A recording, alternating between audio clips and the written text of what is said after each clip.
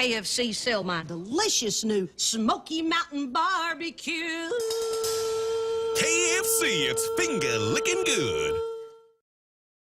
Minutes of the Federal Reserve's March meeting show officials discussed the possibility of speeding up future interest rate hikes, but decided to stick with a gradual approach.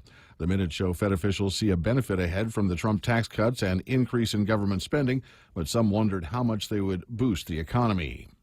Federal officials are working to find out the cause of a mysterious outbreak of E. coli infections. 17 people reported in 7 states to have come down with E. coli infections last month. The Food and Drug Administration and the Centers for Disease Control and Prevention say they're trying to find out what people ate before they got sick, but so far, no luck. They're asking that anyone with symptoms of E. coli like fever and severe digestion trouble contact their healthcare provider and report the symptoms. The infection usually lasts about 5 to 7 days, but in some cases, E. coli can also lead to life-threatening kidney disease. In Washington, Joel Nato, Fox News. Vermont has enacted the first significant gun restrictions in the state's history. Republican Governor Phil Scott today signing a package of bills that raise the age to buy firearms, ban high-capacity magazines, and make it easier to take guns from people who may pose a threat. The recently passed bills also require background checks for most private gun sales and ban rapid-fire devices known as bump stocks. Some gun rights advocates are opposed to some of the provisions in that new law.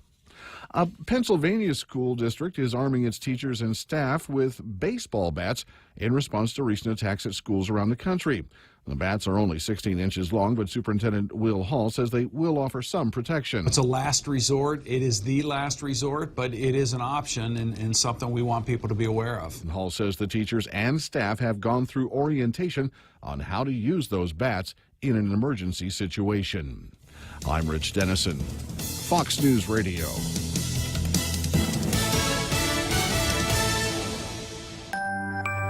Do you carry your lunch to school or work? You can reduce waste simply by using reusable containers instead of plastic bottles and disposable bags. Switch to putting your food in Tupperware and putting your drinks into a thermos or flask. Catch more clean and green living tips every day and get inspired to make a cleaner, greener effort in your community. Happy Earth Month from the stations of Choice Broadcasting. Brought to you in part by Denny's of Guam. America's Diner is always open. Like and follow Denny's Guam on Facebook. For over 55 years, Community First has served our island as a full-service financial institution. And now, we're proud to introduce the new Community First Student-Run Credit Union, open in Mangilao on Route 10. Guam's first student-run financial institution, which means it's operated by college students like us, ready to serve all our members, existing and new. We're just down the road from UOG and GCC. Community First Guam Federal Credit Union, now open in Mangilao. This credit union is federally insured by NCUA. GTA's best internet deal has arrived. With fiber internet, you get up to 50 megabits of data per second for only $50 per month. And if that's not enough, Fiber Internet 50 plan includes free Wi-Fi. But this offer will only last through the month of April. So sign up today and get ready for faster downloads, more streaming, a better gaming experience, and a stable connection across multiple devices. Conditions may apply. Visit gta.net for more details. GTA, your island, your network. Many things on our island need attention. The Gutierrez Bordallo team understands the importance of addressing problems and finding solutions to all quality of life issues. Gutierrez Bordallo is committed to properly funding and staffing our customs agency. This first line of defense against drugs, terrorism, invasive species, and other crimes must be allowed to retain their customs users' fees without interference. And the financial relationship between GIAA and customs needs to be examined and equitably maintained. I'm Carl Gutierrez, and I approve this message. On April 14th, join Bank of Guam for the first ever Hagåtña City Ife Run and Block Party to benefit the Guam Cancer Care and the American Cancer Society Guam. This event begins with a sunset run through our capital, starting at 5 p.m. at the Chamorro Village, and the excitement continues at our block party with food trucks, beer garden, live entertainment, and the Greatest Beast competition, and a fun-filled kids zone. The Hagåtña City Ife Run and Block Party, Saturday, April 14th, brought to you by Bank of Guam, member FDIC.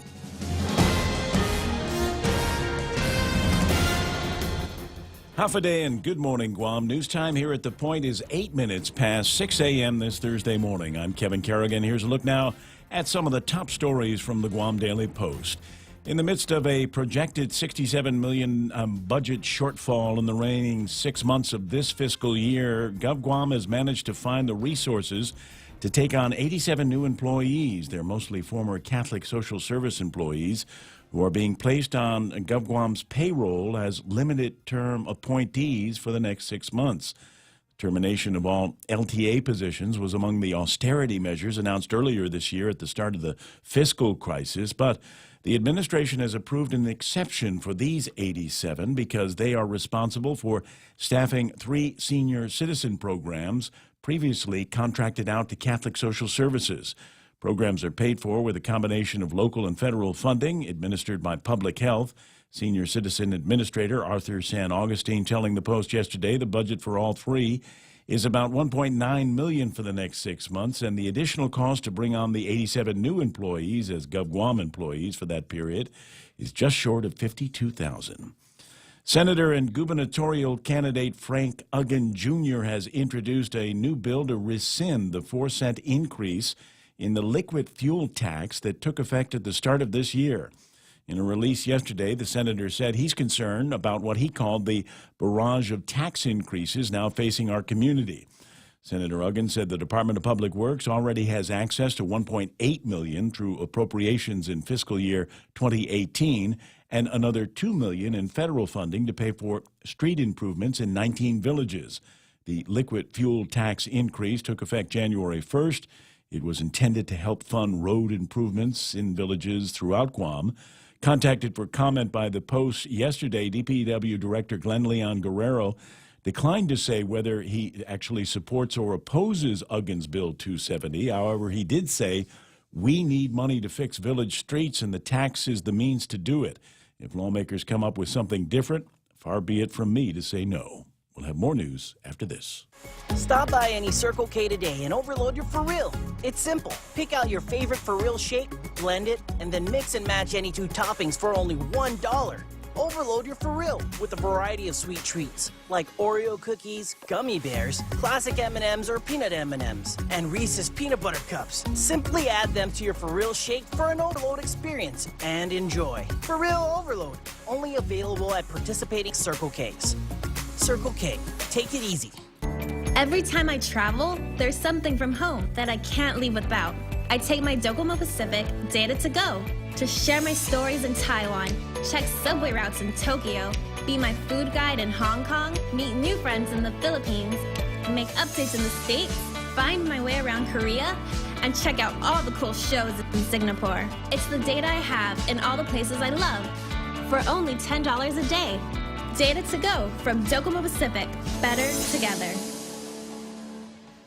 News time at the Point is 11 minutes past 6 a.m. Hotel room tax collections increased to a record $44 million in fiscal year 2017. That corresponds with the record $1.5 million in visitor arrivals last year.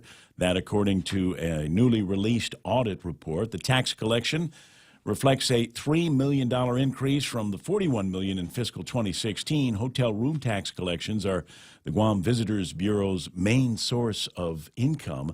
The audit report that GVB was funded with $23.9 million from the hotel tax revenues in fiscal 2017. The Mayor's Council of Guam got $4.1 million, while the Department of Parks and Recreation received $3.1 million from hotel room tax revenue. Federal agents joined the Guam Police Department in executing a search warrant at a house in Sinahanya where 2 men were arrested on multiple drug and firearm allegations on Tuesday. GPD spokesman Sergeant Paul Tabao reports that the Mandanya Drug Task Force, GPD's SWAT unit, and agents with the Drug Enforcement Administration responded to a report of alleged illegal drug activity at a house along Calle Angel Flores Street. Tapao said more than 50 grams of cocaine along with undisclosed amounts of marijuana and crystal methamphetamine were seized, as well as 2 M1 .30 caliber carbines. The 2 suspects taken into custody were 33-year-old Tristan San Nicolas Duenas of Sinahanya and 33-year-old Matthew Paul Borja Duenas of Manilao. They were booked and confined on multiple drug possession, distribution, and firearm charges. For these stories and more, log on to postguam.com or pick up a copy of today's Guam Daily Post. Ray with some weather. I'm disappointed that we don't have the SWAT theme. That would have been cool when you went into the story about the guys from SWAT doing the thing, breaking down doors and all of that. Wow. I'm surprised you remember that theme. That was a long time ago. Dude, that was a great show. It was, really was. It was an awesome TV show. All right, partly cloudy skies today and isolated showers. Winds out of the east up to about 20 miles an hour. Expected daytime highs today, 90 degrees. Overnight lows, 77 degrees. Let me go back to that. 90 degrees. It's going to be a hot one today, friends. And that doesn't even include the heat index. What do you suppose the heat index will take it up to, about 99? Well, probably about 99. Yeah, they're not giving us any warnings yet, so it hasn't topped 100. Roger that. Sunset tonight at 6:33. Sunrise this morning was about 2 minutes ago. East trade winds about 10 to 20 miles an hour will continue through at least Saturday. Enjoy the breezes. That'll cool things down. Portions of the program, news and weather together. In fact, brought to you by Bank Pacific, where others put branches, they place roots. Ready to buy real estate on Guam? Congratulations! But what now? There's so many questions, so many things to do. Where do you start?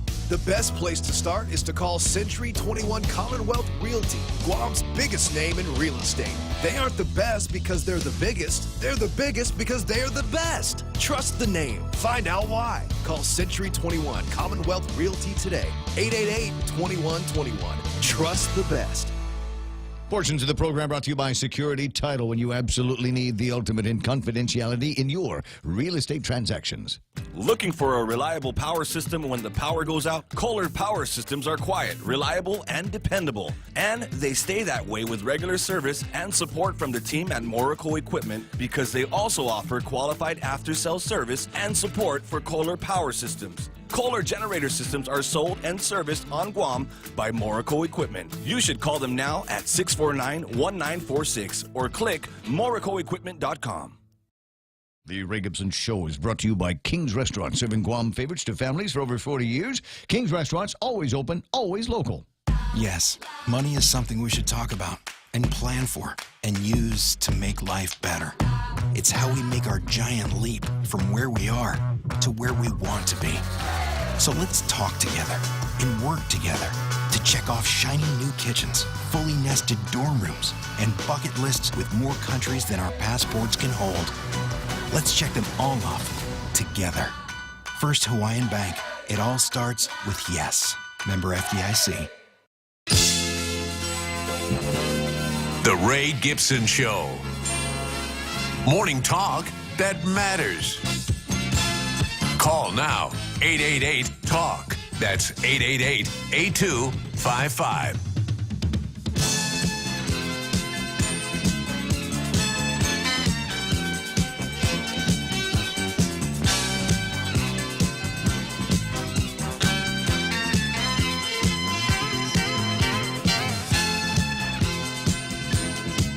Which one of you guys is good at a neck rub?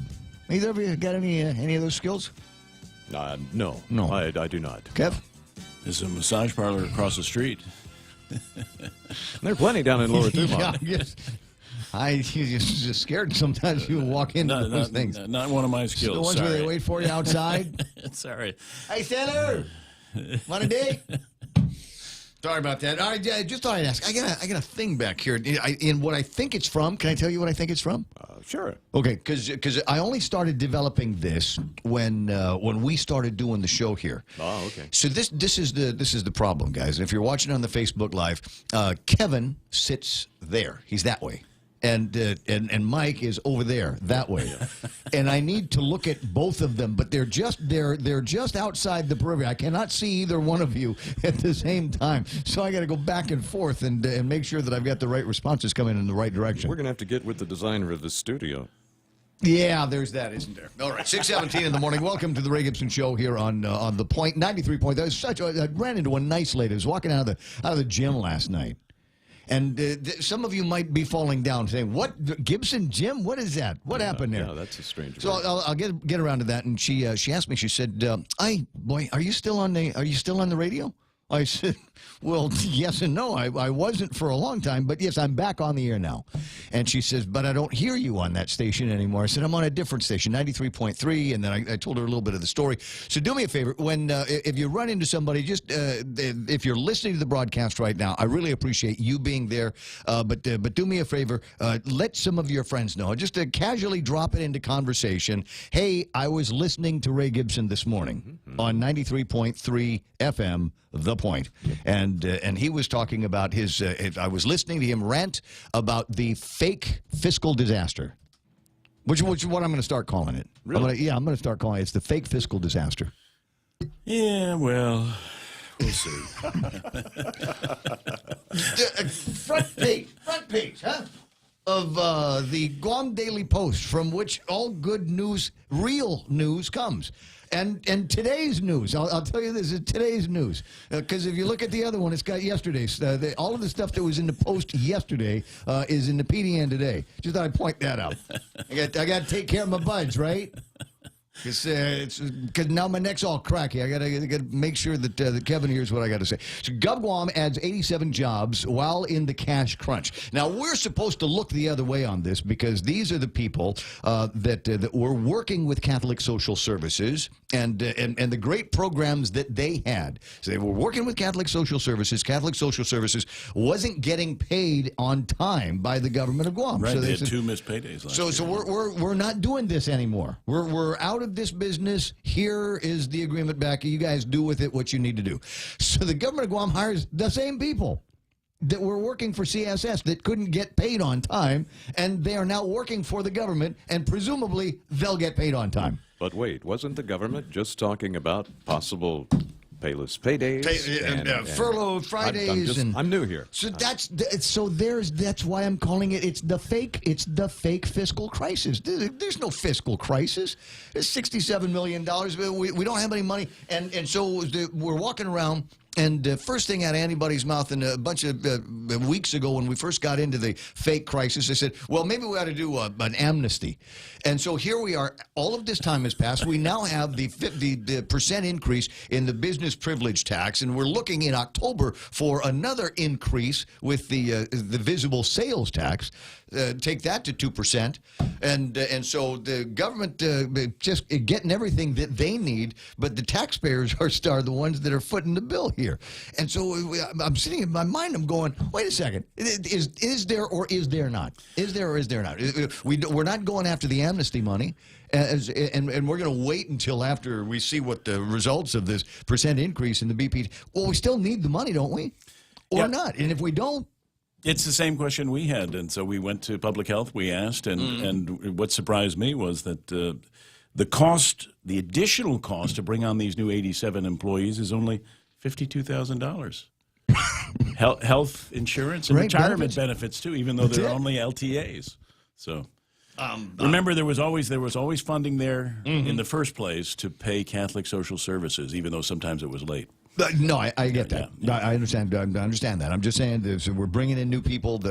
All these questions that we're standing by on become kind of annoying, and you go, wait a second, are we in or are we not? It is an interesting question. I think it's all time for us to accept the fact that the term fiscal crisis is merely a rebranding of what should be called management crisis. What's a management crisis? Yes. Could be. So that's where my head is at this morning as we ponder some of the big stories that we've got and all that. Handing out raises too. You remember they were handing out raises just before everything got all started. So I'm this in my mind it is the fake fiscal crisis, and anybody over at the legislature that supported any measure to increase the business privilege tax, you have been bamboozled. You were bamboozled by the drama department of the government of Guam, and that's all there is to that. And I think some of the rest of us might have been as well.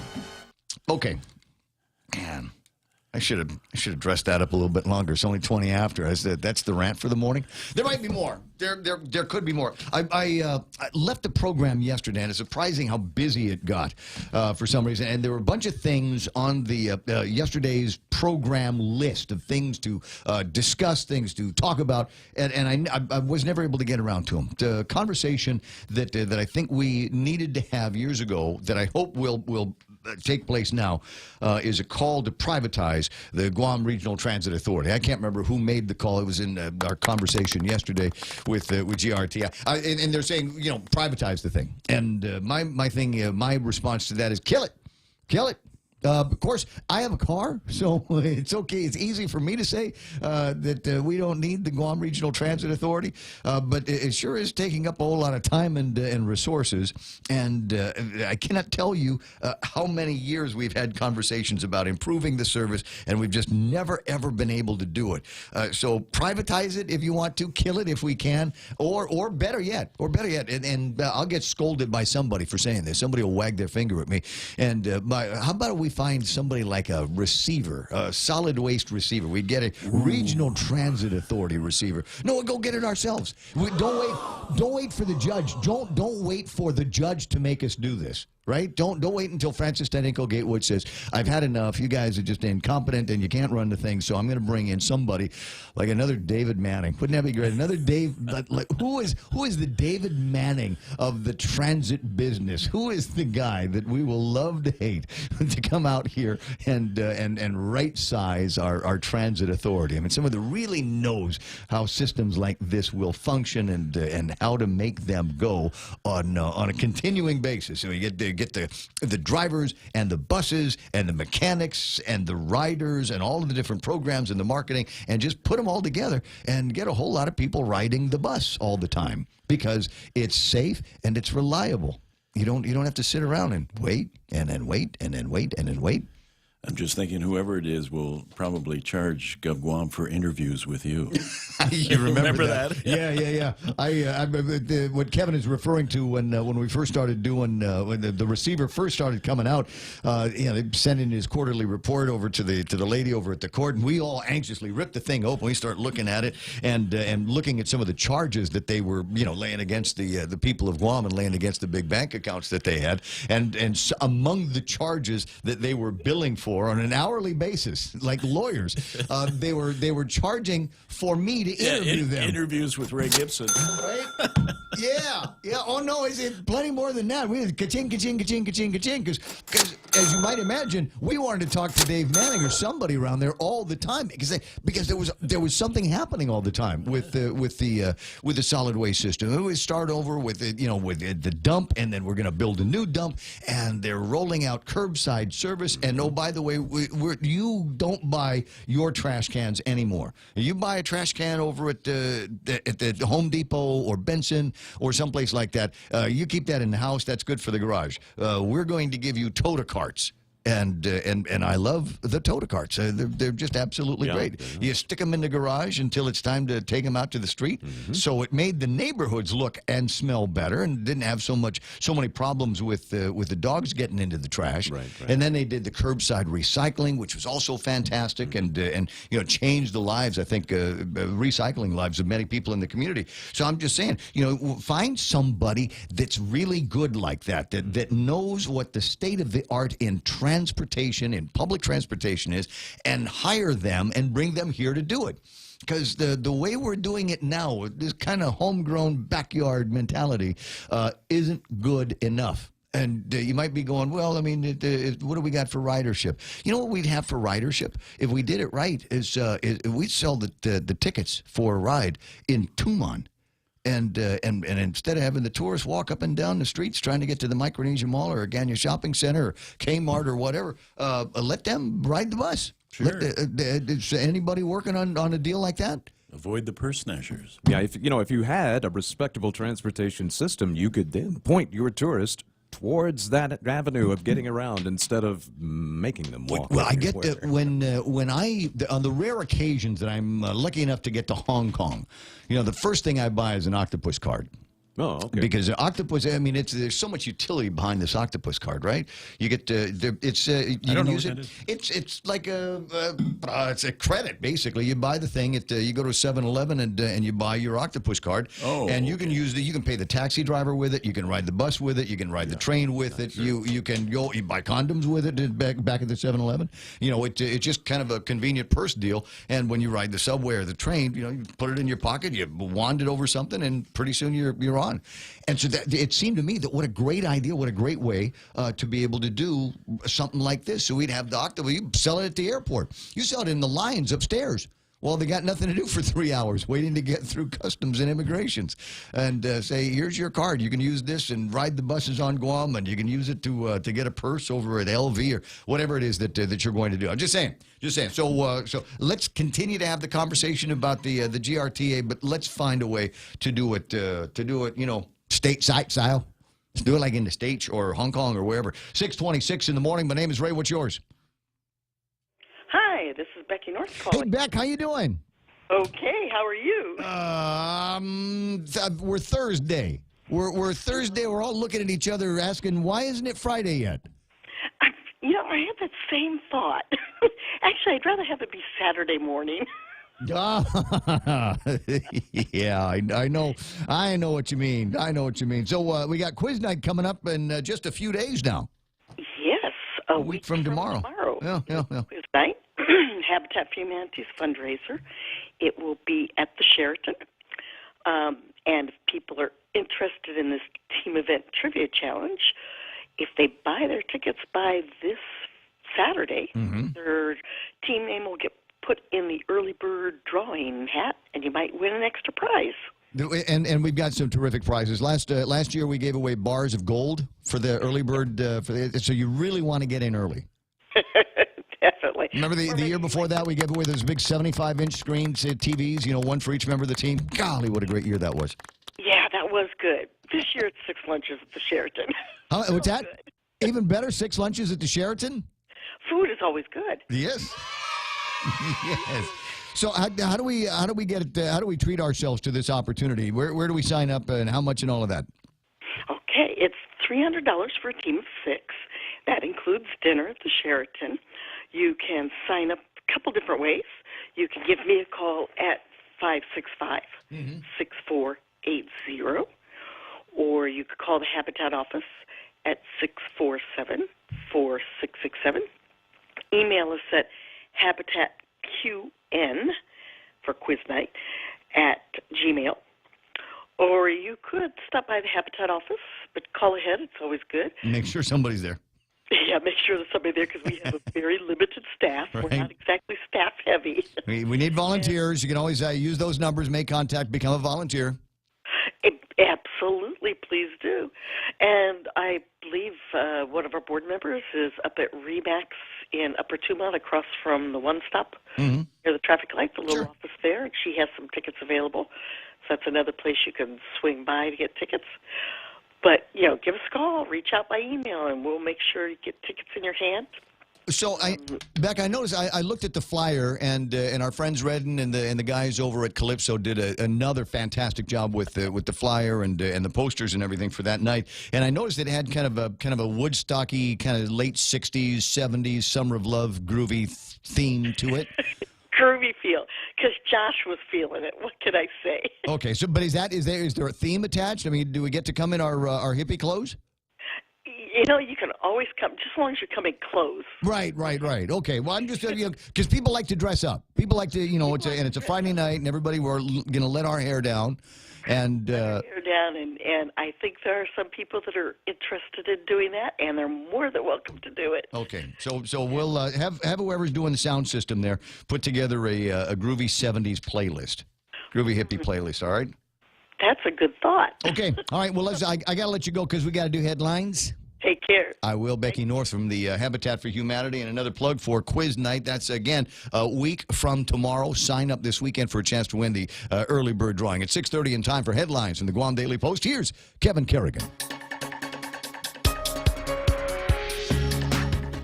Half a day and good morning, Guam. News time here at The Point is 32 minutes past 6 a.m. In the headlines from the Guam Daily Post this morning, Reverend Adrian Cristobal will be called back to the Archdiocese of Agana to be formally notified of a sexual abuse claim made against him. In a statement from the Archdiocese yesterday, Communications Director Tony Diaz saying that the complaint against Cristobal will be handled in accordance with the Archdiocese's sexual abuse and misconduct policy. That policy requires that the Guam Archdiocese formally notify the Diocese of Phoenix, where Cristobal has been serving on a mission since he left Island in November of last year. Cristobal was named in a civil complaint filed on Tuesday in Guam District Court by a former altar boy. Guam Archbishop Michael Burns will determine if the accusations against Cristobal are credible. If so, he will then appoint an independent review board to review the allegations further against Reverend Cristobal. The federal government has been given the green light to proceed with the forfeiture of $1 million in drug proceeds, multiple vehicles, and 2 homes that belonged to Vincent Raymond Rios. Rios was charged in what federal prosecutors described as one of the largest seizures of crystal meth on Guam. He pleaded guilty to 3 counts of meth possession with intent to distribute. He and his girlfriend, Sue Ann Baker, were arrested in November of 2016 after the couple picked up 2 mail packages that contained 18.7 pounds of crystal meth that had a maximum street value of $4.7 million. A $170,000 payment by the Guahan Academy Charter School for a Bank of Guam loan has raised concerns by auditors at the Guam Department of Education. Guam DOE did not validate the allotment request after concerns were raised about the charter school using the loan to pay a vendor for construction supplies and materials. In a memo to the Department of Administration, Guam DOE Chief Auditor Franklin Cooper-Nurse raised concerns over Guahan Academy Charter School's procurement of bank financing. The memo stated that there were numerous deficiencies identified during the review, and the charter school failed to submit a complete procurement record as well as failing to submit a proposal evaluation. The memo stated that the offeror's proposal could be deemed late or non-responsive based on the RFP deadline. For these stories and more, log on to postguam.com or pick up a copy of today's Guam Daily Post. iConnect, I'm in the studio at 6:34. Connect longer and for less with iConnect's incredible push-to-talk and mobile plans. Security Title is honored to join in sponsoring Ray Gibson on The Point. Half a day. My name is Jesse Cruz from the village of Maina, and this is where I start my day, listening to the voices of our community and sharing thoughts about issues that affect all of us. It all boils down to our people and our land. Protehi Tanomo. Protect your land. When it comes to your family land, remember to call the professionals at Security Title, just like you call Ray Gibson in the morning. Wendy's with their new smoky mushroom bacon cheeseburger. This is only going to be around for a limited time. Like the members of the 34th Guam Legislature. It features smoky sauteed portobello mushrooms, melted Asiago cheese, crispy applewood smoked bacon, and crunchy fried onions. It's just little onion tangles. It's not a whole, it's not like big, thick pieces of onions, you know, and a big fried thing around it. They're just just wisps of like onion ringlets. It's something you're going to love. Try it today at Wendy's. Now that's better.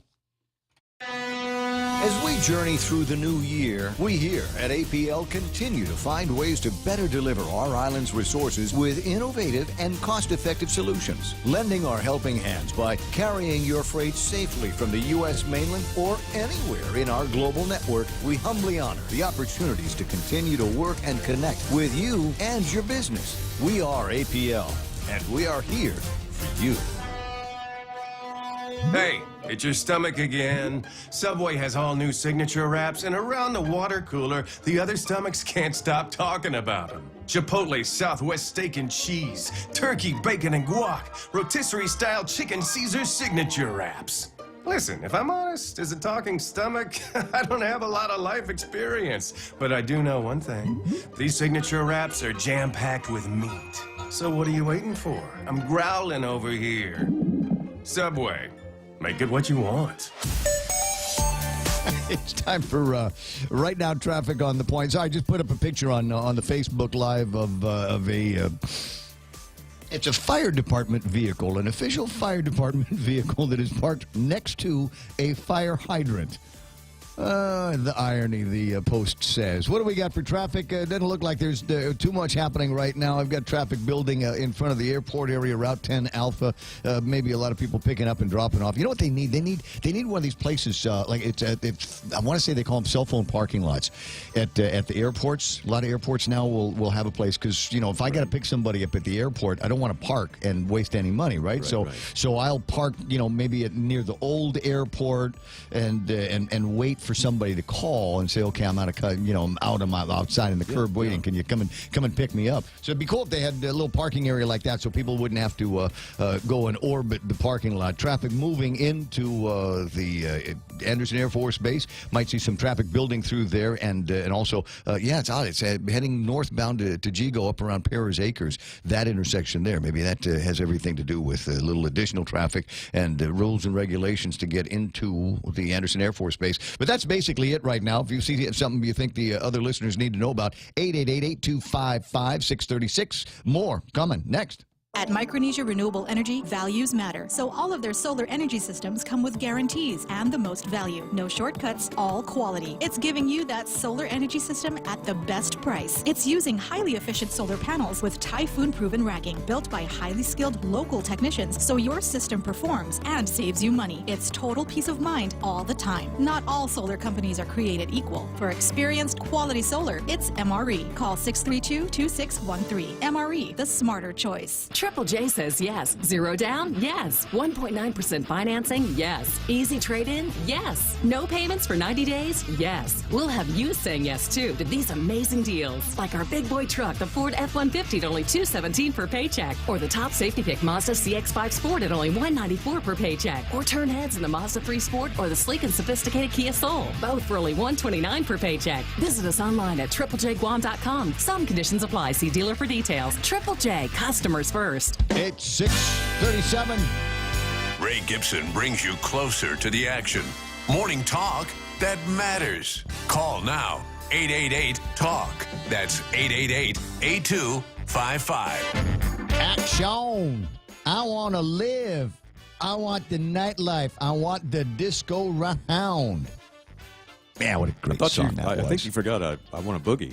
That's right. Yeah. That's right. That's Yeah. right. Sorry about that. Still early. It's 22 away from 7 o'clock in the morning, and we're talking about the mass transit system. And as I said, I got a car, so you can kill the thing if you want to. I mean, if that's going to make everybody feel better, go ahead and kill it, and we won't have the conversation anymore. But I recognize that not everybody got a car. People that need to be able to use this mass transit system to be able to get to work. So what can we do? What better can we do to assist them? And as I say, let's not wait for the lady at the court to declare a receiver for the mass transit system. Let's go out and hire our own guys and beat her, cut her off at the pass on this, and put together a really, really good state-of-the-art, just like the United States system. Some like in the East Coast where they have really, really good mass transit. What do you say, Ken?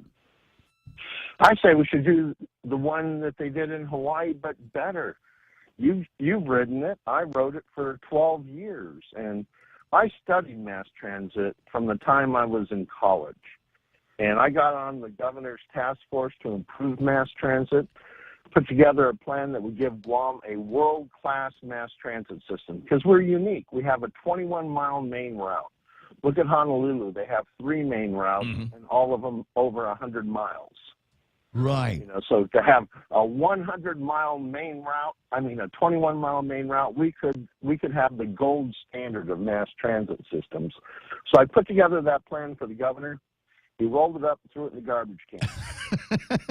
Congratulations. Now, the biggest problem with mass transit is the board. With the exception of Ginger Porter, the people on the board, and this is common, and this is one of the things I hope the 35th legislature will address, is when they start confirming people to boards, they make sure they have some knowledge and credibility on a subject matter they are going to supervise on behalf of the people. But look at this board. They hire an incompetent manager. He runs the system into the ground. They're going to be scrutinized. They're going to get a procto exam by the federal government. And in the end, well, they're trying to get. If he won't quit, wait, didn't the governor ask him to quit, and he won't? Yeah, and he won't. And guess what? The board says no. We're not going to fire him. We love him. That's a road board. That's the governor's board. Take it over. Isn't it? That's the funny thing about boards. They get appointed to a term, and unless they willingly resign, they have that term. What, he took over the hospital? Doesn't he have the power to take over something as measly as the Guam Regional Transit Authority Board? Well, you would think so, but apparently, I guess maybe there's private donors involved, and he doesn't want to break their rice bowl. That's an easy bomb to throw out there. Just look at it for what. Do you think that's what it is? So easy. For Guam, it would have been so easy to do mass transit right. It would have been one of the few government and Guam agencies that actually made money from operations. Look at Honolulu. The city and county of Honolulu has an annual budget of $5 million for the bus. And look at the system they have for $5 million. We have a $6 million budget, and look at the system we have. So let's go find the guy in Hawaii and bring him to Guam. You remember, and I've talked about this before, the original buses that we had for the mass transit system that came out in 1982 were old Honolulu The buses. And when we got them out here, Tom Walsh, one of the brilliant marketing minds out here, was in charge of the marketing of the thing, and they renamed them not The Bus, we called them E-Bus. Do you remember that? And they were the same. They were Honolulu buses, and we just repainted them and called them E-Bus here. And we had this thing, winners ride the bus, and all of that stuff. But the system just never, I don't know, just never became the real deal. And we keep. It goes back to bad management, and that's all it is. Because when you look at the system in Honolulu. I lived there for 12 years. I rode the bus 75% of the time. I put between 2,000 and 3,000 miles a year on my car in Honolulu. I'm putting 1,000 miles a month on my truck here in Guam. It's just ludicrous. And if we had a decent mass transit system, it would give every working person on Guam a $30 a day increase in take home if they weren't so dependent on vehicles. It's been documented. Yeah. So you're preaching to the choir here. I get kind of frustrated that it's all of these years later and we still have a suck system, and for whatever the reasons are. And if we're not going to fix it, let's get rid of it. And it's like the medicinal marijuana thing. We're never going to get it here. Stop asking about it. The rules and regulations that are in place aren't going to support it, and we don't have the money to give to public health so that they can stand up a decent system. And so we're going to be talking about it again for another 10 years instead of solving the problem. And for me, solving the problem is eliminating the concept. Well, for me, I'm going to be Don Quixote on this issue, because I've been studying mass transit since the 70s. I've studied mass transit systems all over the United States and Canada as a hobby. That shows you how geeky I am. Some people collect stamps. I collect mass transit tickets. Hey, my favorite thing, well, not my favorite thing, but one of the other great utilities of riding the bus in Hawaii as a student when I was at Chaminade is I'd go to the Bank of Hawaii down the street, because in Hawaii, you might imagine, there's a Bank of Hawaii everywhere. And so you go to the bank and you buy a student pass, and at the time it was like $20. And I used that student pass constantly. I mean, that was my transportation, and I got really, really good at driving around the systems. And so I think you can do the same things. I'm getting a comment says, careful. Let's not pattern everything like Hawaii. Hawaii is run by liberals and turning into another Detroit. Guam is bad enough. Don't flush it down the drain to join Hawaii in the same cesspool of misery. It's always politics, Brad, huh? Anyway. Well, first of all, I don't think we should pattern everything after Hawaii, because if you look at it right now, a 2-bedroom apartment in Aiea, Pearl City area is running around $2,500 a month. Everybody I know that's still in Hawaii, all their children left years ago, and here's the Hawaii exit plan. I take out a mortgage on my house in Wahiawa, and then I go buy a house in Texas. My kids move into the house in Texas, and the rent they pay covers the mortgage on the loan here in Hawaii on my house. Almost everybody I know that's still in Hawaii has kids. That's the way it played out, and it's still playing out. So we don't want to follow that model. But putting in a mass transit system that works on an island 21 miles long is doable. And if we did it, everybody who works in these lower wage service jobs would get a $30 a day pay raise right off the bat. Essentially, yep. It cost me $10 to drive to town, and it's going to cost me $10 to drive home today because my truck takes 2 gallons of gas just to get to Gagnon to Mooning, where I have to go, and it's going to take 2 gallons to get back home. You know, so right there, $10 one trip. Never mind the maintenance, repairs, because I've got a leak in my radiator. So insurance? Yeah, the start of this conversation was me out there putting coolant in my radiator so I can make it to Mooning. Oh, geez. You know? Life of a senior on a fixed income, so it is. Well, but if we had a working mass transit, I'd be twice as active because I wouldn't be dependent on my limited resources to do this kind of work. Hey, just wait until we move into a realm where all 150,000 tourists a month that come here. I'm sorry, I'm not quite. I don't know that number off the top of my head. 1.5 million tourists that come to Guam every year.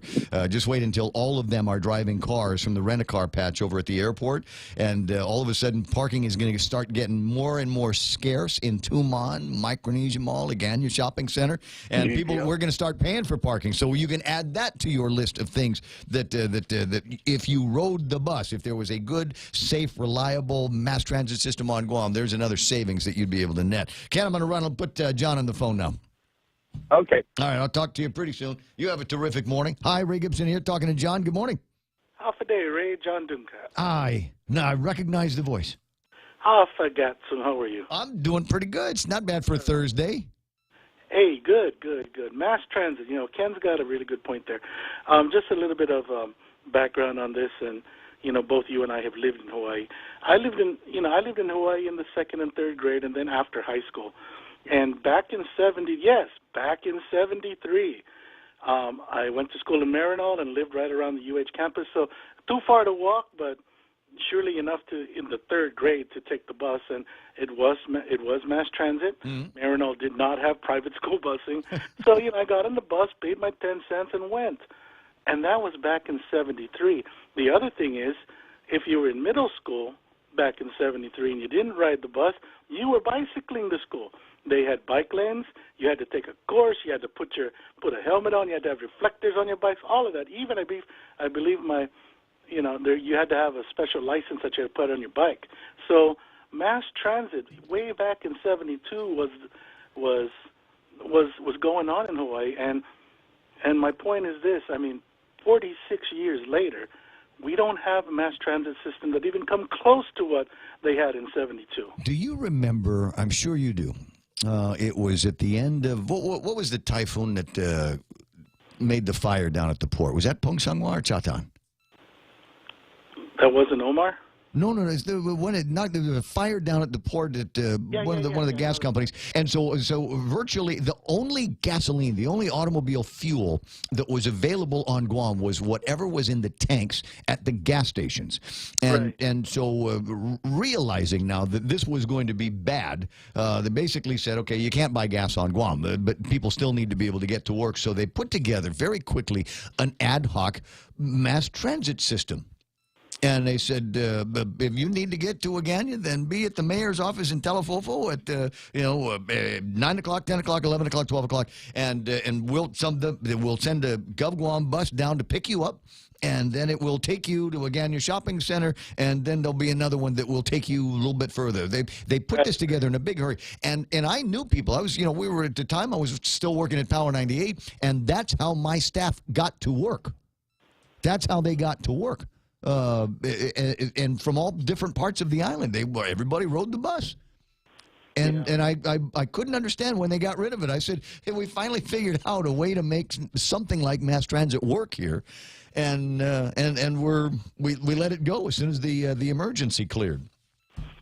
Yeah, you're right about that. It depleted the gas of the tanks. Yeah, but another point that's worth talking about, and you brought it up when you were a kid, was if you wanted to get to school, you put 10 cents into the till, and that's how you got to school. Unless your school had its own private bus system, you rode mass transit, or your mom and dad dropped you off. Right. Okay, so you rode your bike, yeah. so there's another reason why mass transit is not going to work here is because we've got 25,000 kids that get free bus service.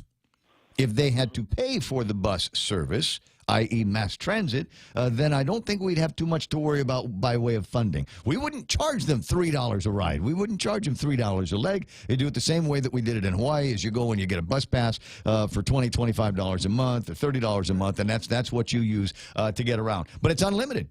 It's unlimited, so that becomes your taxi. So instead of having mom have to leave work at 3 o'clock in the afternoon to take you to your soccer game, or your shooting match, or whatever it is that the kids are into these days, your big slime get-together, you ride the bus. Yeah. And you ride the bus home, so mom doesn't have to pick you up later. Mom can get home and cook dinner, and she's not mad at everybody.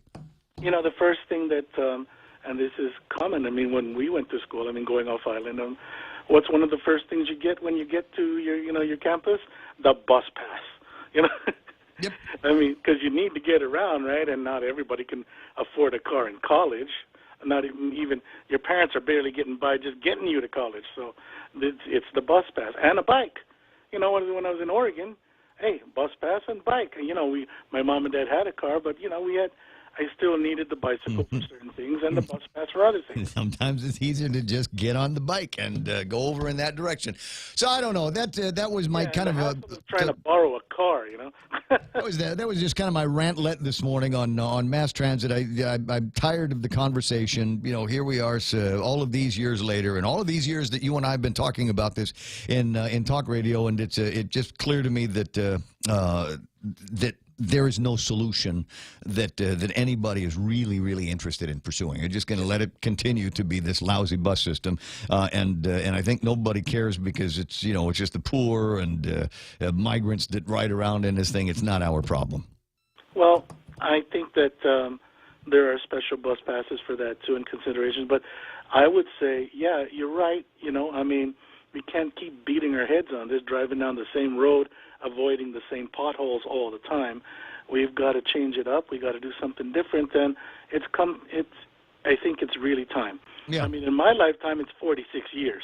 You know, so and it's not just me, but there's other people that rely on the bus. And believe me, I mean, in my state of health right now, if we could, I'd choose to ride the bus. You know, honestly, I would. And if they can find a way to get that going, whether it's a standalone private company, then all the better for Guam. And, you know, Ken was right. We don't have large stretches of roads to do this. You know, yeah, I mean, come on, man. It ain't that bad. It's the worst part is sometimes you got to go down some of those roads that Glenn has to fix in the next couple of weeks in order to get to where your passengers are. Because hey, it's Guam. Those what is it? That short mileage he was talking about happens to be outside and in the sun or thunder and rain. So people don't want to walk a quarter mile to the nearest bus stop. Hey, I got to run. All right, man. Thanks for the time. Appreciate your thoughts. Appreciate everybody's thoughts on this.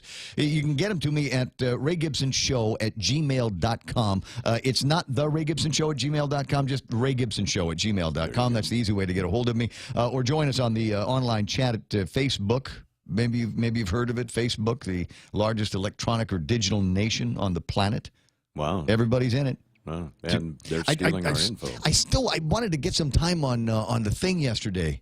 Zuckerberg, as some people are calling him, Zuckerberg's testimony over, and get in some of the bits and pieces. Most of the memes that I was looking at on Twitter had everything to do with the fact that Mark Zuckerberg does not look like a human being.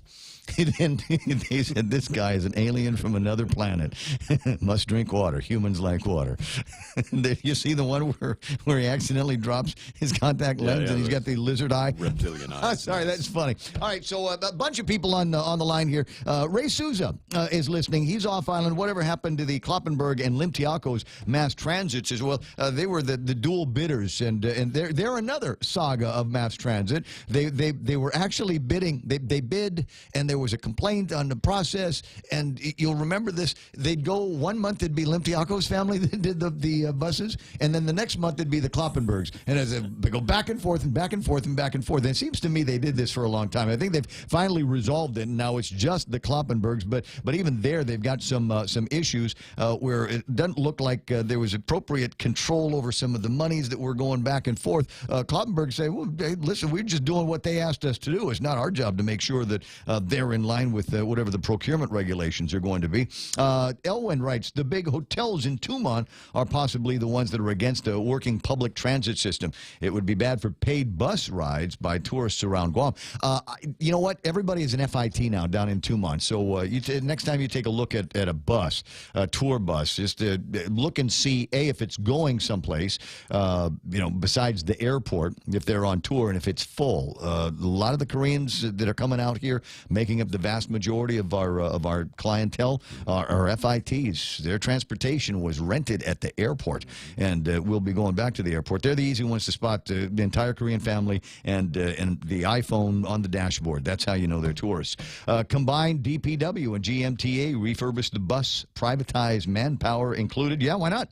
Why not? As I said, this has got to be one of the few places left anymore where everybody is riding a public bus to school. Aren't in most places. Private buses will pick up private school kids, and the public bus system is for mass transit. That's how it gets used. Yeah, and the school buses will be funded by a school tax that you pay, and everybody's happy because the kids get to school and everything's fine. I see Joe and Janae and Frank Tejito is on again this morning. Dave Eckert listening all the way in Las Vegas. Dave is probably laughing because Dave remembers in 1982 doing a news story for KUAM News when he was the news director there at the time on exactly this story. I got the Borja Polinos are there and John Ray, Aaron what's Aaron doing? Listen, what's he doing even awake? Brad, Rick Leone, Hafadu, Ed Barbosa, and there's River Song, the very pretty River Song, my buddy John Wigston, Teddy Fernandez, Carl Pangolina, that's Carl with a K, and there's Doris, one of my favorite teachers in the whole wide world. I got just, you know what, the names, it's getting so long now to read the names of the people that are in the Facebook chat this morning. Hey, you guys can talk to each other and interact with each other if you want to. Say, just shout-outs or whatever. In the next hour of the program, this is important. In the next hour of the program, there is going to be a conversation about a survey that is going to be taking place. Not like the one that I have online at thepoint.gu, but there is going to be an economic survey, an economic census that if you are in business, you need to know about this because you will be contacted in short by the U.S. Census Bureau. What are they going to be asking you for? What are they going to use the information for? What can you use the information for? I got folks coming in at 7:30 or so to answer all of those questions for you. It is 7 a.m. The radio station is KUSG. Got you. This is The Point. Coming up next, Fox News. On the other side of that, Kevin Kerrigan from the Guam Daily Post and all of today's big, real news stories. That's ahead right here.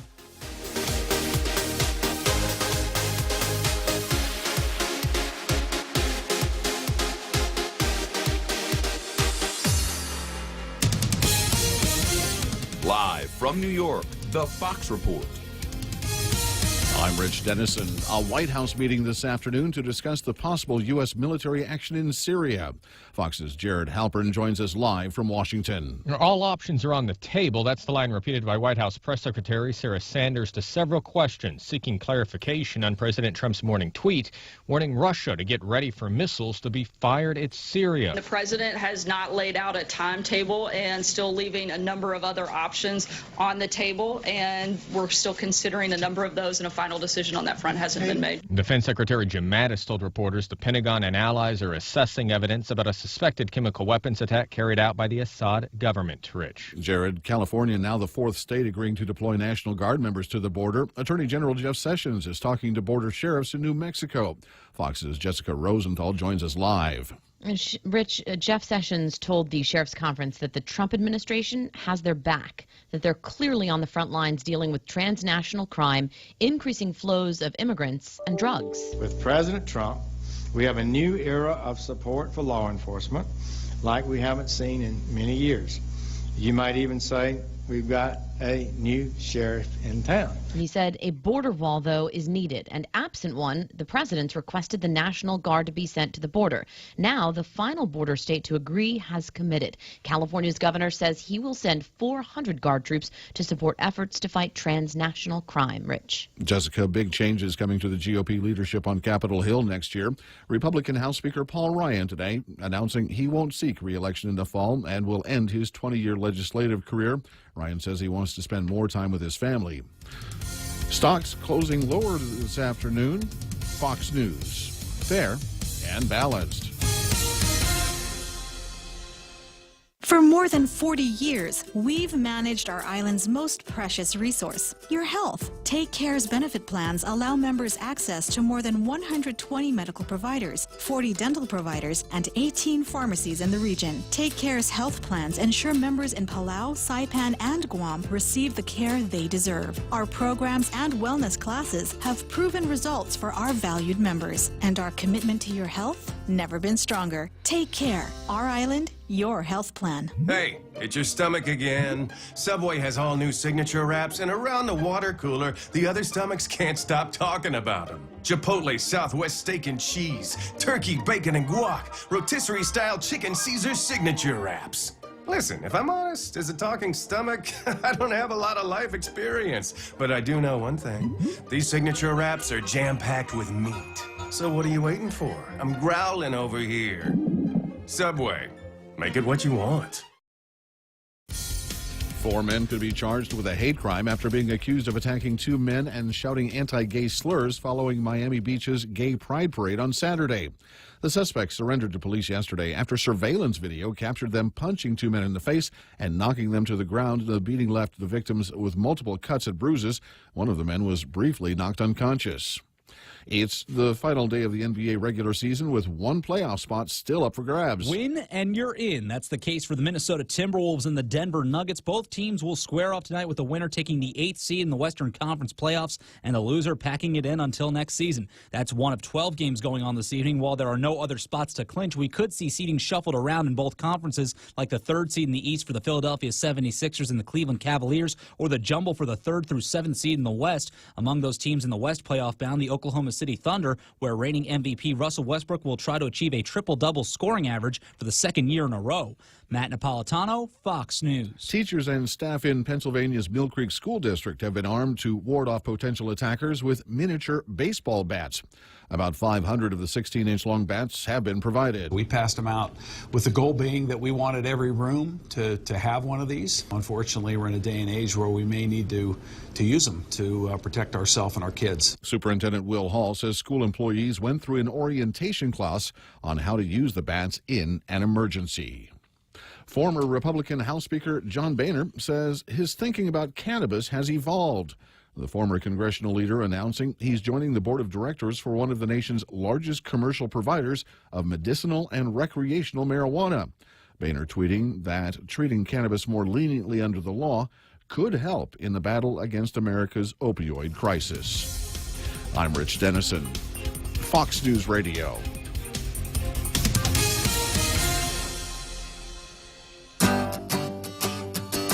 So you want to buy a house, but you don't know how much you could borrow. So what do? Well, you come to Bank Pacific and get pre-qualified. Sit down with one of our home loan specialists and let us see how much we can lend you so you know how much you can spend on your new home. Bank Pacific, where we're open to closing your loan in a hurry.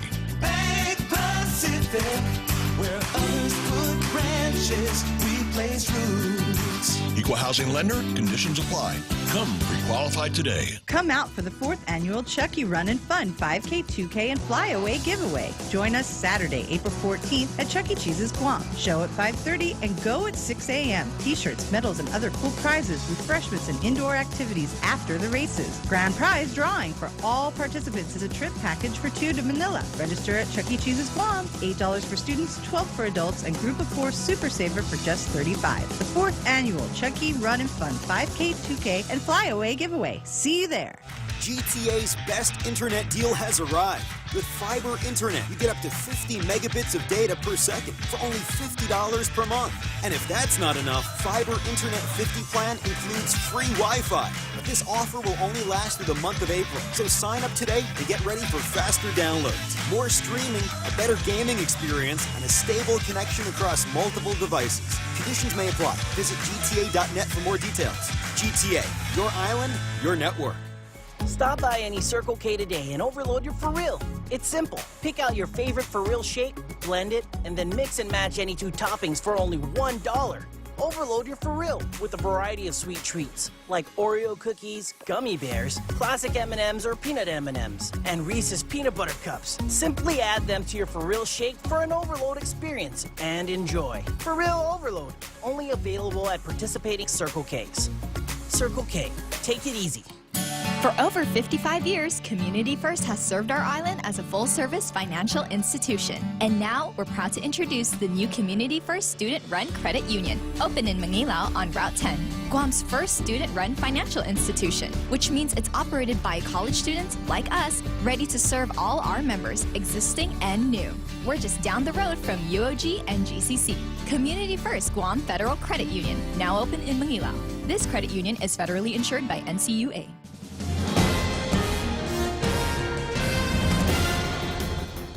Half a day and good morning, Guam. News time here at The Point is 8 minutes past 7 a.m. this Thursday morning. I'm Kevin Kerrigan. Here's a look now at some of the top stories from the Guam Daily Post. Senator and gubernatorial candidate Frank Uggan Jr. introducing a new bill to rescind the 4-cent increase in the liquid fuel tax that took effect at the start of this year. In a release yesterday, the senator said he is concerned about what he called the barrage of tax increases now facing our community. Senator said the Department of Public Works already has access to $1.8 million through appropriations in fiscal year 2018 and another $2 million in federal funding to pay for street improvements in 19 villages. The liquid fuel tax increase took effect January 1st. The increase was intended to help fund road improvements on island. Contacted for comment by the Post, DPW Director Glenn Leon Guerrero declined to say whether he supports or opposes Uggan's Bill 270.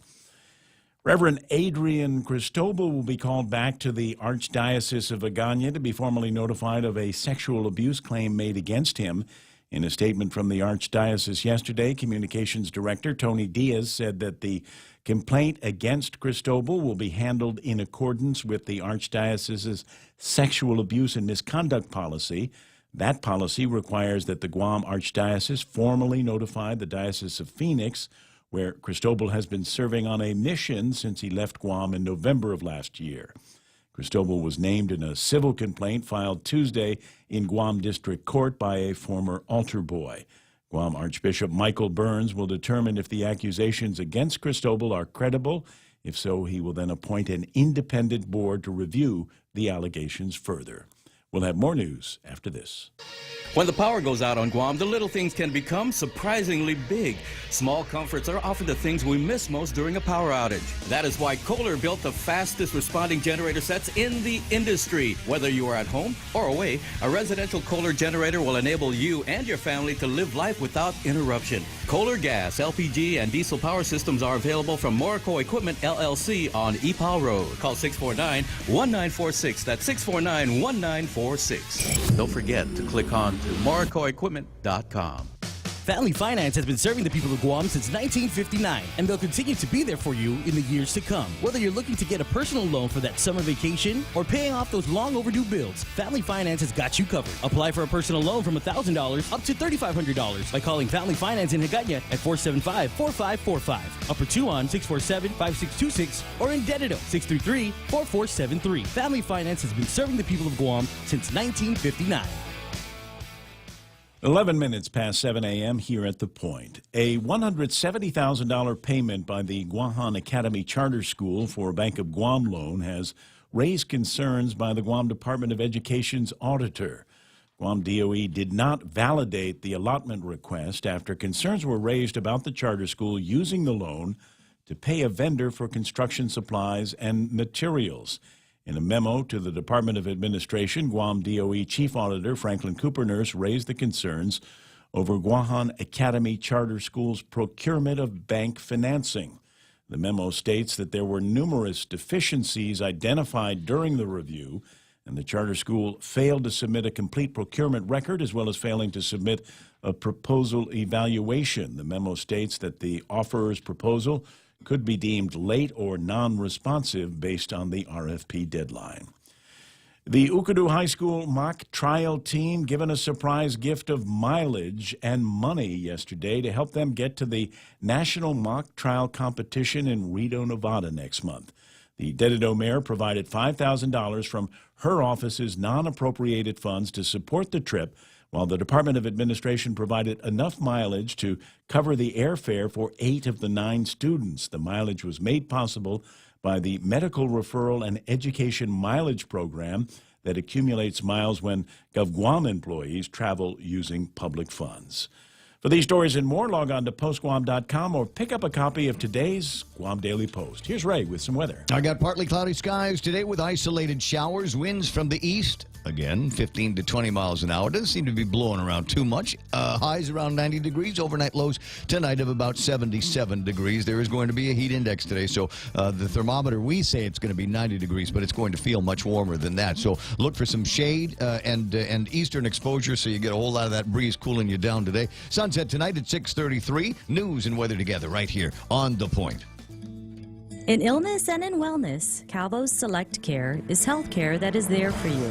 That's why over 80% of the Guam medical community places their trust and insures with us. We offer our members wellness and fitness programs for a healthier lifestyle and provide a comprehensive medical network on and off island to help members from unexpected illnesses. Contact Calvo's Select Care today for more information. Portions of the Raymond Gibson Show brought to you by King's Restaurant, serving Guam favorites to families for over 40 years. King's Restaurant, always open, always local. Don't wait another day and waste another dollar. You can start saving today. At Guahan Insurance Services, we are here to help protect your investment and save you money. We offer insurance advising for business, car, and home insurance. So come and visit us at our new office at Camacho Landmark Center at Marine Corps Drive in Timoning, and let us show you that you can count on us for all your insurance needs. Call 475-1162. All right, just making sure that Ed Antalan's got the radio on again this morning as I launch into the part where I say the Ray Gibson Show is also brought to you by First Hawaiian Bank, where it all starts with yes. This time, let's hear it from the first KFC female colonel. Smoky Mountain Barbecue, fried chicken so crispy and sweet. That crispy fried chicken. All right, stop. I can't do this. I thought if I dressed up like a country music legend, it would help KFC sell my delicious new Smoky Mountain Barbecue. KFC, it's finger-licking good. The Ray Gibson Show. News to fill your mind. Talk to get it out. Turn it up. Now tell a friend.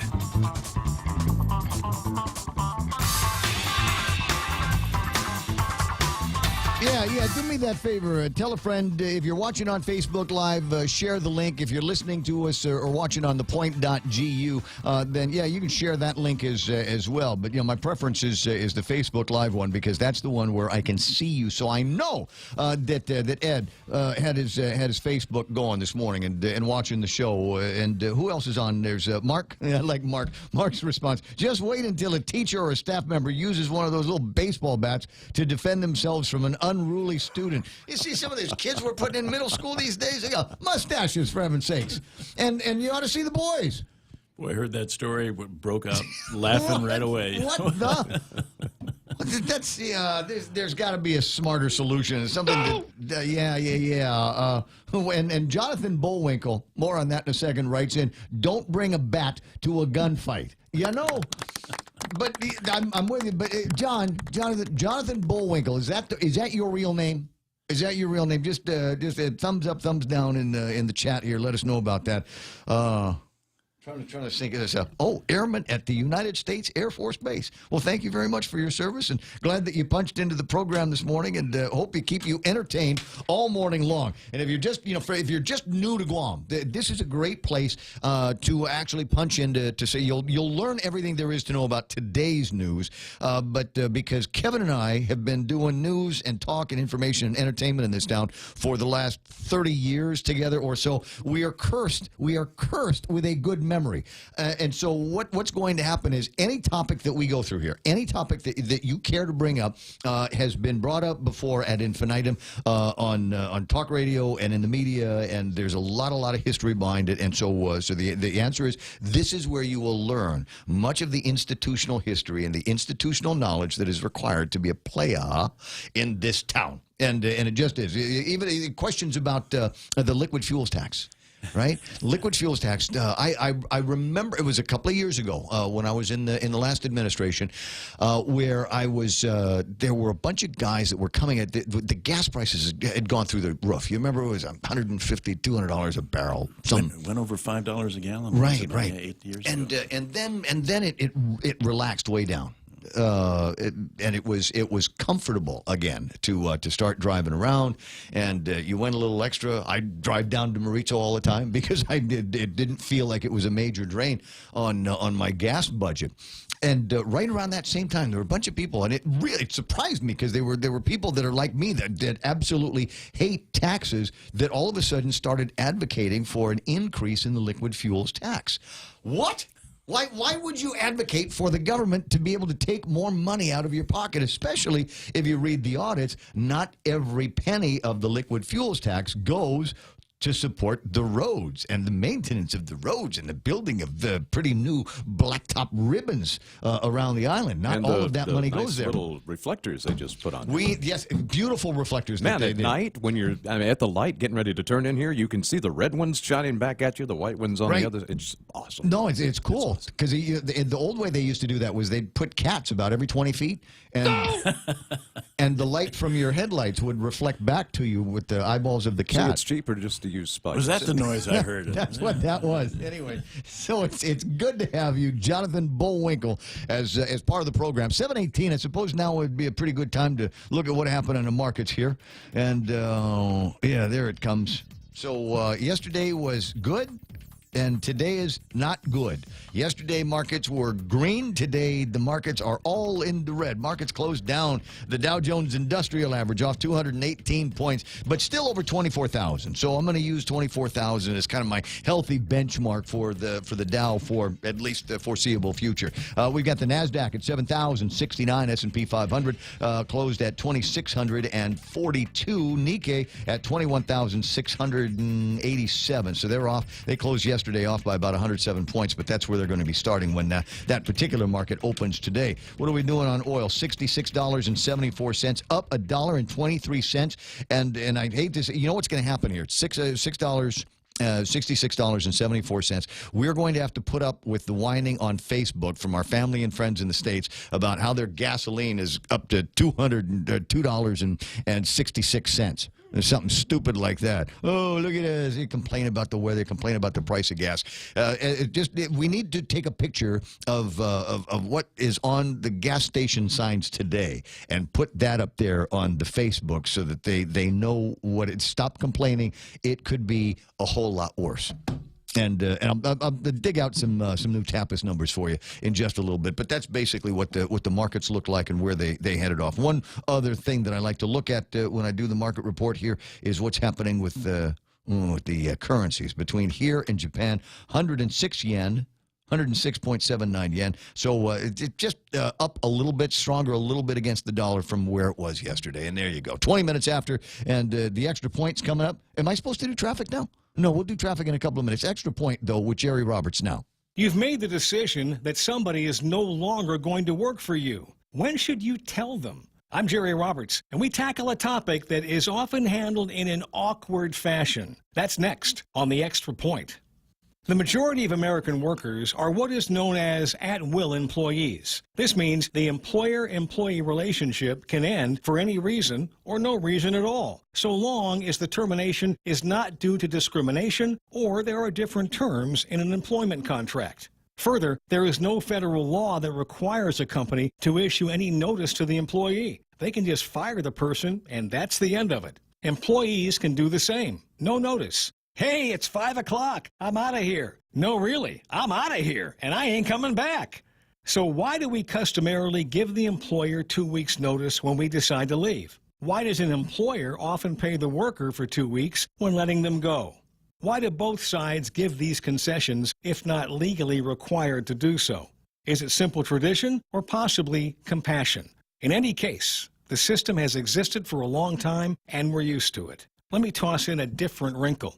You've got a good employee, productive and well-liked, who has a contract for another year. They've given every indication they intend to finish it out. However, you have other plans. You've identified someone else you want for the position, and you offer them the job, which they accept. Okay, so when do you tell the current hire that they are being replaced? A, immediately, when the new person has committed to the job. B, when the new hire is ready to come in and take over the position. C, just a couple of minutes before you're going into a public meeting where you announce a revised listing of team members and the current hire's name is not on it. Oops. Imagine yourself that current hire. Everything seems to be going well, everyone knows you're staying for another year, and you'll have adequate time to look for your next opportunity. Then you're hit with this life-altering piece of news as you're walking into the meeting. How would you feel? Regardless of any severance pay issues, that person's life is now in a bit of turmoil, and they have to start making some fast decisions. Tough break for them. Maybe a tough break for an organization that does this too. How will every other employee feel, realizing that same thing could happen to them? Reputation matters. Muddy it up, and eventually, it might be tough to find good people who will agree to work with you. Treat people well, with maximum respect on the way in and also on the way out of your organization. It'll say good things about you, and it's the right thing to do.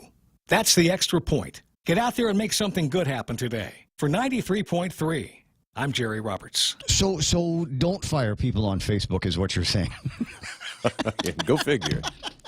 Can you fire somebody by Twitter, by the way? Well, Trump can. Well, you got to use, or WhatsApp. You know, they got to use the digital technology for something, right? It's just saying. Well, the president has already, as That's Mike right. just said. Yeah. And you know, That's right. relationships end via Twitter and Facebook all the time. I think it's the new normal. It's easy for me to say. As I said, Ray Suze is listening, and a bunch of your friends here on Guam are chiming in, saying it's nice to see that name on the chat here. I was talking about the exorbitant prices of gasoline in the United States mainland. He says $2.39 here in Kansas City. Thanks, Ray. Thanks for the contribution. You're making us all feel real good here on Guam, buddy. It's 7:23, and that was the Extra Point with Jerry Roberts. Check out Jerry at guamtraining.com on the World Wide Web. While you're cruising the web, head to our website, which is thepoint.gu, and take a look at our Adventurers online poll. Who would you rather have show up at your barbecue? I'm going to change this. If not today, if I get motivated, then I'll do it today, and if not, then I'll do it tomorrow.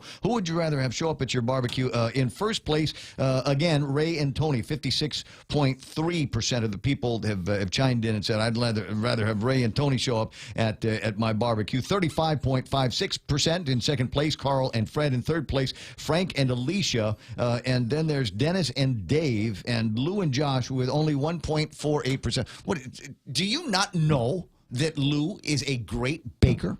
Did you not know this? Not only that, but she'll chip in. She's got money. Yeah. She works at the bank, for crying out loud. So invite her to your next barbecue. And she'll show up. Her and Jeff will show up. Maybe bring the grandkids. I'm just saying, give them a shot. And ask her to, she makes these, they're like Reese's peanut butter balls, right? Didn't know that. Oh, they're awesome. You know why? Because you don't work in this, we're not in the Bank of Guam building. If we were still in the Bank of Guam building, right around Christmas time, she would come up and she would bring her goodies. And I'm just saying, Lou, no matter what happens in the election, and no matter the fact that I'm no longer a tenant of yours in the Bank of Guam building, you're still welcome here anytime that you've got excess baked goods from your kitchen. It's 7:25. Traffic coming up. Let's take a break. Relax, enjoy, and be greeted by the spectacular view of Hagåtña Bay when you visit the Point at the Sheraton Laguna, Guam. Gaze into the beautiful sunset as you unwind to the music of Philip Garcia and Natasha on Wednesdays, Mama Shar and Nina on Thursdays, Philip Garcia and Luis Muñoz on Fridays, and Jack Larimer on Saturdays. Open daily from 8 a.m. to 11 p.m. Happy hour from 5 to 8 p.m. with all cocktail drinks for $7. Receive a discount when you present your SPG card. Call Peter Yaban at 646-2222 for reservations at the Point at the Sheraton Laguna, Guam Resort. What do we got going on here in the traffic? It's 7:25 in the morning. If you're not already on the road, chances are good you're going to be late. I'm watching traffic build northbound Marine Corps Drive towards Anderson Air Force Base. As usual, there'll be some southbound issues as well, getting past Waiseng Song and then on the way towards the intersection of 1 and 3. Route 3 traffic beginning to build in both directions just past Guam Regional Medical City. Looking at Route 4, clear. Route 10 around the University and GCC area beginning to build up their traffic at 8, 10, and 16. That intersection is clear right now, but as usual, traffic beginning to build on the southbound way towards, and it'll clear up as soon as you get past the entrance to Tiedzen. Sinahaña, Ordot, we might see some traffic through there, and it looks like northbound traffic again. This is some strange thing going on that I was looking at the other day down around Petey. And it looks like there's some northbound buildup there, but nothing slowing down. Just a few extra cars on the road as far as right now is concerned. That's right now traffic on the Point. Every time I travel, there's something from home that I can't leave without. I take my Docomo Pacific Data to Go to share my stories in Taiwan, check subway routes in Tokyo, be my food guide in Hong Kong, meet new friends in the Philippines, make updates in the States, find my way around Korea, and check out all the cool shows in Singapore. It's the data I have in all the places I love for only $10 a day. Data to Go from Docomo Pacific. Better together. Are you waiting too long for a home loan decision? Are you looking for a bank that understands your needs and can close your loan quickly at today's super low rates? Then come no further than Bank Pacific. Our home loan specialists are friends and neighbors from your community, and our decisions are made right here in Hagåtña. Bank Pacific, where we're open to closing your loan in a hurry. Bank Pacific, where others put branches, we place roots. Equal housing lender, credit conditions apply. Viva Bank Pacific.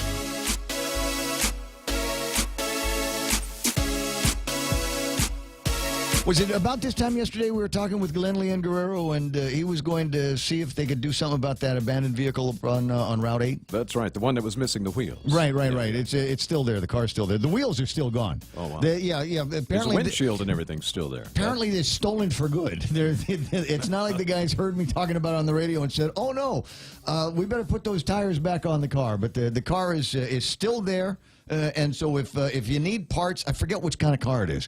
I probably because the back of it is kind of blacked out. So it's some kind of sedan. So they've already gotten the wheels. They've already gotten the car tires on this thing. So somebody ought to set up shop there and start charging.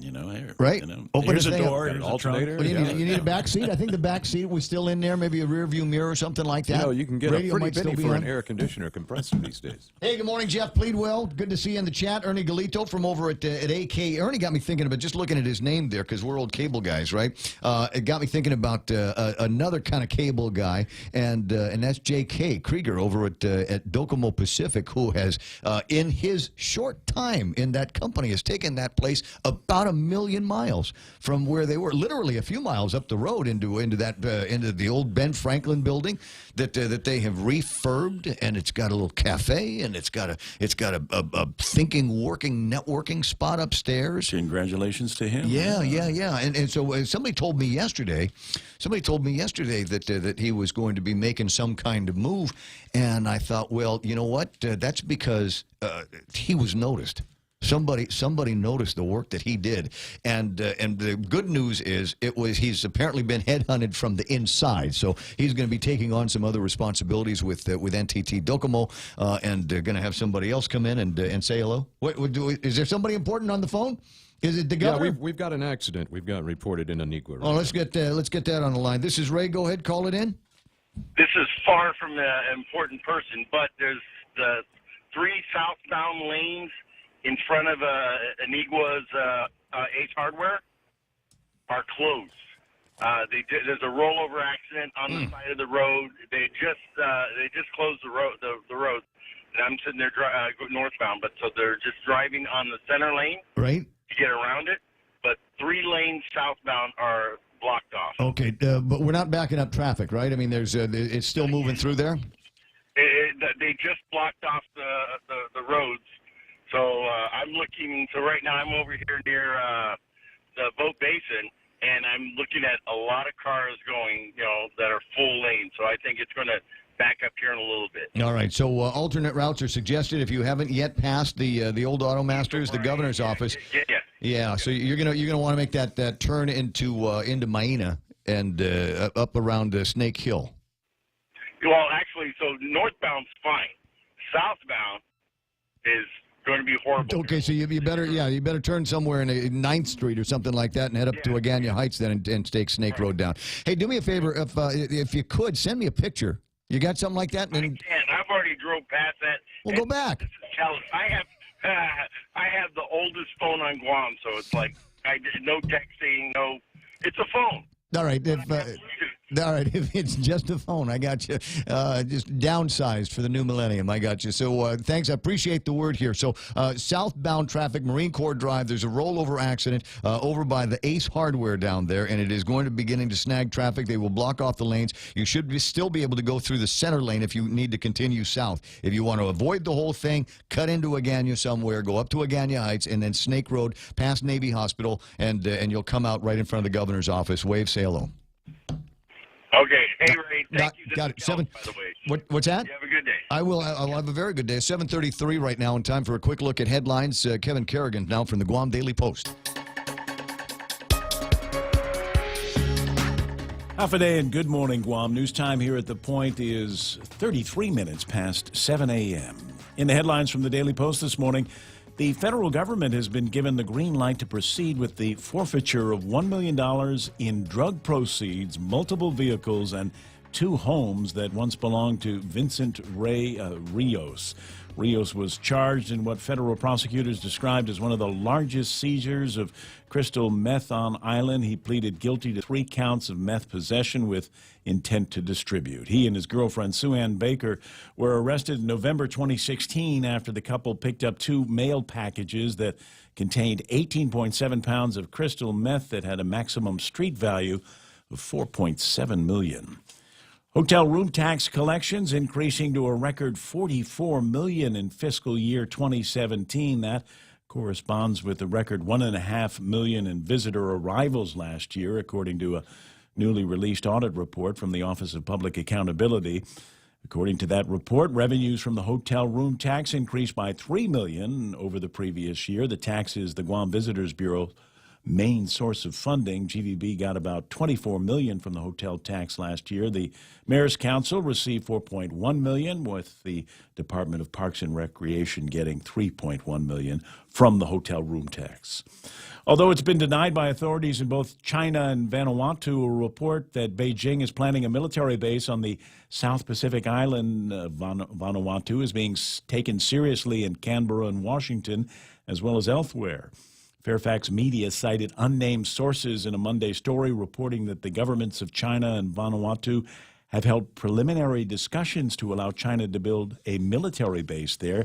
China's embassy said that the idea was ridiculous, and Vanuatu's foreign minister rejected the report, but it's already sparking a lot of discussion. U.S. Naval War College professor James Karas noting on Twitter that a Chinese base in Vanuatu would outflank not only Australia, but Guam, where the U.S. has a strong military presence. For these stories and more, log on to postguam.com or pick up a copy of today's Guam Daily Post. 7:34 is iConnect time. Connect longer for less with iConnect's push-to-talk mobile and internet plans. For over 55 years, Community First has served our island as a full-service financial institution. And now, we're proud to introduce the new Community First Student-Run Credit Union, open in Manilao on Route 10. Guam's first student-run financial institution, which means it's operated by college students like us, ready to serve all our members, existing and new. We're just down the road from UOG and GCC. Community First Guam Federal Credit Union, now open in Manilao. This credit union is federally insured by NCUA. I need to tell everybody about this because this is important. It's time for a Cold Stone break. Try the new strawberry shortcake and fresh lemon pie ice cream. Mix them with your favorite fruits and nuts and candies. Even sample the Golden Oreo cookies. These are great. Golden Oreo cookies, they're made from panda bears, so you can imagine just how rare they are. Cold Stone Creamery at the GPO and the Micronesia Mall. At Micronesia Renewable Energy, values matter. So all of their solar energy systems come with guarantees and the most value. No shortcuts, all quality. It's giving you that solar energy system at the best price. It's using highly efficient solar panels with typhoon-proven racking built by highly skilled local technicians so your system performs and saves you money. It's total peace of mind all the time. Not all solar companies are created equal. For experienced quality solar, it's MRE. Call 632-2613. MRE, the smarter choice. This time, let's hear it from the first KFC female colonel. Smoky Mountain Barbecue. Fried chicken so crispy and sweet. That crispy fried chicken. All right, stop.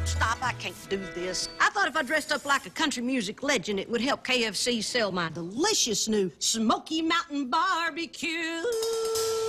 KFC, it's finger licking good.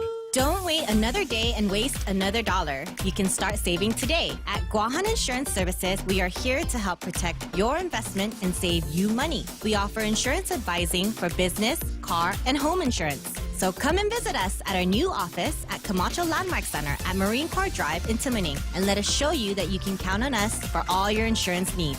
Call 475-1162.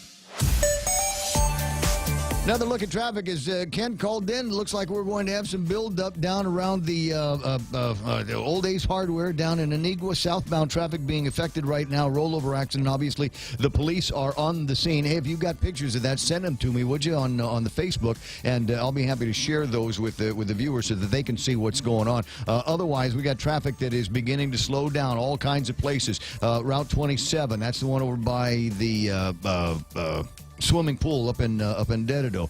We've got traffic on 14 Baker. That is the road that takes you from where is that? 14 Baker, St. Anthony, right? And so watch out for traffic in front of the Guam International Airport, beginning to build up in what I consider to be the worst intersection on the island. Actually, it's top 5. And at 8, 10, and 16, a lot of traffic moving through there. But once you get past that, southbound on Route 8, you'll begin to find some problems rolling into Agana. But it'll clear up by the time you get to that one good entrance to Teedson. That's right now traffic on the point. Hey, it's your stomach again. Subway has all new signature wraps, and around the water cooler, the other stomachs can't stop talking about them. Chipotle Southwest steak and cheese, turkey, bacon, and guac, rotisserie-style chicken Caesar signature wraps. Listen, if I'm honest, as a talking stomach, I don't have a lot of life experience. But I do know one thing. These signature wraps are jam-packed with meat. So what are you waiting for? I'm growling over here. Subway. Make it what you want. Sorry, Gibson. 14 Baker is not in front of the ITC intersection. That's the one that leads to the 76 Circle K on EPOW Road. It's building up through there. You know what? Just pull into the gas station, get something to eat, and enjoy the program from there. I think they got free internet. In the studio right now, I mentioned earlier that they were going to be here. The members of the Economic Census Survey for the 2017 Economic Census. I've got Bobby News that's sitting in Kevin's chair. Good morning. Good morning. Welcome to Guam. Thank you. First trip? Yes. How was it? It's been very good so far. Yeah? Yes. How was the airplane ride? It was delayed for 2 hours, but otherwise it was fine. So where'd you come in from? We came in from Saipan, so we've been visiting all Pacific U.S. territories. Where in the States did you come in from? Oh, originally Washington, D.C. Okay, so it's a long ways away. And certainly come into a warmer climate, right? Yes, definitely. We find that happens a lot. And Gary's been playing this game for a long time, so he gets the idea. You get people coming in from Washington, D.C., just as while it's still cold. They don't come in during the springtime very much, and they don't come in during the fall. But when it's brutal wintertime or when we've got nor'easters all over the place, the guys like to get on the airplane and say, let's go talk to Guam. Let's go see what they're doing out in Saipan. Bill Samples is also on the trip as well. Correct. All right, and so we've got the 2017 economic census, and that's the idea is to talk about the fact that this is going to be coming, and so businesses like this one here will be getting a census form, right? Correct. So we will mail out business forms to all businesses starting on May 1st with a due date of June 12th. Now, you say a due date like it's mandatory. It is a mandatory requirement under federal law that all businesses respond. I mean, I didn't know. I thought it was just a census thing. I mean, if you catch the guy at the house, then you do the census. If not, then you just say, well, we tried to get everybody, but we didn't. So this is mandatory. Correct. Okay. What kind of questions are you going to be asking in this sense? I've never seen one before. So what kind of questions are So essentially, we're asking businesses to report for each location their revenue, payroll, employment, a breakout of their revenue across goods and services. And then there's some industry-specific questions that are tailored to whatever industry the business is in. All right. About how long is it going to take to fill this out, this mandatory form that the federal government is leaning on me over? The response burden is about 60 minutes. So is that it? Okay, that's not so bad. Per form. Per form. Okay, and a form for each business, obviously. Each location. Each location. Correct. I got a guy that has two King's locations, two King's restaurant locations here. So he'll receive 2 forms. Really? Okay, so 60 minutes each. Does it have to be the boss that fills out? I mean, who do you recommend is the guy that fills out the form, Bobby? Well, it could be anybody. Typically, it's bookkeepers or people that work on the payroll reporting for the IRS. So, or sometimes businesses use CPAs. Okay.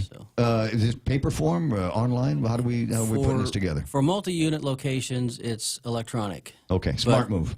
But for the smaller single-unit businesses, they will have a paper backup option. Okay, and option, so they can still do it online as well. Yes. Now, I'm going to be busy in May. Is there a chance that I might be able to log in early and knock this thing out while I'm not busy? No, but you could start gathering the information if you're that eager. Okay. Gary, you've got a sense of Gary Hiles from the Department of Labor. Sorry, with the Department of Labor. There's another division that you head up there with all of the information that I'm usually looking at to gauge on a quarterly and monthly basis the health of the island's economy. Yeah, that's the Bureau of Labor Statistics. That's what I was going to say. So this information will help you. How? It gives us a base of every 5 years of employment and revenue by industry. And one of the most interesting things from it is it has revenue by class of customer. So we know how much of the revenue coming into the island and the businesses by type of business is from tourists or federal government or government of Guam expenditures or local revenue expenditures. But we've already got surveillance on some of that kind of thing, don't we? But this is systematic for all industries and businesses. it's nice that everybody has to fill out the form. Yeah, not just the guys that you're polling on a regular basis. We're shooting for.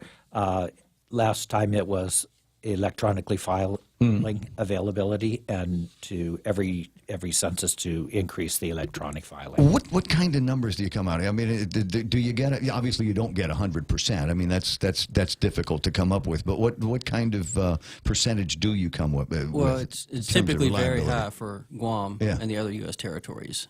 So usually the upper 80s. Nice. So, I mean, a better snapshot then of what's going to be going on. Yes. But kind of a snapshot in time for right now. How do we use this to model some predictions? What are your thoughts on that? Well, we don't really deal with predictions. We just put the numbers out, and other people take them and do things with them. So there's no analysis on your part? No, we don't get into that. Not in terms of forecasting. Okay. Correct. We'll analyze the data as it comes in, and then we'll publish it in aggregate at different industry and geography levels. And then the data, is used as the foundation for the island's gross domestic product. It's used by trade associations, economic development agencies, governments, individual businesses to make market decisions, try to figure out where they want to have a new location possibly. Sure. So business and policy decisions are made from the data. When will the data be available? So we start taking the surveys in May of 2018, and we ought to finally have a final published product. So the published product comes out in October of 2019. Okay, that's not that long. I mean, it's not like sitting around waiting for the regular census data to come out. Now, when the regular census data comes out, it's massive, and there are all kinds of cross-tabulations and all kinds of different ways that you can not manipulate the data, but to use the data so that you can peer into whatever it is that you're looking for. How will the data be presented presented when it is available in October of 2019? I mean, it's very similar. So, there's thousands of rows of data based upon industry and geography. So you can drill into, I think they call it election districts, to look at the data at a specific geographic level. The industries are coded according to the North American Industry Classification System, which has different levels of industry and sector and subsector classifications, so you can get pretty detailed in terms of the industry. Now, it also depends on the amount of data that we have, because we're not going to publish anything that can disclose any information. So we will cover things up if there's one or two establishments within an industry. So that data won't be available. Right. So, but it gets pretty detailed. Yeah. And I'm starting to think about different ways that you can use all of this information. We've got other data that has been collected in the past, so we should also be able to make a comparison between 2018 numbers and the numbers that were presented in previous surveys. Right. So the census is done every 5 years in years ending in 2 and 7. So we're collecting the 2017 data in 2018, and you can make a trend comparison to 2012 data. That sounds like some valuable stuff there. Yep. It provides the foundation for the GDP estimates, and then from the local and other data, we can update it every year. Cool. Now, how does the federal government use this data as it relates to Guam or the Marianas? Is there where does it go after this? And is it possible that people at Congress or the Department of Interior or the White House or the FBI or whoever it is, how will they use and apply the data for us? Well, the primary reason we do it is because we could always use a few more federal dollars. You didn't bring any with you, did you? Just a handful. Yeah, my pocket's empty. The primary reason we do it is to provide the statistics to the Bureau of Economic Analysis, and they produce the GDP statistics that Gary mentioned. Okay. But otherwise, well, Gary, how can we take this information? I mean, you and I are always looking at numbers around here, and it would always be nicer if we had access to more federal dollars to deal with some of the impacts that we have that are brought on by the federal government. So how can we use this to justify some of the demands that we'd like to make against the federal government? It provides both the macro, a comprehensive view of the whole economy, but also the micro information.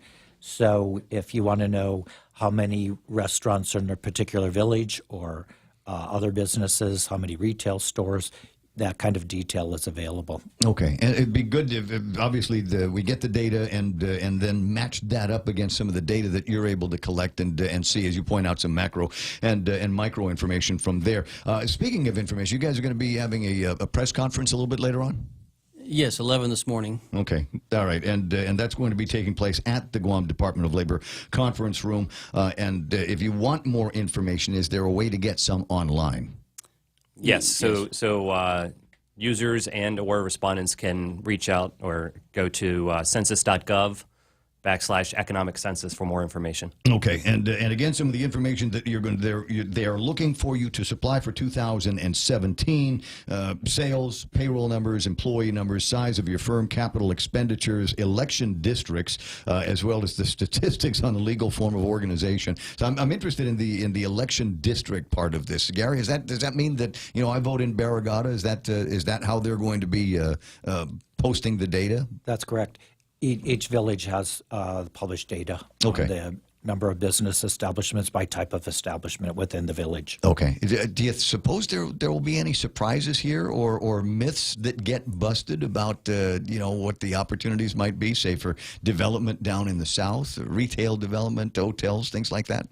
I think a lot of businesses with off-island investors don't have a real sense of Guam, so they're looking at the statistical information in the corporate offices. So this could be quite helpful as we move through this renewed build-up time with businesses that would like to find out a little bit more about what the opportunities are going to be on Guam. We've got a military build-up, so obviously there's going to be some amount of construction that is going to be taking place. There's going to be a few additional dollars that are going to be floating around. So you might be able to make a pretty good guesstimate on what retail or service industries might benefit from those, and if that's the game that you're in, how much competition already is there on Guam?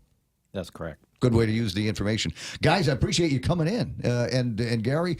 Next time you come in, they need to give me warning that you're coming in, because otherwise I would have laid up about 25,000 questions just for you and what's happening in the state of the economy around here. What your thoughts are on perhaps what I'm going to continue to refer to now as the fake crisis that we've got. You don't have to answer. It's all right. But the next time you got to give me some warning that you're coming in. Bobby, I can call you Bobby? Yes. Thanks so much for coming in. And Bill, thank you very much for answering all of these questions about the 2017 economic census. Again, there'll be a press conference this afternoon or this morning about 11 o'clock at the Department of Labor. And any information that I don't have, you'll be able to see in tomorrow's Guam Daily Post. It's 7:50 in the morning. Be right back. In illness and in wellness, Calvo's Select Care is health care that is there for you. That's why over 80% of the Guam medical community places their trust and insures with us. We offer our members wellness and fitness programs for a healthier lifestyle and provide a comprehensive medical network on and off island to help members from unexpected illnesses. Contact Calvo's Select Care today for more information. Every time I travel, there's something from home that I can't leave without. I take my Docomo Pacific Data to Go to share my stories in Taiwan, check subway routes in Tokyo, be my food guide in Hong Kong, meet new friends in the Philippines, make updates in the States, find my way around Korea, and check out all the cool shows in Singapore. It's the data I have in all the places I love for only $10 a day. Data to Go from Docomo Pacific. Better together.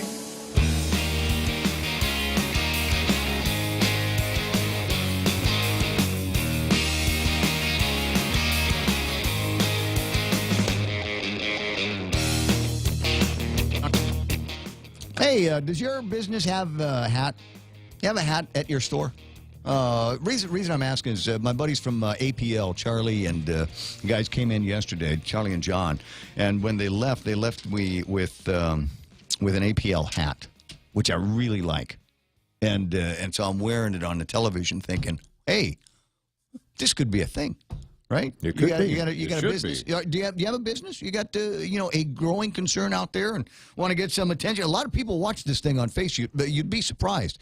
The number that you see on the screen is the number, obviously, of people that are logged in right now. But that number goes up and down, and there's a lot of people that move in and out and see the stream as they're popping by on Facebook. So I'm just saying, lots of people will see me wearing your hat. And something. Do you have any like really fancy office shirts? That would be cool too. Oh, yeah. I saw I saw a guy from Totomaulic last night, and I've always loved the Totomaulic logo, right. And I was thinking, dude, I want to wear that on television. So he's going to see what he can do. 7:52 in the morning on the program. Very interesting conversation about the 2017 economic census, or you try to make it as interesting as you can, because basically we're talking about numbers. Yeah, and spending an hour filling out forms. Oh boy, per location. Yeah. Oh boy. And you have to do it. The due date for this. This sounds like jury duty, doesn't it? Yes, you are compelled by the federal government to fill out this paperwork. So get ready for an hour's worth of time on each of your locations. But as I say, it comes from the census, and they get pretty good penetration on the response rate on this thing. So you've got a decent sense that we are going to get some usable information as you fill this thing out. So October of 2019 is when you're going to get an answer on that. I would hope that we get an answer sooner on what we're going to be doing with, how do I say this? With this liquid fuels tax. I'm absolutely delighted that Frank Blas Uggan Jr., yeah, that's right, has taken the time to put together this legislation. And I'm not saying that because I know Valerie's online and listening as well. I'm absolutely delighted. I was never in favor of an increase in the liquid fuels tax for whatever reason, because I just think that some of these funds, some of these put-togethers that they have. Some of these accounts become nothing but slushy places for the government of Guam, and somebody is going to mark my words, right? If this doesn't get repealed, as Senator Argan wants to do, this is my concern: is that somewhere down the road, somebody is going to get that warm fuzzy, I want to help somebody out that can't otherwise be helped out on their own, and we're going to take liquid fuels tax money, and that's going to support somebody's construction. That's going to support some department or agency or branch's construction or maintenance of their facility or something that has nothing to do with where that money should be going. And in my mind, it's street lights and nice reflectors, and let's fix up some potholes, and maybe one of these days start doing the census of steel plates that we have on the roads. Some of them have been down there for so long, probably forgot why they were down there to begin with. You know, it might have been a utility that had gone in there to fix something and said, well, we'll get back to this later on when we can pave it. And then pretty soon the steel plate becomes a permanent structure. You just get used to driving over. I'm sure as you're driving to work right now or wherever it is that you're headed, that you've probably gone over a couple of steel plates that have been there. We should just rename forever. We should just rename Pali San Vitores the Steel Plate Experience Drive. It could be a cool thing. So I'm just saying, good for you, Frank. Let's see more of that kind of thing happening today. Not time for another traffic report, but I can give you one right now. As the man said, we've got traffic building that is southbound in the downtown area. If you have not yet passed the Paseo, that intersection with 4, and the other roadways, then I suggest that you do so now. Take a turn into Agana from somewhere and get out from under that mess of traffic. A car rolled over apparently on Marine Corps Drive, and police have sealed off 3 lanes there, and you can still go through it. It'll take you longer because so many cars are now going through the center lane. That's not the only place that we're seeing slowing down on the traffic. Right in front of the Guam International Airport and southbound after the Route 810 and 16 intersection, you're going to have some problems getting down south, but it should clear up after you pass the Golden Snow. What's the name of that restaurant? I pass it 100 times a day, and I can't. Golden Lion, Golden Sea. I think it's Golden Sea, yeah. And then traffic on Route 16 headed towards the intersection. You're going to run into some problems down there. Route 3 headed towards Marine Corps Drive. We're experiencing a lot of traffic in front of that. And over by the Ocean Vista 76, on the way into Machechi, Bellow Road area, you're going to find some slowing down through that part of the island. So we've got that happening. And coming up, Fox News Live on the other side of that, Kevin Kerrigan with a look at all the big headlines, some of the stuff that you can see this morning as you pick up the Guam Daily Post. So, again, big story there. Frank Blas wants to kill the increase in the liquid fuels tax. I support that 100%. Frank, that might get you elected governor. That in and of itself could get you elected governor of Guam with Alicia. And the other story that is another piece of fuel that I put into the fire that is the fake fiscal crisis mentality that I have right now is that the government of Guam has added more employees right here in the middle of this time where things are so bad, they've gone to the point of increasing the business privilege tax. Oh, it's so bad. The sky is falling. Payless paydays, furlough Fridays, all of this stuff. And hook, line, and sinker, the legislature bought it. And we are now living in a time where we've got 5% GRT. And there's another story in there. Somebody had went to the Rotary meeting and heard Carl Peterson talking about, yeah, it looks like 8% on paper, but it will feel more like a 25% increase.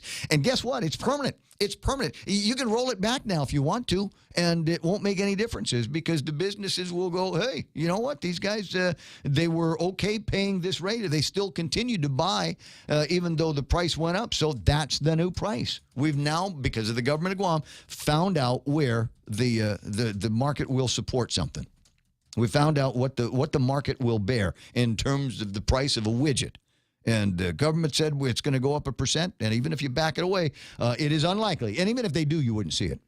Even if they do, you wouldn't see it because it's the gross receipts tax. It's a business privilege tax.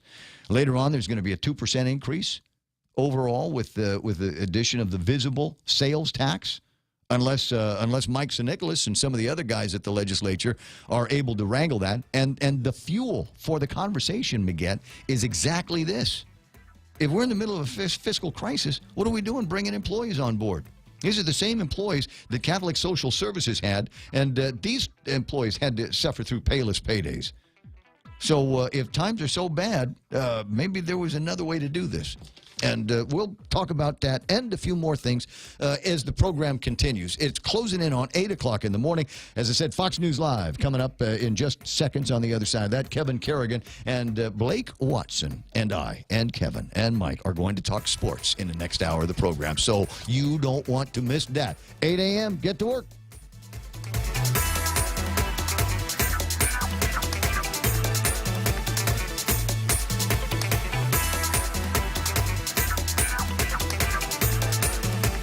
Lieutenant Governor Wade at the Tri-Intersection.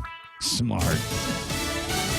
All options on the table. I'm Lisa Lacera, Fox News. Possible military action against Syria. That was the topic of a meeting at the White House this afternoon after last weekend's suspected chemical attack outside Damascus. Fox's Jared Halpern live on Capitol Hill. The president's national security team has met about a U.S. response to chemical weapons attack blamed on the Syrian government, but Press Secretary Sarah Sanders says no decision has been made. The president has a number of options at his disposal, and all of those options remain on the table, and we're continuing to look at each one of them. Sanders was repeatedly asked about a morning tweet from the president warning Russia of nice and new and smart missiles that are coming to Syria. Sanders says the U.S. is confident the Syrian government and its Russian allies are responsible for the weekend chemical attack. Russian officials say those claims are fabricated. Lisa. Jared, the Pentagon has a guided missile destroyer off the coast of Syria. The USS Donald Cook has about 75 Tomahawk missiles and 20 surface-to-air missiles on board. Attorney General Jeff Sessions again calling for tougher border security as he visits border sheriffs in New Mexico. Fox's Jessica Rosenthal has this live. Lisa Sessions praised the Texas and Southwest border sheriffs, saying the Trump administration knows that while they're not border agents, they are on the front lines of crime, increasing immigration and drug flows. He mocked sanctuary cities, saying in a lawful country it cannot be that someone who illegally crosses the border here on a Monday ends up in San Francisco on Wednesday can never be deported. That's what they're saying. We're in a sanctuary city. He called that insane. He said they're doing more to prosecute all of those who cross illegally and are making immigration judges hear more cases now, Lisa. Jessica, at the close, banks and tech stocks fell while oil prices hit a 3-year high. The Dow lost 218, the Nasdaq off 25, the S&P fell 14. Fox News, fair and balanced. Every time I travel, there's something from home that I can't leave without. I take my Docomo Pacific Data to Go to share my stories in Taiwan, check subway routes in Tokyo, be my food guide in Hong Kong, meet new friends in the Philippines, make updates in the States, find my way around Korea, and check out all the cool shows in Singapore. It's the data I have in all the places I love for only $10 a day. Data to Go from Docomo Pacific. Better together. Yes, money is something we should talk about and plan for and use to make life better. It's how we make our giant leap from where we are to where we want to be.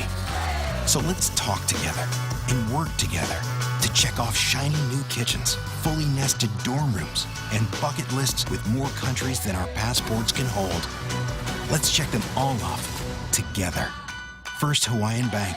It all starts with yes. Member FDIC. Missouri Governor Eric Greitens with a preemptive strike as a State House committee report on his extramarital affair is about to be released. I want to say again what I've said from the beginning. This is a political witch hunt. And saying it was a private mistake that I regret every day. And with the help of friends and loved ones and prayer, my family moved forward. The investigation launched shortly after Greitens was indicted in February on felony invasion of privacy charges. Prosecutors say he took a compromising photo of the woman without her consent in 2015 before he won the election. The committee's report isn't expected to recommend any action, though Democrats are calling for him to resign. Teachers in another state off the job in a bid for higher wages. Arizona teachers from more than 1,000 public schools are taking part in walk-in demonstrations today in their push for a 20% pay raise and a $1 billion increase in education funding. The Arizona Teachers Union says it's preparing for a long-term walkout. It is not acceptable that we are 49th or 50th or even some say 47th in the country in education. That's not acceptable. Governor Doug Ducey and the Republican-controlled legislature have offered up a 1% increase this year, calling the walk-in and potential walk-out political theater. Jeff Manasso, Fox News. Global warming is likely slowing the main Atlantic Ocean circulation. That's according to a new study. And this is pushing the Gulf Stream closer to the U.S. coast. Researchers say it could make for more extreme weather across the northern hemisphere, especially Europe. They say it also could increase sea level rise along the U.S. East Coast. The study's co-author says a complete shutdown of the ocean circulation is a dangerous tipping point, but other scientists are skeptical. Lisa Lacera, Fox News Radio.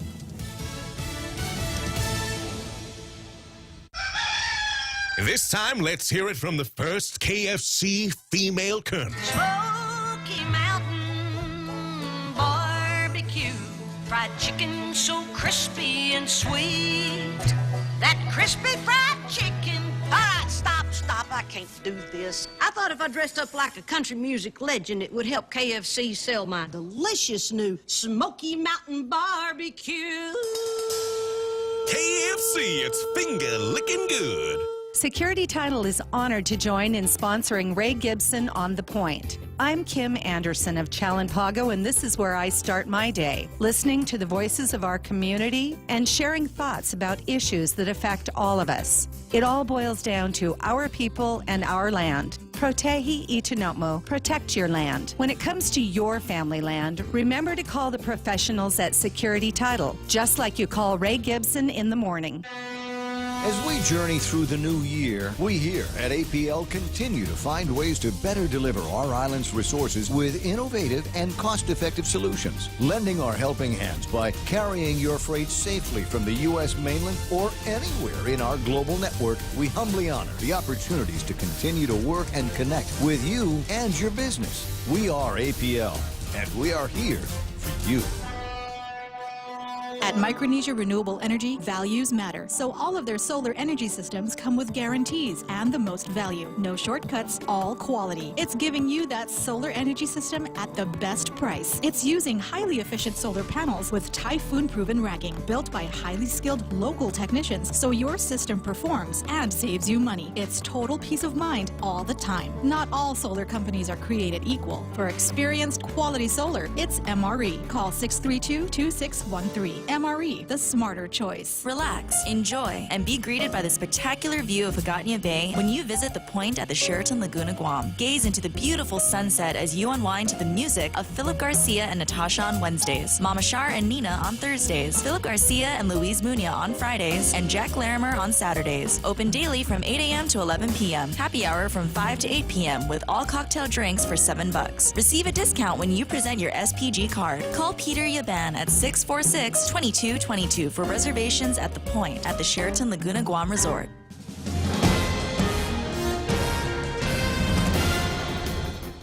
Half a day and good morning, Guam. News time here at the Point is 8 minutes past 8 a.m. this Thursday morning. I'm Kevin Kerrigan. Here's a look now at some of the top stories from the Guam Daily Post. Guam police officers, Guam fire medics on the scene of an overturned vehicle in Anigua this morning. It's on Marine Corps Drive next to Mark's Hardware, Circle 76 station in that area. It happened about 7:15 this morning. No word on whether there are any injuries or what may have happened there to cause that overturned vehicle.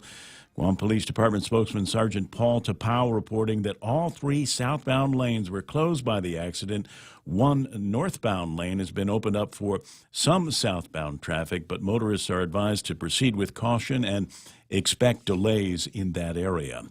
In other news this morning, in the midst of a projected $67 million shortfall in the remaining 6 months of this fiscal year, the government of Guam has managed to find the resources to take on 87 new employees.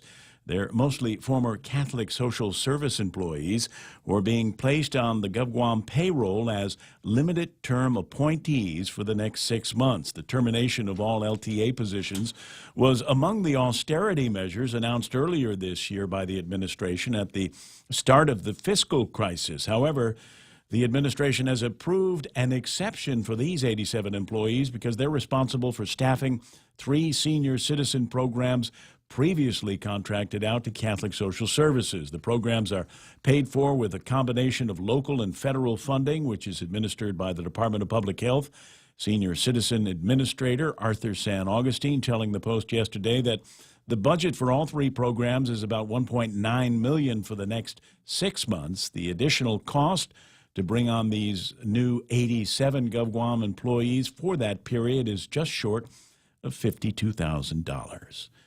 Reverend Adrian Cristobal will be called back to the Archdiocese of Agana to be formally notified of a sexual abuse claim made against him.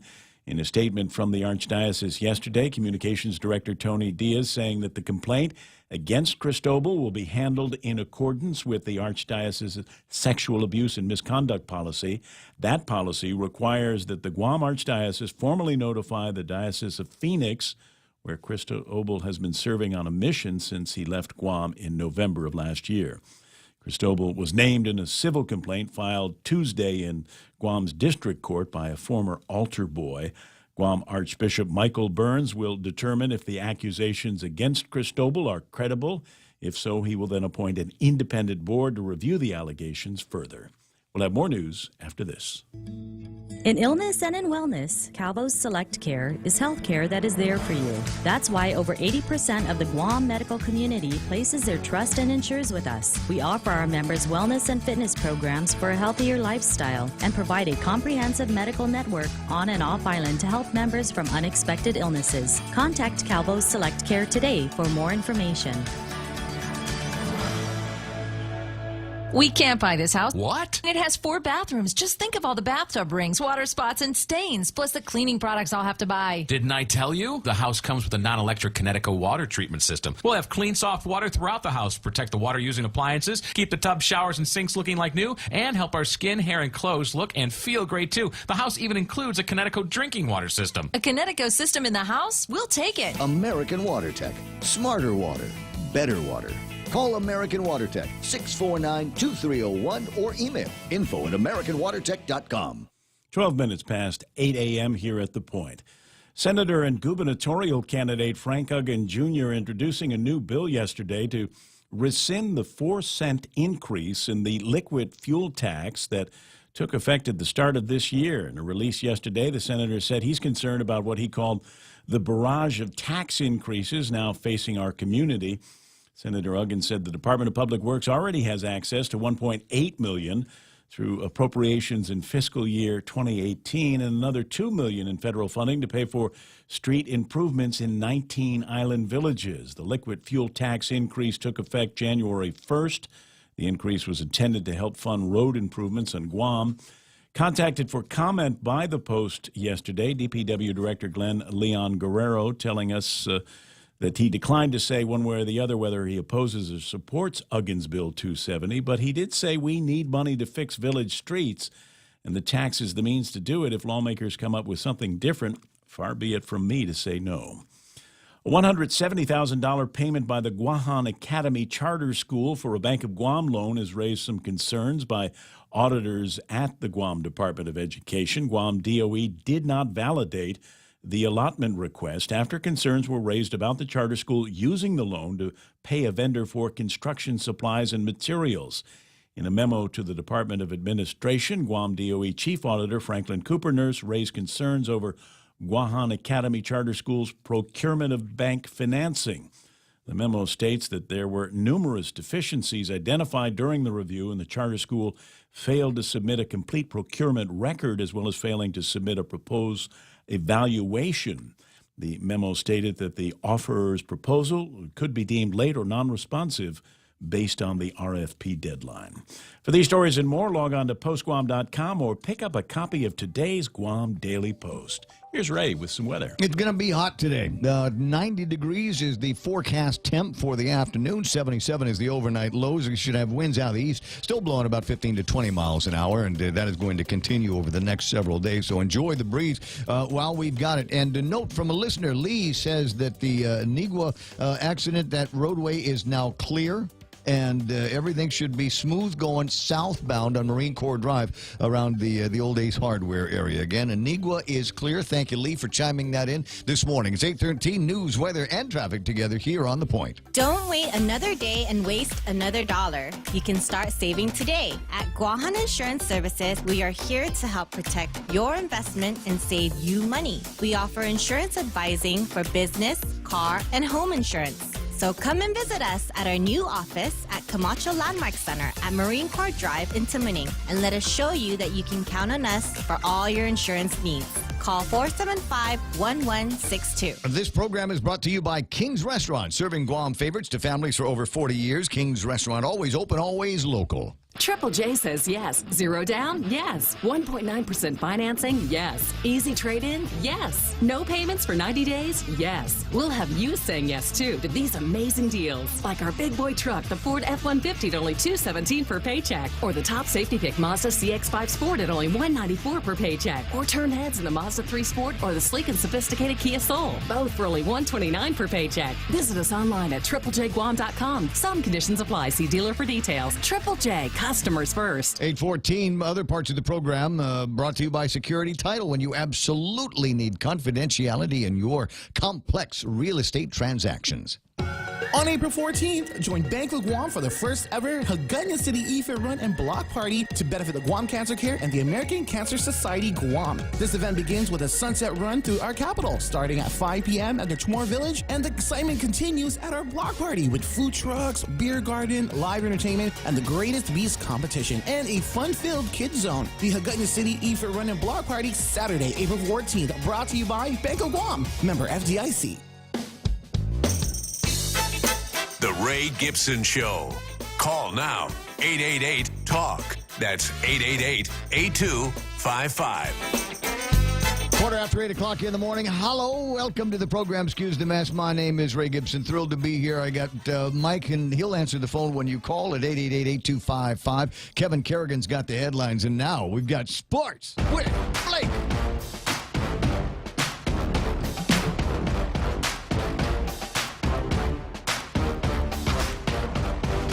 Blake is happy this morning. I'm good. I'm happy. Blake says, I got my Facebook update. I'm a happy guy. You asked me how I am, and I looked down at my phone, and it said Facebook successfully updated, which I thought it was like 10 minutes ago, but I guess they rolled out a new patch after the congressional hearing. The Zuckerberg hearings. So there was, I saw a meme on Twitter last night that talks about liking things on Facebook. Right. So when you like it, and it breaks it down, and they've got the science behind this apparently. So if you like 10 things, then Facebook knows about the same as your work colleagues know about you. And if you like 30, that's a lot. If you like 30 things, then they say that Facebook now knows as much about you as. I was going to say, it's something like that, something like your spouse, and then you get to like 300 likes, and they know you better than you know yourself, and that's how they're able to serve up all of those different ads that seem to be things that kind of line up with what you're thinking about. That spooks me like you wouldn't believe. Usually, when I look at things online, I'm only looking at it or pricing it out for maybe like a week. So I go on to like Amazon and I look at like a T-shirt or maybe like a vinyl album, that's coming out. And then I'll go on to, let's say SportsIllustrated.com or Facebook, and everything I've been looking at is right there. Is right there. Buy it now from this online company or Amazon or whoever. But like I was telling you, I wish that if they're smart enough to figure it out, what I'm looking at before I buy it, can they be smart enough to figure out that I've already bought it? Quit showing it to me. I don't know if we want that. I don't know if we want them to have it's that. Coming soon. They'll figure that out. Because I bought a T-shirt. I bought a T-shirt that said "Part Wolf" by this company called BuyMeBrunch.com, and I bought that shirt a year ago, last summer. I'm still getting BuyMeBrunch.com advertisements all over Facebook, all over Sports Illustrated, all over ESPN, all over Twitter, all over CBS. It doesn't matter where I'm at. I'm seeing that, and I'm seeing, I'm just seeing all kinds of the same things that I've already bought. So they've got it. They've got you figured out now, and they know you're a sucker for T-shirts, and in fact, that one company, and so they're gonna continue to send you all of that stuff. That's the laugh we didn't hear Zuckerberg make as he was leaving Congress yesterday. Another one. Yeah, it's time. I guess I'd outgrow that one. I saw a funny meme, Ray. I'm going to pass this on to you. It says that face when you just wanted a faster way to rank girls by looks and ended up installing a fascist government in the most powerful country on earth. And there you go. And there's the picture of Zuckerberg, who, as many people have pointed out online, is not necessarily from this planet. Where's the Facebook for sports? Do they have something like that? No, just ESPN, I guess. Or actually, you know what? There is a there's a. It's called. There's a spot. Are you familiar with like Kinja? Like Gawker, the one that Hulk Hogan shut down, or Jalopnik, or anyway, it's this whole like family of media. Content online. It's just a big blog, a family of blogs, I guess. And their sports one is called Deadspin.com. Okay, and that's where I get a lot of kind of off the cuff, kind of off kilter sports stories. I mean, they don't have like mainly just highlights and scores. Right. They'll have for instance, on Deadspin right now. Which football player beat up his wife recently? They have that. They have Aldon Smith, who was he's a very disgraced former 49er and Oakland Raider player. They have his blood alcohol content story on there as well. And they also have going crazy on that Conor McGregor story. Yes, and they have this one that I was actually going to bring to the table today. Moroccan world ranked number 617 tennis player Lamine Ohab shocks Philip Kohlschreiber, ranked number 34th in the world. So the guy from the very end beat a guy near the top? Then the reason he's at the very end, he hasn't played in 2.5 years.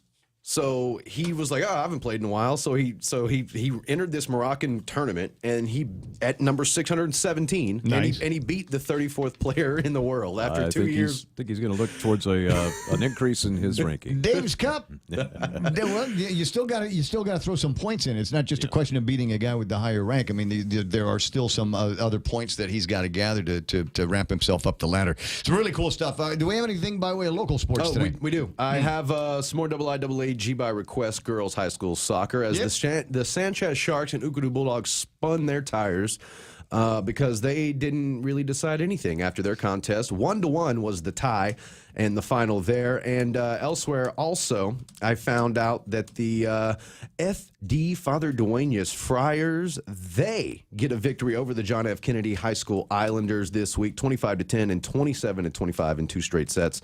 Aiden McDonald was a big role player there.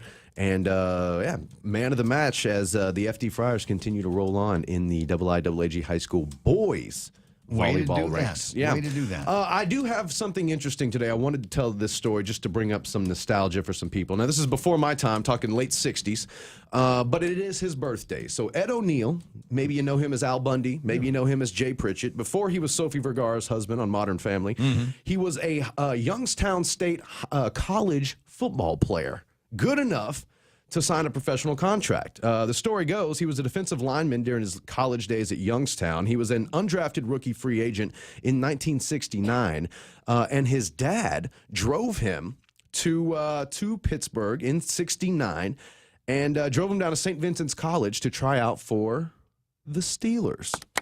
I didn't know that about him. So this would have been Chuck Noll's first year. He said, when I tried out for Pittsburgh in 69, it was Noll's first year. The only position I could have played was outside linebacker, so that's what I tried out for. Now, mind you, in this rookie class, probably a good idea to go to outside linebacker because on the defensive line was L.C. Greenwood and Joe Green. So he was like, they weren't too shabby at linebacker in the next couple of drafts. Right, that's where they got Ham and Lambert. His father drove down to St. Vincent's College, walked down the stairs, and saw the guys milling around. His father said to me, "You sure you want to do this? We can just get in the car and leave." He said he actually enjoyed it. The problem was he never played the position, so he's trying to make it and learn it at the same time. He lasted 2 weeks before the Turk came knocking. However, Ed O'Neill described Chuck Noll as exceedingly polite during their exit interview, even saying, "I think you could go to the Eagles." He said, "I can make the call for you." But Ed O'Neill said, "Nah, I'm done, in part because I've been playing my whole life. I'm a college man, and I'm sick of football. A year later, he found acting, and we're all better for it. I think so. So I think happy so. That's birthday to nice. the great Ed O'Neill. I like that story. 8:23 in the morning. Make it until you fake it. That's right. But if you can't do either, then maybe the smart move would be to get out of it. So I've been faking this radio thing for like 30 years. Well, please don't get out of it. I got too much sunk into the technology and all of the other stuff. Now we usually end up talking about food, and in this case, a condiment. Now it's something that I put together on my own at my own house, and I will take mayonnaise and I will take ketchup and marry the two of them together. Because I like it that way. And on Facebook today, there is a story about, I guess it's Hellman's or somebody? Heinz. And they've decided that they are going to relieve me of a step here and sell to me soon a thing that it's actually already got the ketchup and the mustard, the ketchup and the mayonnaise mixed up together. Now they're putting the fate of this into all of us, the public, because Heinz Ketchup at Heinz Ketchup _US on Twitter says they're calling it Mayo Chip. Hashtag Mayo Chip. Yeah, Mayo Chip. So if you want hashtag Mayo Chip in stores, 500,000 votes for yes, and we'll release it to you saucy Americans. I'll do it. Here's a concept. I see it. It's a picture. You put wait. There's more in there. That one has got ketchup and mustard and mayonnaise. Just mayonnaise. No, it's just. I'm sorry. It comes There's up to an equal sign. Yeah, Okay, gotcha. It's an equal, yeah. So the idea, like I said, is to do the same thing that you already do when when you put these things together. And that's how I eat hot dogs. I put mayonnaise and ketchup in it. Call it fancy sauce. I guess, or dipping sauce. Some people call it dipping sauce. I want to say that's a Texas word, isn't it? It could be. Yeah. Might could. Might could. I quoted, if you don't know about Twitter, you can retweet or you can quote. Yeah. You can retweet with a quote. And if you don't know anything about me also, I'm not a fan of ketchup at all, barely even on fries. To which I quoted, no, never, no, never. And see, I'd like to have to mine mayo separate. and ketchup. I like to have mine separate. For me, it's mustard on a hot dog. Yes. Maybe ketchup, but probably not. Wow. And mayonnaise on a burger. See, I go mustard on everything. I don't mess with mayonnaise. And I don't mess with ketchup. I like just a little bit of mustard. At any rate, so that's where things are headed. Now, the only addition that I would make for it, I would come out with the Tabasco version. Right? So ketchup and mustard. Or sorry, ketchup and mayonnaise and Tabasco. That's magic in the mouth. I'm telling you, what a great exciting flavor. Now I'll tell you this though. When I do eat ketchup, I do have the bottle of ketchup I own is a Tabasco, is the hot and spicy Tabasco ketchup made by Heinz. So I like that one. 8:25 in the morning is something you might find over at Payless or Happy Mart or wherever it is that you're spending your grocery store money that is being taxed now at 5%. It's Mayo Chup. Mayo Chup is what they're talking about. Find it on Twitter this morning. Let's support this. And as I said, we'll make it with Tabasco. It's 2018 though. I will say this, regardless of my personal feelings on it. Heinz or Del Monte or whoever. It's 2018. How have y'all not done something like this before? How many people eat mayo? That's pretty normal to eat mayo and ketchup together. Separate categories. I mean, it's only recently that I think I've been able to find mayonnaise where I go and get a hot dog. Yeah. Right? I had one yesterday of 76. I got a hot dog because I was hungry and they had a hot dog there. And so you go through the condiment stack and they're all right there next to each other. You've got I dressed it up. There's a hot dog with the ketchup and the mustard and the relish that you put on that. And I like mine with sauerkraut. I like it with the sauerkraut love it too. and the Tabasco and the ketchup. And did I already say ketchup and mayonnaise and mustard? You did. That's okay. That's the other day because I don't do onions though. I'm into healthy gut biome that I've learned I need to be into in the last month. Got to get those healthy acidophilus fighting troops into my gut to clean out all the bad bacteria. Yeah. Sauerkraut is very packed with that, as is kimchi. And on the shelf the other day, I dressed my hot dogs up at home with it. It's kimchi sauerkraut. Get out. So good. It's kind of like the same thing, though, isn't it? I mean, kimchi's just it's Korean and it's spicy, but it's still that's what it is. So it's basically spicy sauerkraut, right, which makes it quimchi flavored sauerkraut. It's very very good. I found it on the shelves. It's pretty common here. Yeah, we were poor, so sauerkraut and weenies was so good. Yeah. I was recently watching a friend eat papaya salad. Green, the green potato. Yeah, and in my mind, that's basically it's basically papaya Kelligwin, and so I said, next time you do this, just ask for the fixins, just ask for the papaya parts of it, right? And instead of putting it into the sauce that they generally make it in, and I'm starting to salivate now because it's so good. I'm saying have them make it with a kimchi base, and wow, she looked at me like that. Like, game changer. Yeah, I could see you were overcome with emotion just thinking back on it. Get all warm thinking about it now. 8:28 in the morning. Hey, you better go back and do that morning show, the thing over on Star 101. Blake Watson coming in helping out with sports. I got Kevin Kerrigan is going to be doing our last look at headlines this morning. And then it's just you and I here on The Point, but that's all ahead. Stick around, Brown.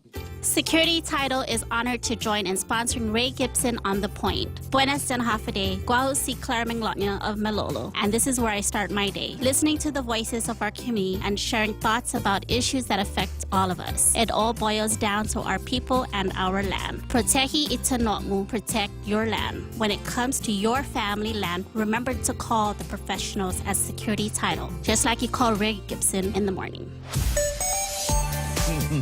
Gibson, I like the way she says my name. That's nice.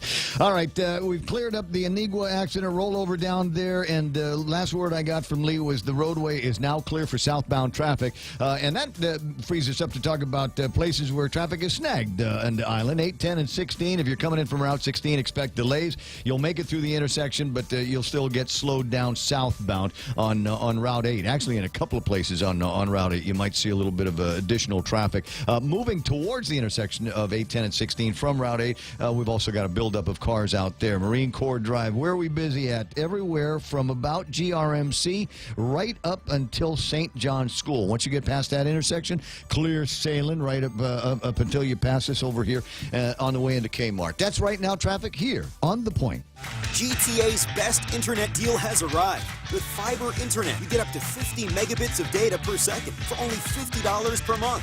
And if that's not enough, Fiber Internet 50 plan includes free Wi-Fi. But this offer will only last through the month of April. So sign up today and get ready for faster downloads, more streaming, a better gaming experience, and a stable connection across multiple devices. Conditions may apply. Visit gta.net for more details. GTA, your island, your network. The stations of Choice Broadcasting are celebrating April 2018 as National Earth Month in the first ever Upcycle Mascot Showdown. We've invited the public elementary 5th grade classes to set the example and build their school mascots completely out of recyclable material. Come down to the Chamorro Village Festival Huts on April 21st from 1 p.m. to 4 p.m. for upcycle-themed games, chances to win prizes, and a special performance from Body Arts Dance Studio. Don't forget to stop by the Guam Girl Scouts booth to learn how you can make a cleaner, greener effort in your community. Support your school's mascot and be sure to vote for your favorite. Judges pick the first place winner. The public votes for the second place winner. Celebrate Earth Month with our students in the Upcycle Mascot Showdown. Brought to you by Leo Palace Resort Guam, Dr. Yang Dental, JV International Safety Equipment Company, Denny's of Guam, Jams Media Productions, and The Point.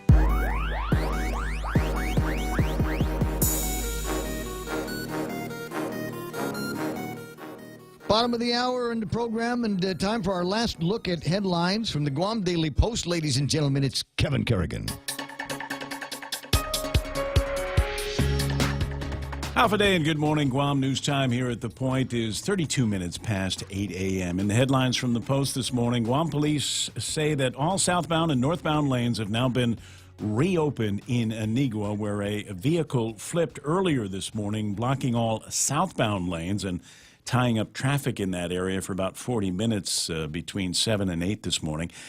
The accident happened about 7:15 near the Circle 76 and Mark's Hardware. Sergeant Paul Tapao of the Guam Police Department says the driver suffered only minor injuries and refused transport to the hospital. However, no word on how it happened yet.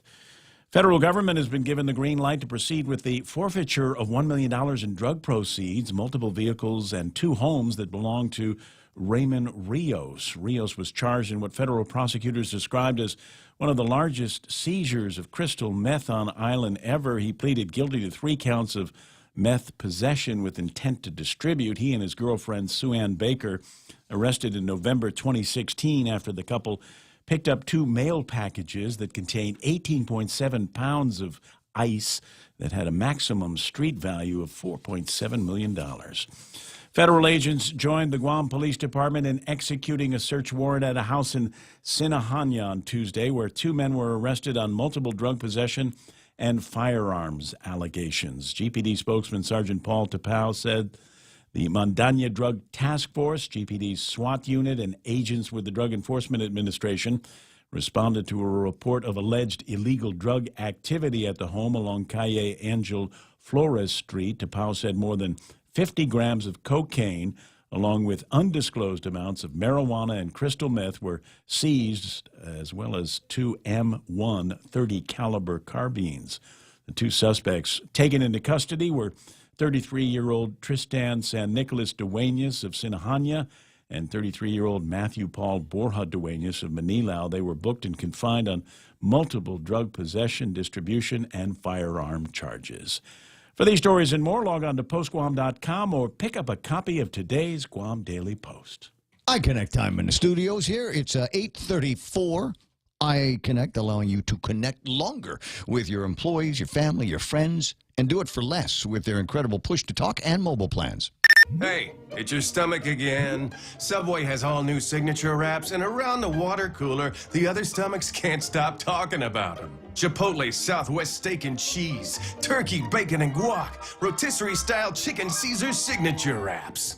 Listen, if I'm honest, as a talking stomach, I don't have a lot of life experience. But I do know one thing. These signature wraps are jam-packed with meat. So what are you waiting for? I'm growling over here.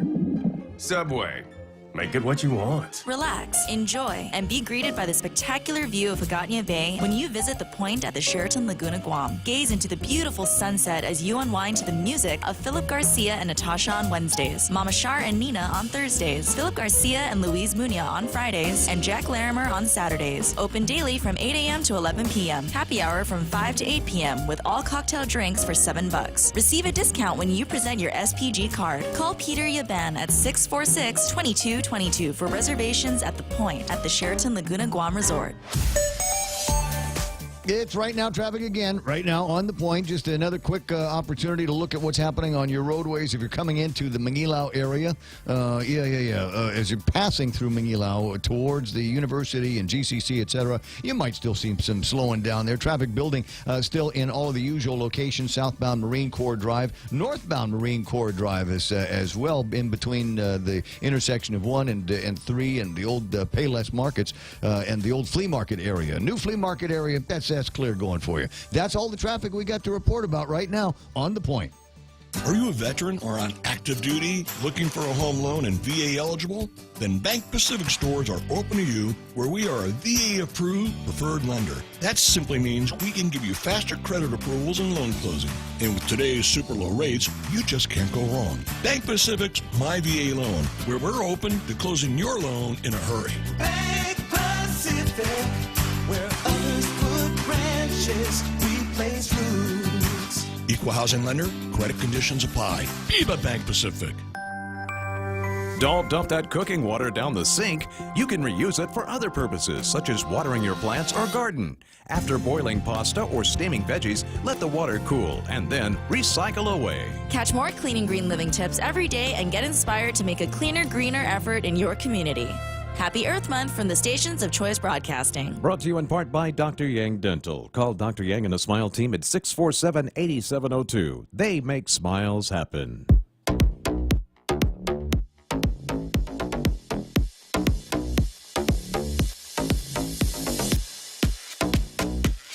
Love me social media. Sorry, you know, I know that there's going to be fashionable to hate Facebook and Mark Zuckerberg and all of that stuff, but, you know, I signed up, and like anything for free that you sign up for, pretty soon you realize that you are the product that they are selling, not anything else. They're selling access to my brains and want to know what I'm interested in, the things that appeal to me. And like I said, you know, you start liking things, you start liking certain activities on Facebook. They collect all that information. It becomes their big data. And pretty soon they know more about you than your spouse. And that's scary. Maybe you got a spouse who spends a lot of time on Facebook. Can you imagine that social media now knows more about her or him than you do? What their deep, dark desires dreams, fantasies might be, based on the things that they are liking. Wouldn't it be cool if you had access to that information? Maybe that would be the deal. How do I get some of that so that I can get a better understanding of what's going on in the minds of the people that I know? How do I mine some of that information? Wouldn't that be cool to mine information about about your employees? People that run the government. Wouldn't that be fun? Huh? Ponder that, if you will. Anyway, so I got that. Well, among the other reasons why I like social media is that there are ways that you can glean information and maybe get a sense. The folks over at Uggan Limtiaco. Sounds like a law firm, doesn't it? Could be a law firm of Uggan Limtiaco. And they have got a question, their own online poll, if you will, on the Facebook. Think everything is getting too expensive? Let's start by reducing the price of gas, it says. Vote yes to repeal the liquid fuel tax here. Boy, I wish it was that easy. And the poll question is, should senators repeal the liquid fuel tax? 92% so far of the 66 people that have seen that have said yes. So I tell you what, Uggan Limtiaco, I'm going to share this with my bazillion followers on Facebook. And we'll see if we can get that number up. And if we can get it up over, I don't know, 350 maybe, something like that, then we get a pretty high level of confidence in there. But it is a little bit misleading. Vote yes to repeal the liquid fuel tax. I'd love to be able to do that with all kinds of things in the government of Guam. If we could just make it as simple as a Facebook vote. How do you feel about this? How do you feel about this senator? How do you feel about this gubernatorial candidate? How do you feel about this judge? Huh? Well, play around with some of that. Wouldn't that be cool if you press a button on social media and it turns into actual policy? Yeah, Ray, don't wish too hard for what you want, because otherwise you might just get it. 20 away from the top of the hour, and that one is, in my mind, among the more important stories that we've got today, killing the liquid fuels tax. Now, I'm not one for throwing things out there and immediately pulling it back. You know, maybe that's probably a little bit of a throwback to when I was a kid. You never wanted to be an Indian giver, right? That is somebody that gives you something, and then 5 minutes later they get that remorse and I want it back. Give me that back. So I never want to be an Indian giver, and I don't want to be one where it comes to policy. But frankly, that was something that I would never have supported. If I'd have been on the air when that happened, then I would have fought that tooth and nail every single morning on the radio. All due respect to the folks over at the legislature and Tommy Morrison for the work that he put into it. I just hate the idea that we're going to be pulling out money into something that already feels to me like a slushy fund, and then use it for something else. And Frank makes that point. He makes that point here. We have a funding source that our people have already been paying for that is dedicated to our village roads, but it has been diverted to other areas of our government through no fault of our own.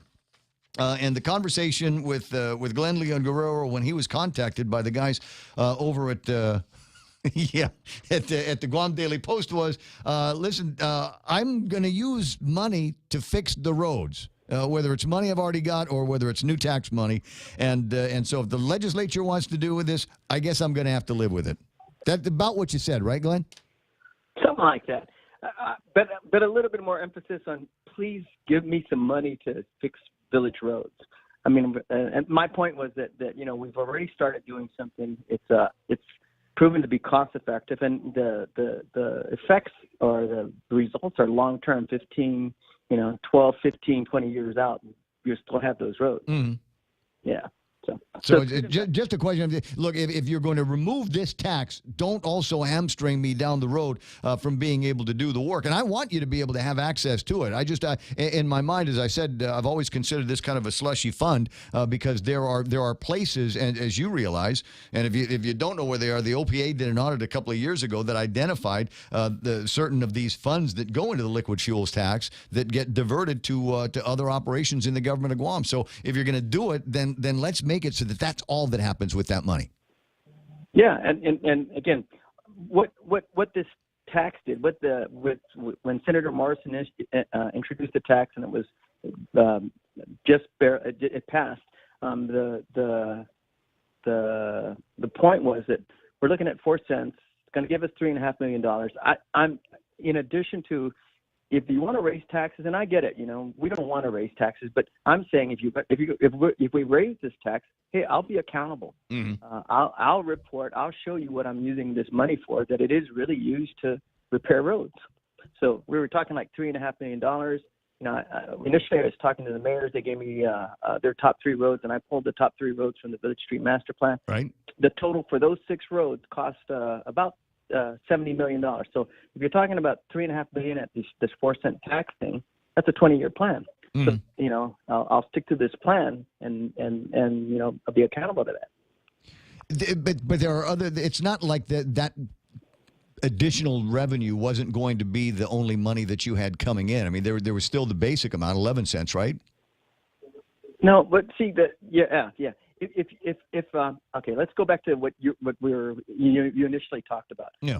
If that money that we're pulling from the Territorial Highway Fund, which is money that's from liquid fuels tax, registration, etc., and if you're saying use all of that, that's $20 million. I have more than enough to do the roads. But what am I going to do with everybody else? I've got people that are reviewing, engineers that are reviewing permits, that are doing inspections. I've got building maintenance people. I've got different requirements that I'm supposed to fulfill. Which is, but you've as building permits and things like that, the fee generated. No, the building permits guys, yeah, no problem. But the engineers, the CIP people that review those permits, and the CIP guys that the capital improvement engineers that do like the ballpark. Those guys are the ones who's doing engineering estimates. They're the ones doing the contracting out to fix the ballpark. And now other projects like what we have with mental health and public health, all these other projects that we're supposed to be managing. That's what we do. We take care of that. And so how do I pay for them? And how do I pay for the guys that actually do the repairs? If there's out of the regular budget that is appropriated from the government, the liquid fuels tax funds should be used strictly for the roadworks. And I hear you. But my point, Ray, is that they only gave me 2 funding sources. One was the Territorial Highway Fund and $12 million in the amount of $12 million, and the other was $7 million from the Territorial Education Fund. So that $7 million was strictly for bus drivers, and that's what we're using to pay bus drivers. The unfortunate thing about that fund, because the problem is I just don't have bus drivers. I need mechanics to make sure the buses are working. No, and all of the things that you need for the maintenance, and so that fund is supposed to support that. Right. So that $7 million doesn't cover that. I'm paying that out of the Territorial Highway Fund. So I've got to do. I've got to do with what I got. And if you want to be specific, I'm okay with that. And you want me to be accountable again, I'm okay with that. But don't give me 2 funding sources and say, okay, this is only for roads and this is only for the bus drivers, and then forget about everybody else. Because if I don't pay them, then the other stuff, the other services that I'm required to perform, I can't perform because I don't have the money. And what am I going to do with the guys? No, I'm with you, and so I suppose that comes down to the salesmanship that you and the administration have to make every year at the legislature when we start talking about budgets and say, look, you can't ask me to take care of all of the public works for the island of Guam when I've got just these 2 funding sources and they're supposed to be dedicated lockbox to something else. You need to give me some actual operating cash. Yeah, and if they're going to do that, I'm a senator, just talking like we talk, then I wouldn't hesitate. I would be required to. Yeah. So you got $20 million. What are you going to do with it? Because you got to be accountable to it, and I have a problem with that. But if we're leaning down that road, happy to give you a plan to do that. I don't see that. I don't know if they want to go down that road in that mode. I'm happy to work that. And I'll tell you what, Ray, if we do that and you cover the rest of my payroll, you cover the rest of my staff with resources to not just come to work and twiddle their thumbs, but do the stuff they need to do, like my building maintenance guys. They need money to buy plywood to fix the bus stops and stuff like that, and plumbing supplies, etc. You give me resources to do that, I'm good. And I'll give you a good plan. And you know what? If we are spending $20 million a year just for roads, our roads would be great. Paved like gold. I hear you, and Glenn, I'm definitely on your side. So when it gets to be budget time again, if you're sitting in that chair, I'll be behind you, rooting for you. Because in my mind, there are things that we want our government to do and be responsive to, and making sure that we've got good roads, well-managed roads. We've got an idea that there might be some new roads that are coming in, and we're going to fix up some old roads that are carrying more traffic than they were designed for back in the 50s and 60s. Then that's among the expectations that we have of the government. And so we have to just, find a way to go find the rest of the money. Frankly, we'll do some amnesty over at Rev and Tax and maybe give you a share of that. Yeah, happy to whatever money you give me right now. We're as in all the other government agencies, and I just want to again, I'm going to qualify everything because you talk from a position that looks at the perspective of everybody else. I only talk from the perspective of DPW. And the senators, they have to do the same, right? We have to look at health. We have to look at public safety. We have to look at education and stuff like that. I'm not looking at that. I'm staying focused because I have to do the roads. I have to do building maintenance and building construction and stuff like that. Well, anytime you need to twist some elbows or twist some arms on and get some public support behind you, call me up because I like what you do over at DPW. I like the work that I'm watching your guys do, not contractors, not subcontractors, actual DPW guys out there doing the work, and I want to help promote it. So wherever we can, I don't want to pay any more in taxes on gasoline, and I find myself driving a little bit too much these days, so I'd like to be able to back away from that. But I would hope you're right that Senator Uggan, and if I get a chance to speak to him, we'll ask him the question. So if you're taking away these several $1,000s from Glenn's budget, how are we going to replace it so that we can continue to see the improvements in our roads? Amen to that. Okay.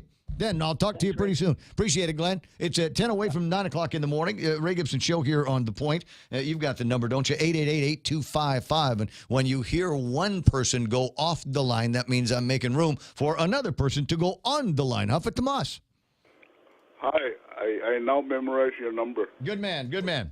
I'm good now. But anyway, Glenn Leon Guerrero kind of beat me to the subject. The reason why I called is because let's not repeal the liquid fuel tax yet until we analyze what we really needed. If we need some of that money, then let's keep some of the tax, but let's not repeal it entirely.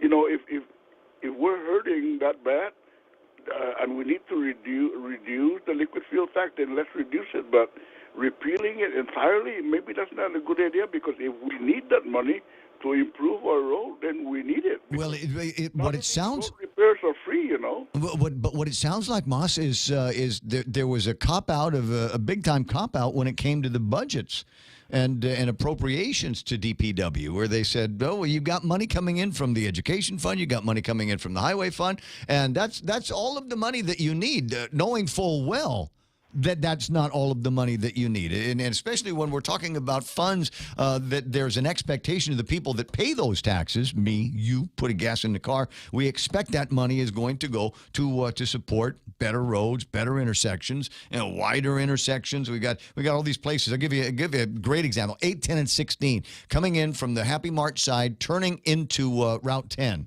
And the inside lane there moves unbelievably slow through that intersection because people don't want to go quickly over the chunk-a-lunk holes and rivulets that the roadway has. So they go through that slow, and as a result, in many cases, especially at drive time, there's only a handful of cars that can go through while the light is still green.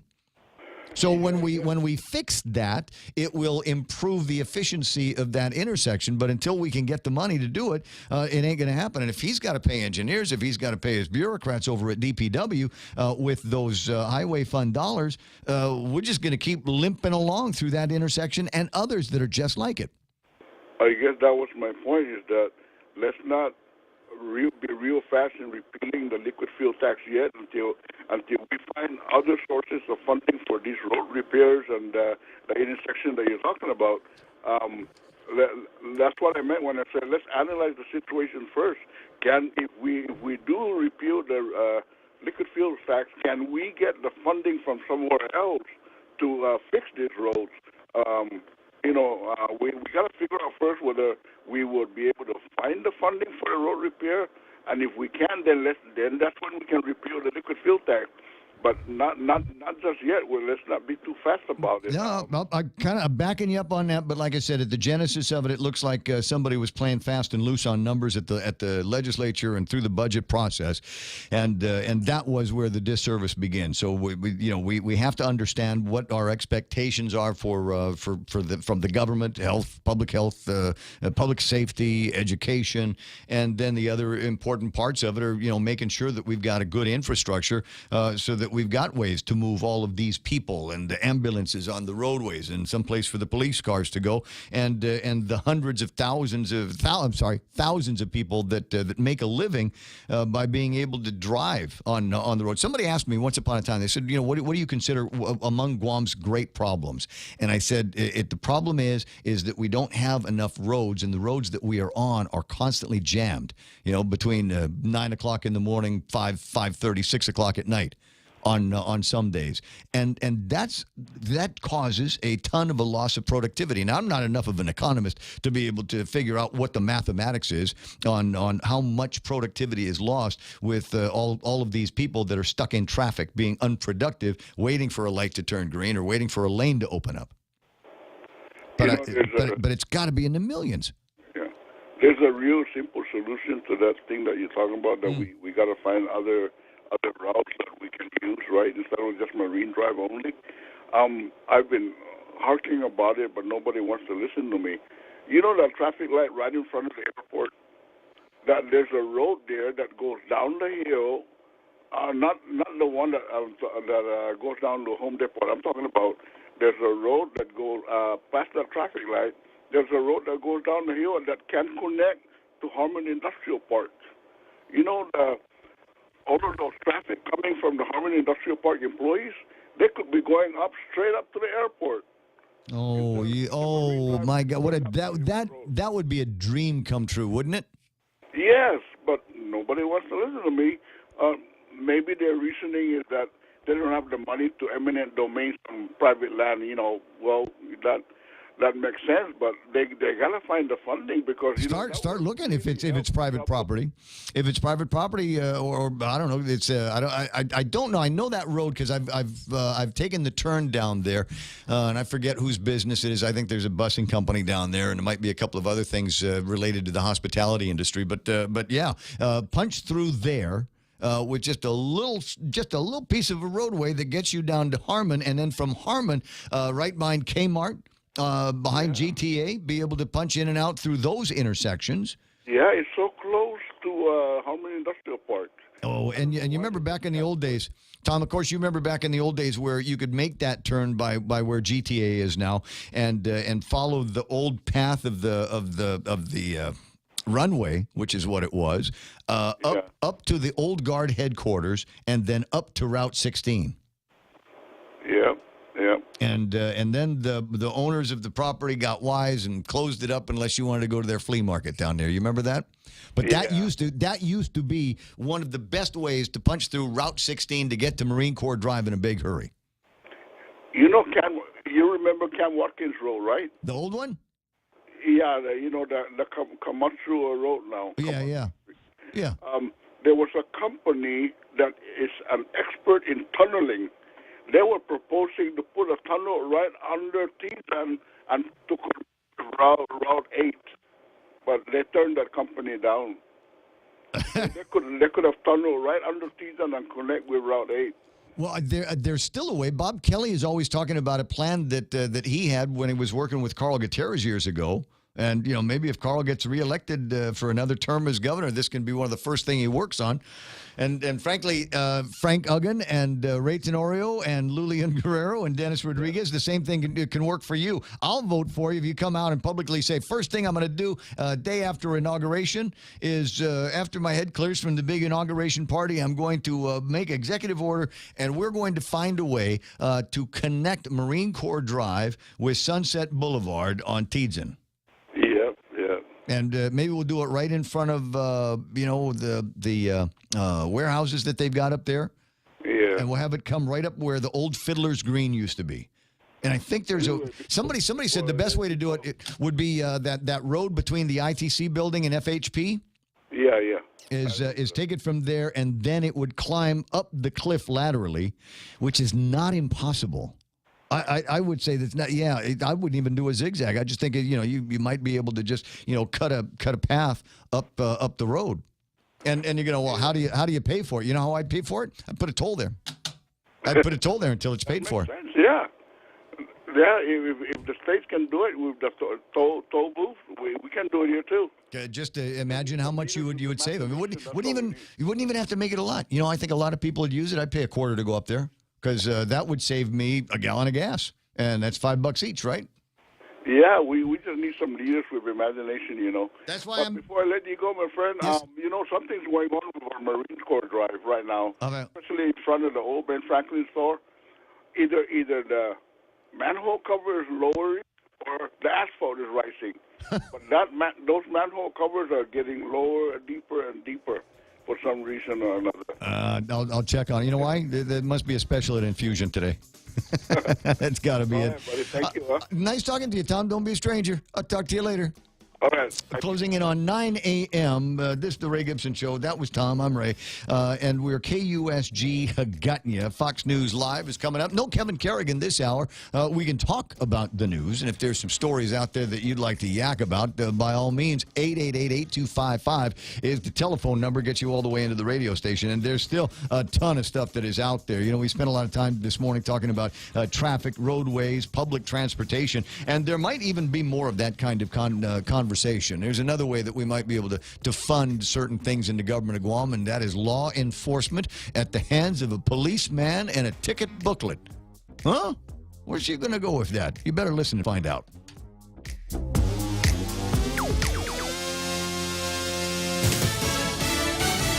Tensions rising. I'm Lisa Lacera, Fox News. Military leaders considering what action, if any, to take after a suspected chemical attack in Syria. The president has not laid out a timetable and still leaving a number of other options on the table, and we're still considering a number of those, and a final decision on that front hasn't been made. White House spokeswoman Sarah Sanders, the vice president, sat down with military leaders this afternoon. This morning, President Trump tweeted that Moscow should get ready for what he called nice and new missiles. Russian forces have been backing Syrian President Bashar al-Assad. Western leaders believe he is responsible for the attack. Reaction continues to come in to House Speaker Paul Ryan's announcement he will leave Congress at the end of his term. Speaker Ryan's a good man. He's always true to his word. Even though we disagreed on most issues, in the areas where we could work together, I found him to be smart, thoughtful, and straightforward. Senate Democratic leader Chuck Schumer. Ryan made the announcement this morning. Majority Whip Steve Scalise and Majority Leader Kevin McCarthy said to be frontrunners to replace Ryan as Speaker. Testimony from the woman at the center of a sex scandal involving the governor of Missouri has just been released, fueling calls for his ouster. Fox's Gernal Scott has more live. Lisa, the state legislative report details claims by the hairdresser who had an affair with Missouri Governor Eric Greitens, saying she was slapped, shoved, even spanked during their relationship. The probe began after Greitens' indictment for allegedly taking and sending out a picture of the hairdresser without her knowledge. Invasion of privacy. About the release, Greitens said the report is full of lies. Now based on the testimony of someone who said under oath that they may be remembering this through a dream. Greitens says he expects a jury to find him innocent next month. Lisa. Thanks, Gernal. Fox News, fair and balanced. Every time I travel, there's something from home that I can't leave without. I take my Docomo Pacific Data to Go to share my stories in Taiwan, check subway routes in Tokyo, be my food guide in Hong Kong, meet new friends in the Philippines, make updates in the States, find my way around Korea, and check out all the cool shows in Singapore. It's the data I have in all the places I love for only $10 a day. Data to Go from Docomo Pacific. Better together. Yes, money is something we should talk about and plan for and use to make life better. It's how we make our giant leap from where we are to where we want to be. So let's talk together and work together to check off shiny new kitchens, fully nested dorm rooms, and bucket lists with more countries than our passports can hold. Let's check them all off together. First Hawaiian Bank. It all starts with yes. Member FDIC. Another day on Capitol Hill for Facebook CEO Mark Zuckerberg, this time before a House panel telling lawmakers his company isn't the only one that relies on user information to make money. Ad-based business models have been a common way that people have been able to offer free services for a long time. And our social mission of trying to help connect everyone in the world relies on having a service that can be affordable for everyone, that everyone can use. Zuckerberg has acknowledged his company made mistakes. The personal information of millions of Facebook users has been put at risk by British firm Cambridge Analytica. Those at risk have already been notified by the company. Sunday liquor sales will be legal in Tennessee if the governor signs a bill passed today by lawmakers, despite an outcry from pastors about the undue influence of, as they put it, wicked liquor. The bill would allow liquor stores to open Sunday and grocery stores to sell wine on Sunday. Federal agents in Georgia uncover illegal drugs in a unique hiding spot. DEA agents in Atlanta say they've uncovered large quantities of figurines made of wax of beloved Disney characters that contained hidden amounts of crystal meth. Robert Murphy is the special agent in charge. Identical replicas, hand-painted them, and spent the time and money and the effort to do this, and hit a pound of meth in each one of them. Murphy estimates the entire intercepted shipment had about $2 million worth of meth destined for the streets of Atlanta. The figures were traced to a truck that crossed from Mexico into the U.S. at Laredo, Texas. Eben Brown, Fox News. An aviation security officer fired after dragging a passenger from a plane last year in Chicago has filed a lawsuit against United Airlines and the city. James Long was one of the officers called to the plane after Dr. David Dow refused to give up his seat. The suit alleges Long didn't receive proper training to respond to the situation. Lisa Lacera, Fox News Radio.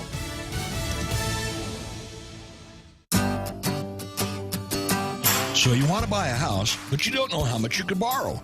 So what do? Well, you come to Bank Pacific and get pre-qualified.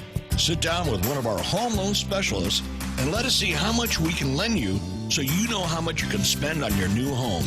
Bank Pacific, where we're open to closing your loan in a hurry. Bank Pacific, where others put branches, we place roots. Equal housing lender, conditions apply.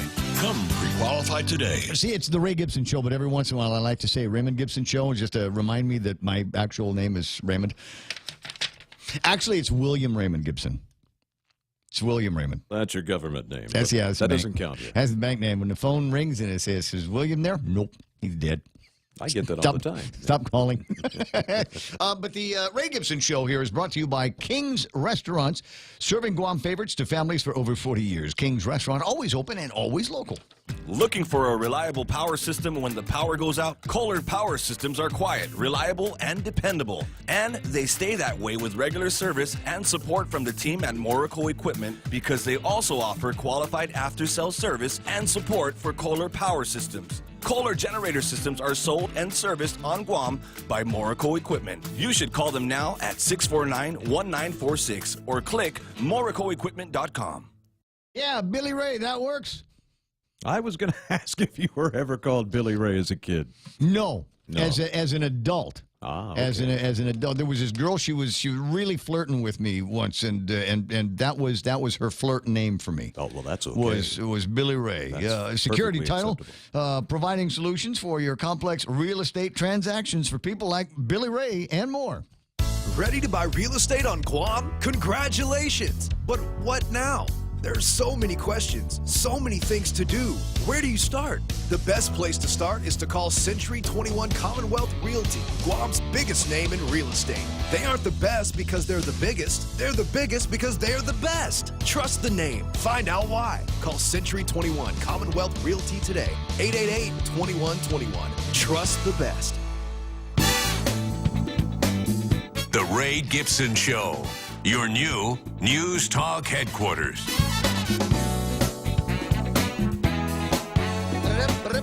7 after 9, Ray Gibson Show until it's not going to be anymore. That'll be at 10 o'clock. And what was it? Somebody was asking. He says, "Are we ever going to get somebody that does an afternoon drive show on the Point?" And the answer is yes. And the next question is going to be, well, who is it?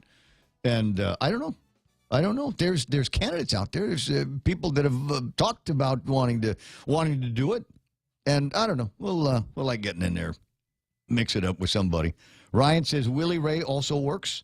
Rain Man, which is a handle that I had about the same time Rain Man the movie came out, and it was originally Rayman, Rayman, and then the Rain Man movie with Dustin Hoffman and Tom Cruise came out, and striking similarity between me and Tom Cruise, etc. People started calling me Rain Man, and that was all right. That's fine. That's fine. I don't mind that name. That's a good name. Ed wants to know. We get taxed when we work for our family, and then we get taxed again when we buy anything for a living. What next? I don't know, Ed. I don't know. There's a question that John Fernandez, who I consider a good friend, and I like what he's doing with the Department of Education. I'm curious about something I read where it looks like they want to stick around with the third-party fiduciary agency for a little bit longer. But that idea spooks me because we've got to get out from under these guys. Not quite a receiver, but third-party fiduciary agent. They've got a lot of control, and it costs money. So I'd be very careful about that. So the other thing that John and I, not John and I, but I read a tweet from John the other day, had to do with maybe earning some revenue and making Guam's roads safer at the same time with some kind of very cool traffic cam system. And I'm not sure that we need to go quite down that road. Now, we'll talk about that in a second. I wanted to talk with Frank Uggan. And Frank is unavailable right now. He has gone to the court because they're going to be doing an update on the port, right? And vitally interested in that. That's because depending on what happens in that could mean the difference between you and I suffering more increases in goods as a result of the port having to pay $14 million. Mm-hmm. And so that's kind of spooky. So, eyeball on that because that is going to make a difference in the things that we talk about all the time. Rice and beer and Spam. There you go. That was the four things. Is there something else you wanted? You're holding. Well, I am. Yeah, I just not to talk up the senator, but you know what? There aren't many people that will actually call me back and say, "Dude, I'm sorry, I can't get on the phone right now, but I'll call you back." Right. And so, you like him? Kudos to Senator Frank. Yeah. Well, so you're going to vote for him? You're going to make him governor? Oh, I don't know about all that. But, in this case, no. We like him here. That's not bad. All right. Well, let me get to the lady that I wanted to talk to. Speaking of updates and things like that, I've got Maria Pangilinan from the Guam Election Commission. Good morning, Miss Maria. How you doing?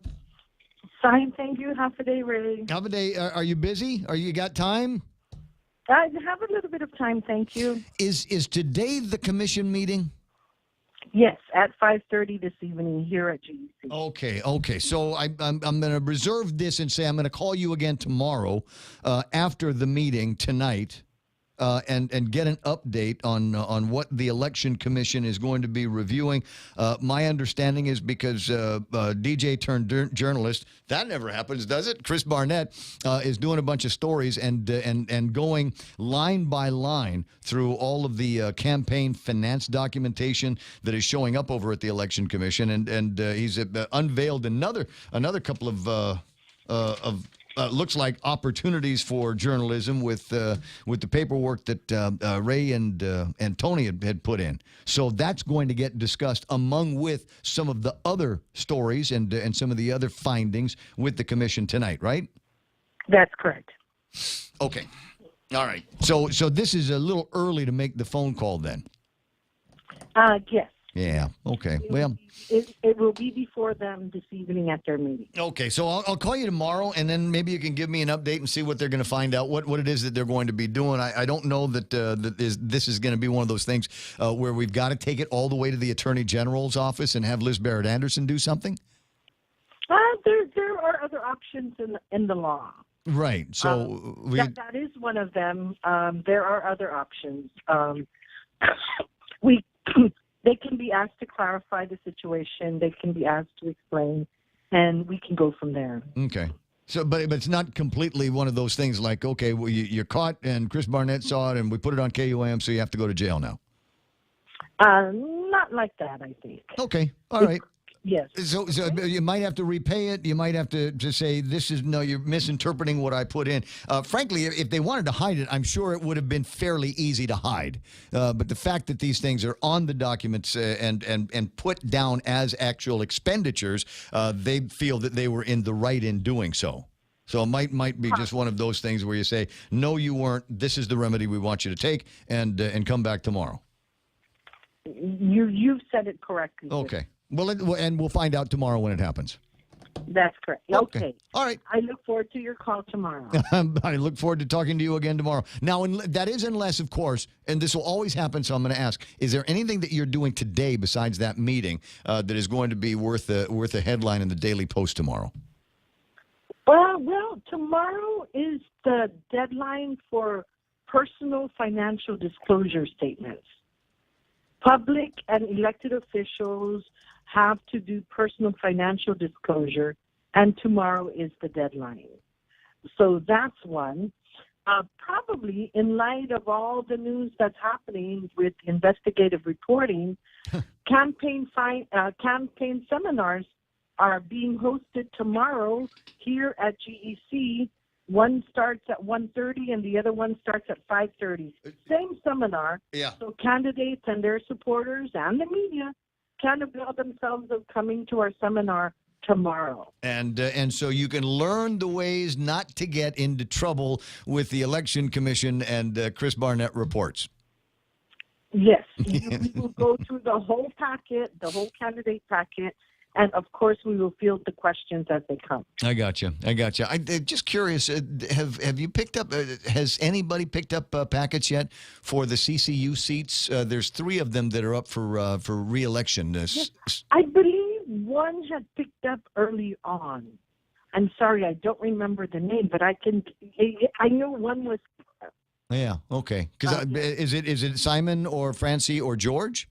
No, it's a name that I don't remember, so it wouldn't be one of those. Okay. I got you. Yeah. I got you. Well, if you remember, have somebody WhatsApp it to me, and I'll share it with the listeners. That's interesting. I've said many times that my last greatest failing was spending too much time talking about who was going to be running for senator, and not enough time talking about and meeting with and giving opportunities for some new players that want to join the Guam the Consolidated Commission on Utilities. Ray, his name is Mr. Harry Elliott IV.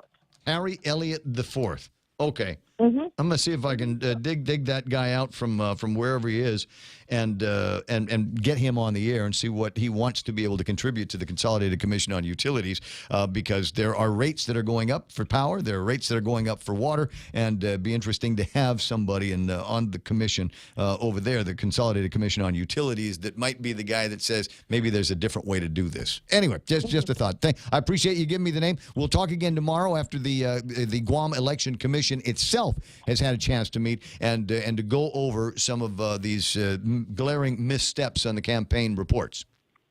I'll talk with you tomorrow. Looking forward to it. Thanks, Maria.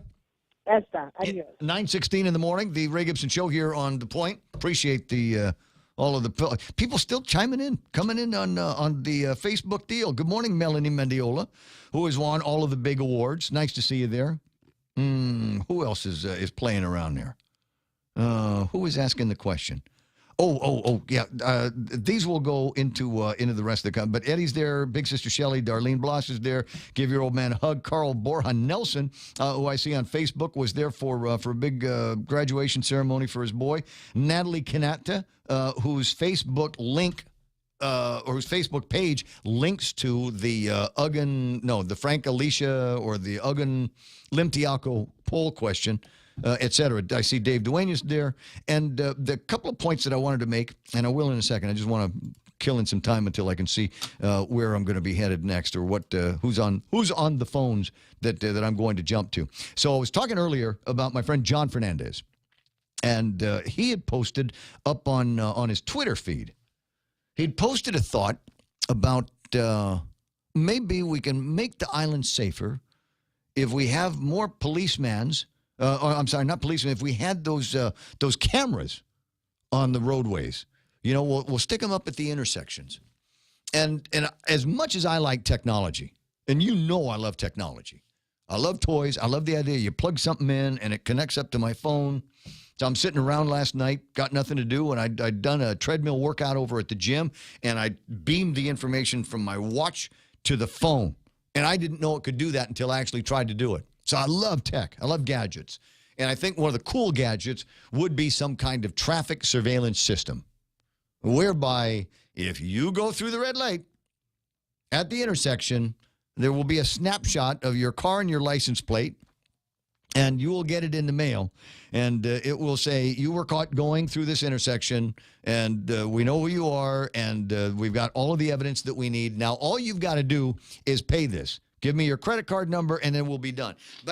And I'm okay with the idea. I know that there are people that aren't, and we've heard from them, and if you want to be one of them, 888-8255, that don't like those systems. Because maybe it will just turn into something where, hey, you know what? We'll make all of the traffic signals, we'll make them even shorter yellow lights. We'll make it get to red real fast. And then we'll just start collecting a whole bunch more. Sonny's writing in, says, bad idea already. The government won't be able to maintain the maintenance. Well, then let's privatize it. Let's make it private. Let's make it so that JI over at the Guam Police Department will put it out to bid. We'll find a company, and part of the process, you remember like they did with the ambulances when GFD needed to get some new ambulances. And they got really, really nice ambulances. And the company they'd built in, it was mandatory maintenance. You will take this vehicle off the road at this many miles. You will bring it to us. We will maintain it, and we will return it to you. We're going to check the tires. We'll change the oil. We'll put some new washer wiper fluid in there. All of those things that you would normally do if it was your car. But since it's our car and we're just leasing this to you, we are going to insist that we do. We do the same thing with the system. We build it in. And so we always have somebody that is there at the lights, tweaking, making sure that it works, making sure that the camera's pointed in the right direction, that we're getting clear shots of the license plates and all of those things. So I'm not against that idea. Right. But until then, and it sounds awful to say, but I'd like to see more police officers doing just regular pulling you over when you're speeding. Have a bunch of guys out there at the intersections, and we've done it before. I want to say you go back to Fred Berdalio times. I want to say you go back to Paul Suba times. And we have had issues with a lot of accidents at the intersections. We had a lot of issues with speeding. We had a lot of issues with auto pedestrians. And you get to a point where the chief of police just flat gets tired of it, because you get people like me on the radio that are saying we're flat tired of it. And they go out there and they put a policeman at the intersection for a couple of days and just do nothing but write tickets until we got to get more traffic citation booklets printed. And I'm okay with that. That's all right with me. I'd like to see more police pullovers on the road. And I'm trying to remember the last time I saw a police car pull somebody over. When was the last time you saw a policeman? I have not actually witnessed it myself. Where you've got a policeman following a car, making the guy pull over. When was the last time you saw something like that? Not here. Hasn't happened since I've been here, and that's over a year now. and we're not that good at drivers out here. So there's always somebody running the red light. Yes. Or talking on their cell phone with it right to their head. You're supposed to use the hands-free system. You know, it's funny when you do your research, you know, on going to Guam, moving to Guam. One of the first things they tell you is don't go immediately when the light turns green, because somebody's going to run the light. Yeah, guaranteed. It's the number one thing. Yeah. Above all else. And depending on what time of day it is, where we are in rush hour traffic, that's always going to happen. And so I think that's a smart thing. They didn't tell you the chicks here are pretty? No, that's not the first thing they told you? No. They were all about red lights. I'll be darned. Yeah, and they said you could go to jail for a really long time for having weed. Is that so? Yeah. Unless you got a good story, of course. Yeah, unless you've got a good story. And if you're a meth dealer, you get out in 24 hours. You get out with time served. Hoffa Carl. Morning, Ray. Welcome home. Thank you very much. Congratulations on what did they make your son a general in the Air Force? No, maybe someday. I don't know. But it was an unforgettable experience. It was one of the highlights of my entire life. I'm sure it was. I know who you were missing and thinking of as you were there. Yes, yeah, my wife, my son's mother, and he was everything to her. Well, not everything. She loved all four of our kids a great deal. But in the Filipino families, they call him the bunso, the last born. Occupies a very special place. And that's the same. And it's a boy. And it was a boy. Yeah, moms and their sons, right? Yes, exactly, baby boys. So. Well, like I say, welcome home and congratulations. Glad that you're back to you can chime in on some of the stuff that we've been talking about here. And to get you caught up this time, we're just talking about more police activity, more police service out there on the roads. I don't like getting pulled over more than anybody else, as much as anybody else doesn't like getting pulled over. I have not been cited for a moving violation since Ronald Reagan was the president of the United States of America. And I always try to, be in my best behavior when I'm on the roads. The older I get, the easier it gets. I'm just never in a hurry anymore to get anywhere. So no reason for me to be running red lights, but I still do. And no reason for me to go any faster than about 45 miles an hour, but I still do. Right? And part of the reason is because there's nobody to tell me I can't. Yeah, that's true. I wanted to just chime in and mention that if they did adopt that system, that they need to be careful how they set it, because with machines, they can catch you going through the light a microsecond over the when you're supposed to, and that is really not a good thing. That's not fair to us. We're human beings. We sometimes we just happen to be heading into that light just as it turns, at the wrong moment. And I can understand for people that are going through, obviously, they're going through on a green light and you could end up killing somebody. There's things like that are obvious. But I hope they don't use this as a means to just get more revenue by... No, Carl. Let me disagree with you on that point, please. Yes, let's use this to get more revenue. It is a revenue enhancing tool here that I am talking about. It is a happy coincidence that it will also deter bad driving. But let's make no mistake on what my intentions are. I intend to be able to use certain of these funds we can maintain the intersections better. I'd like to hire more policemen with them. That's one of the things I'd like to do. We got this cockamamie law that says that we can't write a whole lot of tickets and give the money right back to the police department. I'd love to be able to do that. And you know what, guys? I would, if I was the chief of police. It used to be a joke, as if I write 20 tickets today, then I'm in the running for that big screen TV. I would make that a thing. I would make we got a quota. I can write as many tickets as I want. That's the way I do it, because that's a revenue enhancement tool, I would say, for the police department and certain police. And maybe we don't give it directly to the police department. We'll find a way to give it to, some other organization that would benefit the police department, a crime lab or something like that, right? Yeah, my only concern is that they set it too finely where, if you're a split second over, that you get cited for it.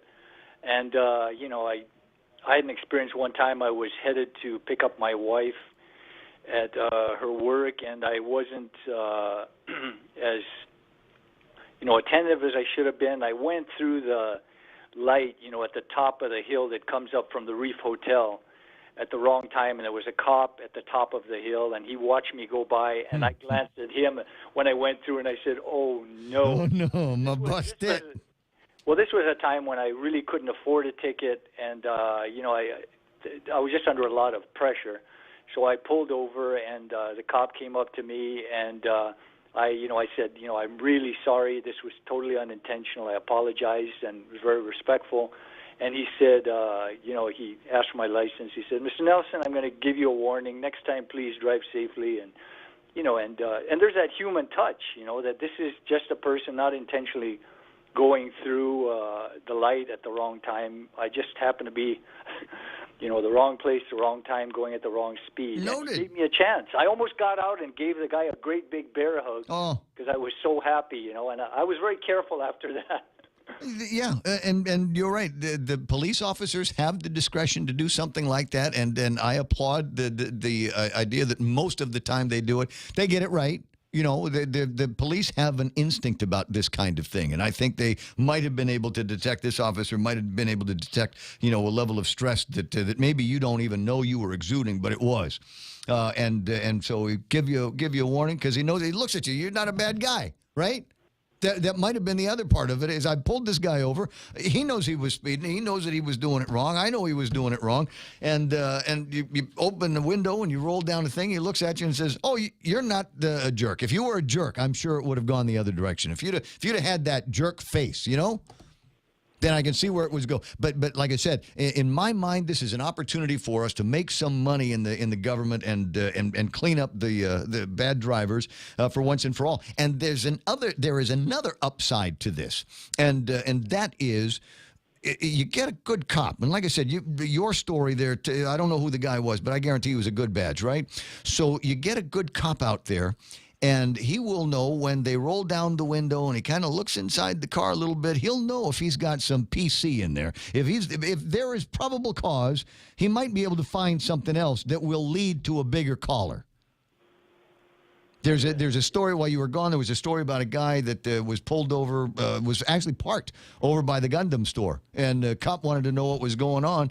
And within a couple of minutes of talking to this driver, he realizes there's a level of stress here. The guy's sweating like a pig, and then they got permission to search the car. Ding, ding, ding, crystal meth. Hello. Yeah. Hello, partner. Look what I found. Copious smoke. It smells like marijuana boiling out of your car is a pretty good sign. There's another one. So, as I say, this is a great opportunity, and I'd like to see them do a little bit more of it. Now, some of the lines that I'm getting on the Facebook from the guys is that we need more police officers on the road. We need more vehicles for them to be driving in. GovGuam work vehicles need maintenance. Followed 3 GovGuam plated vehicles today, and their indicators apparently are broken. No, it's a long, old story. I don't use my blinkers as often as I probably should. Ken, you ever get behind me on the road, I'll just tick you off. So pass me. Nick Perlosky, old timer, right? We need more police officers like MC Cruz. There's a great name. You remember that one, Carl?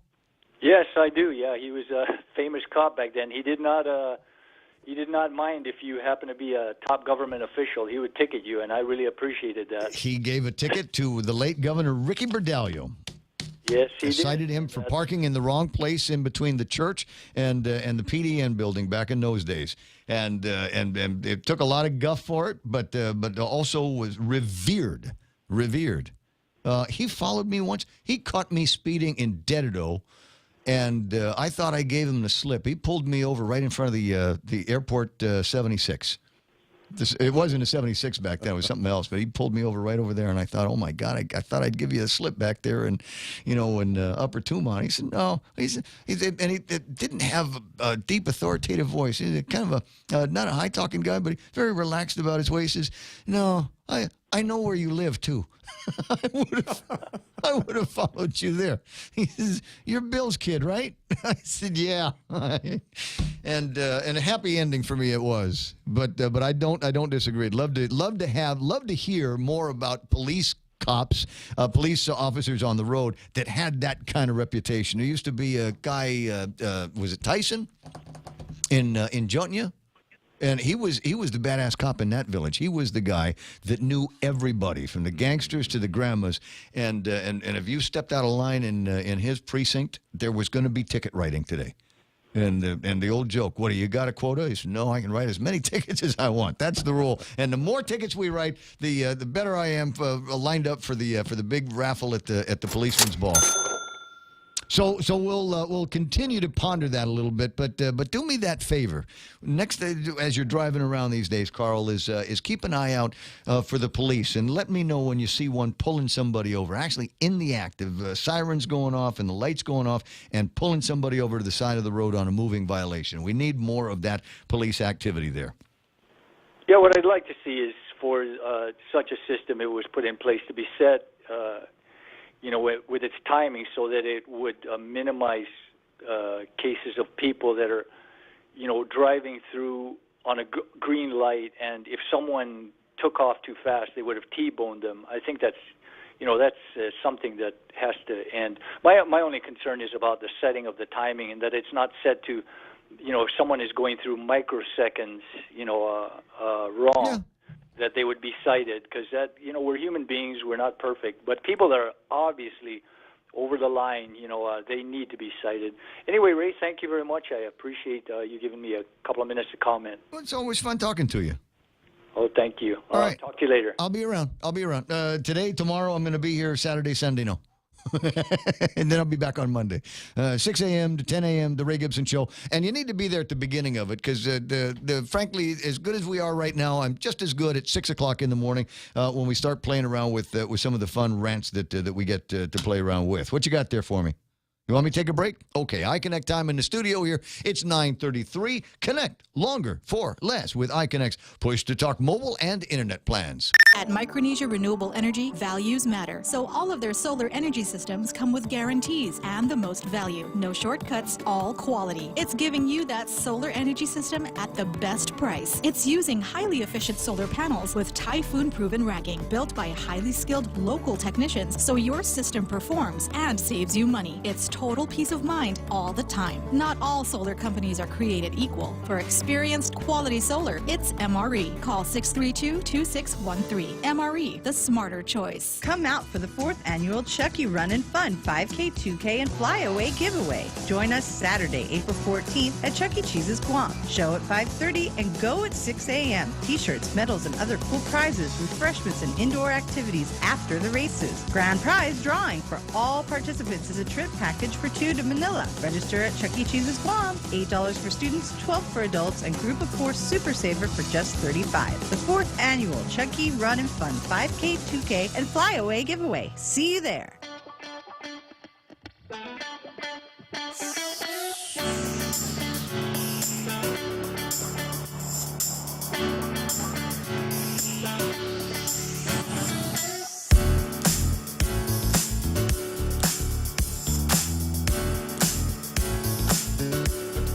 $9:34. Hi, Ray Gibson Show until it's not going to be anymore, and that's closing in on, 10. But every once in a while I get the feeling like maybe I need to be on the air a little bit longer.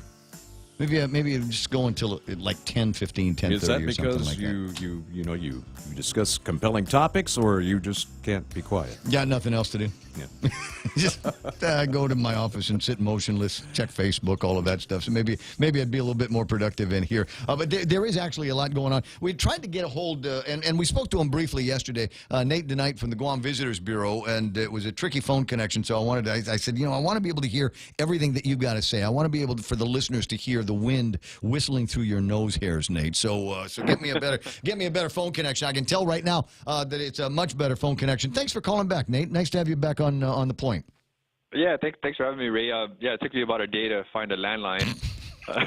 Right? So, I finally got to one. Right? It's the one connected to the fax machine that nobody uses anymore. Yeah.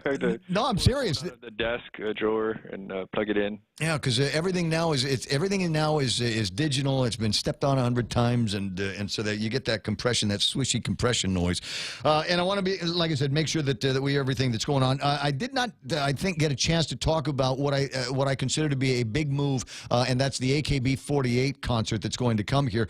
Will I be able to big shot my way into that with you? Oh yeah, Ray. So I mean, the actual concert, it's not a concert; it's a fan tour.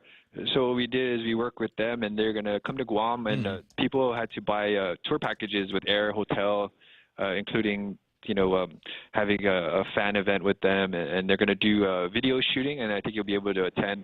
But yeah, for you and media, I think we'll be able to make some accommodations. Yeah, I think that'd be a good time. The AKB48, a long history of back and forth with Guam. You'll remember, when I was talking to Josh Takenko about it, he did not.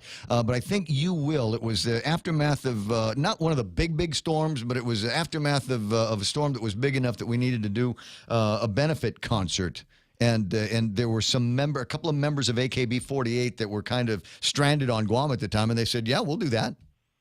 Yeah, they've come here to shoot music videos numerous times, and we actually, when you check out the social media and internet, and you look at searches for Guam, and a lot of it was tied to AKB's visits. I think they even had a video either a video game or a video that came out, and there was just like a tremendous spike of interest into Guam. So yeah, just a group that it lives on. Like members graduate, and then they replace them with new members. So there's a lot of old fans, a lot of new fans, and so they kind of really are well known in Japan. So we're happy to have them as our ambassadors for this year's Insta Guam campaign. So like Menudo. So some girls come, some girls go.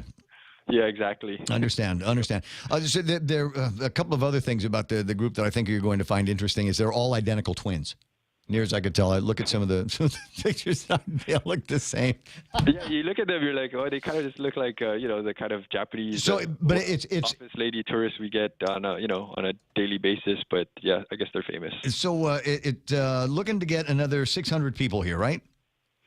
Yeah, it looks like I think the sales of the tour package was about 400 to date. So pretty good numbers. Not as we wanted to hit a target of 600, but we were pretty happy.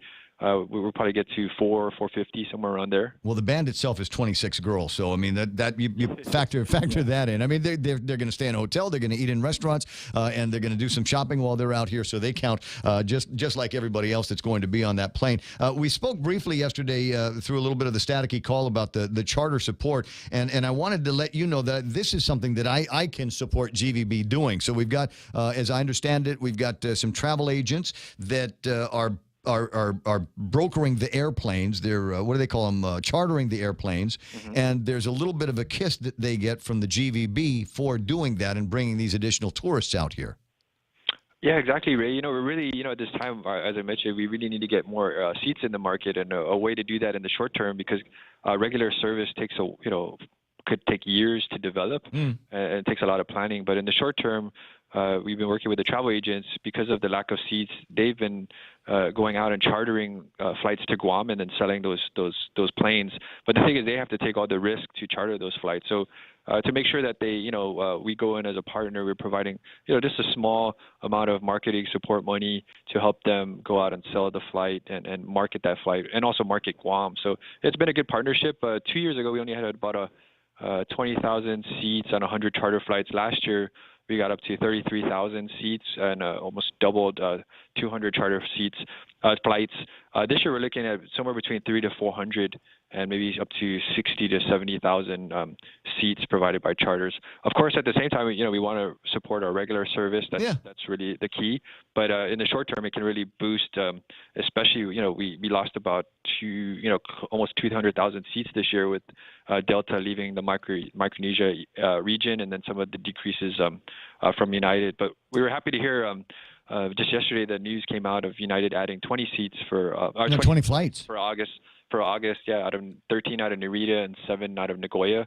Plus, they already had one planned for Nagoya. So, yeah, good news. And, we hope that we have a good second half of this fiscal year and demonstrate that, Guam is recovered from, whatever we went through in August, and is, and then that'll help us sell and get even more additional flight service moving forward. I recognize that there are only a handful of things that GVB, even as mighty a government of Guam agency as it is, and even with, some serious hotel occupancy tax money that comes in to fund many of the activities over at the Guam Visitors Bureau. But there are pressures. And if you read yesterday's Guam Daily Post editorial, I thought they were dead on here.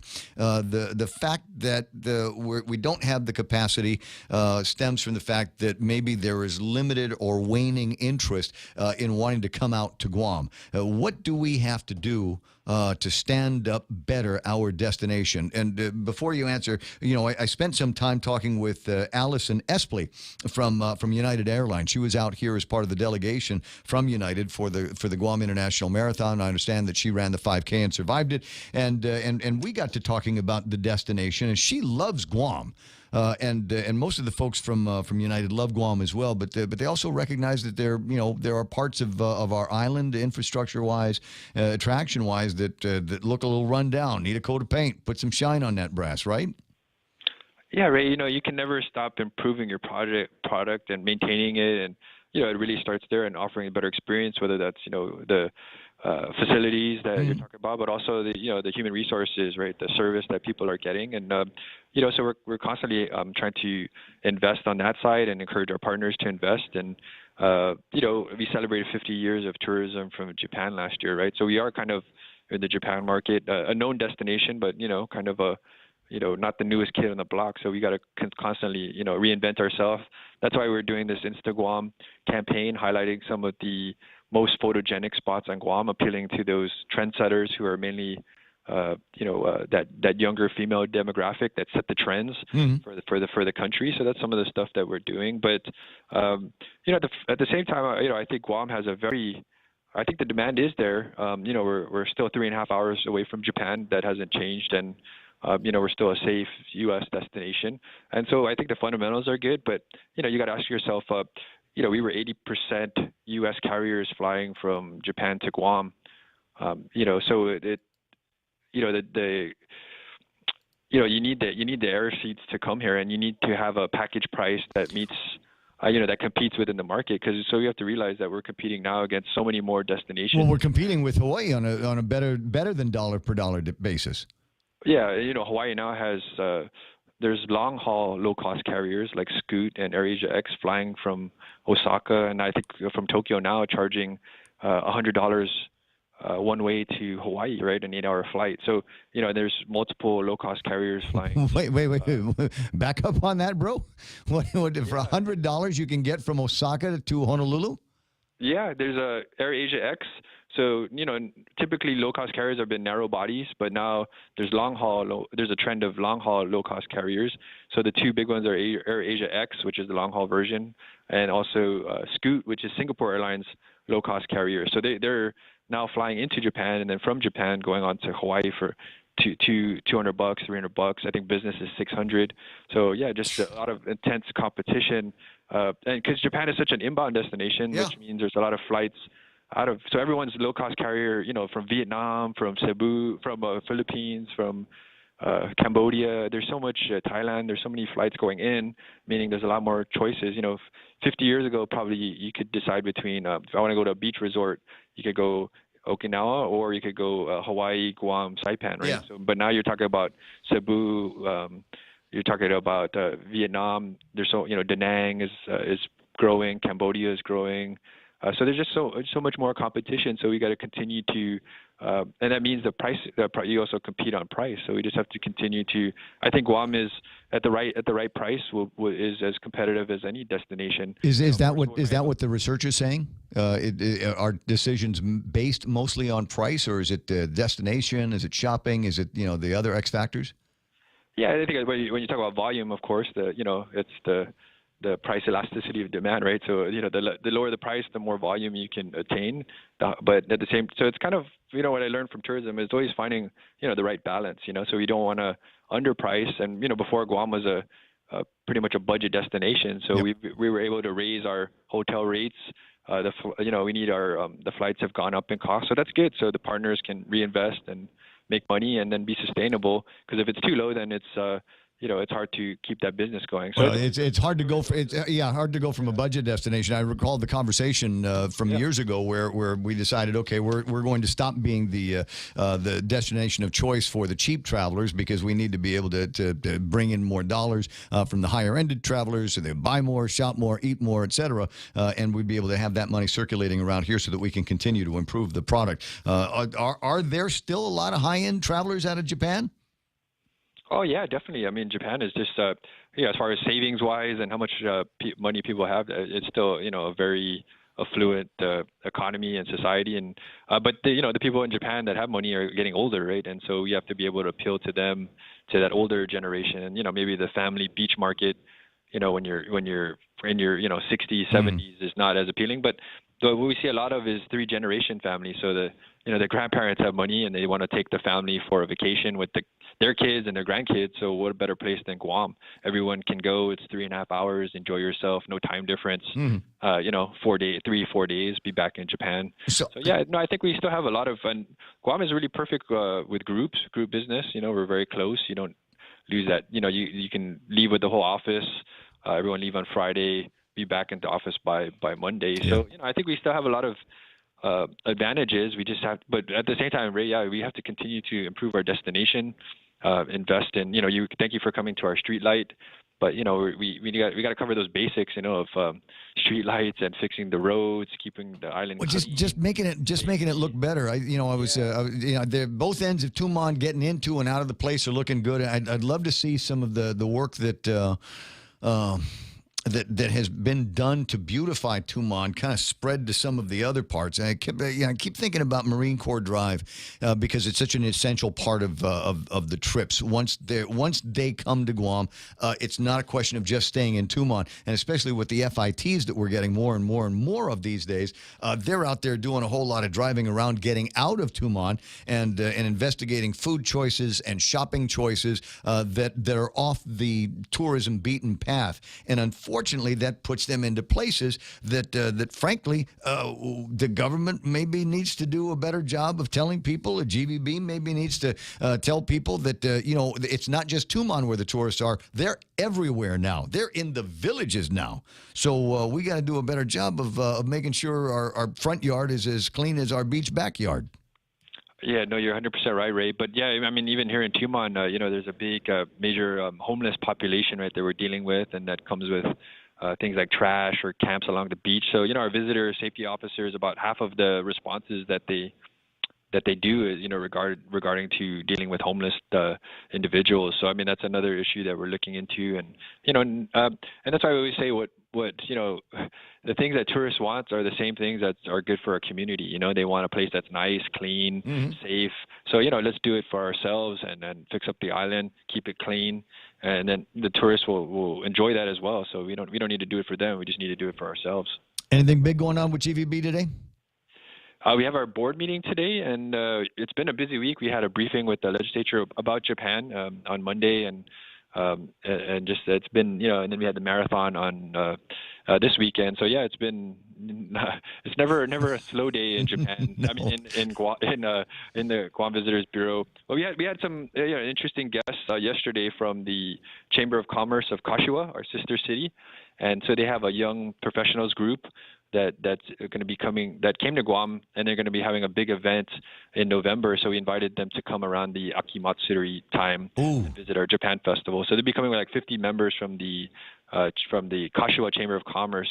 And so, yeah, we're always, welcoming different groups from Japan. And I think we have a lot of friends in Japan that still want to come to Guam and enjoy Guam. Well, you tell Mr. Morinaga I say hello at the meeting, and I'll see you pretty soon. I appreciate you calling in and finding that landline to do so.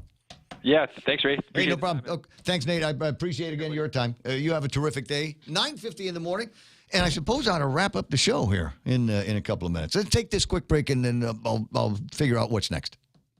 For over 55 years, Community First has served our island as a full-service financial institution. And now, we're proud to introduce the new Community First Student-Run Credit Union, open in Manila on Route 10. Guam's first student-run financial institution, which means it's operated by college students like us, ready to serve all our members, existing and new. We're just down the road from UOG and GCC. Community First Guam Federal Credit Union, now open in Manila. This credit union is federally insured by NCUA. The Extra Point with Jerry Roberts of Guam Training every morning on The Ray Gibson Show. Imagine your boss is forced to cut one position from the team. Looking down the list of workers, your name comes into focus. I'm Jerry Roberts, and at 7:20 a.m. on The Ray Gibson Show, I ask the question, what does your boss think about when thinking about you? You can find daily transcripts of The Extra Point by Jerry Roberts at guamtraining.com. Tune in every weekday morning at 7:20 for The Extra Point with Jerry Roberts on The Ray Gibson Show on 93.3 The Point.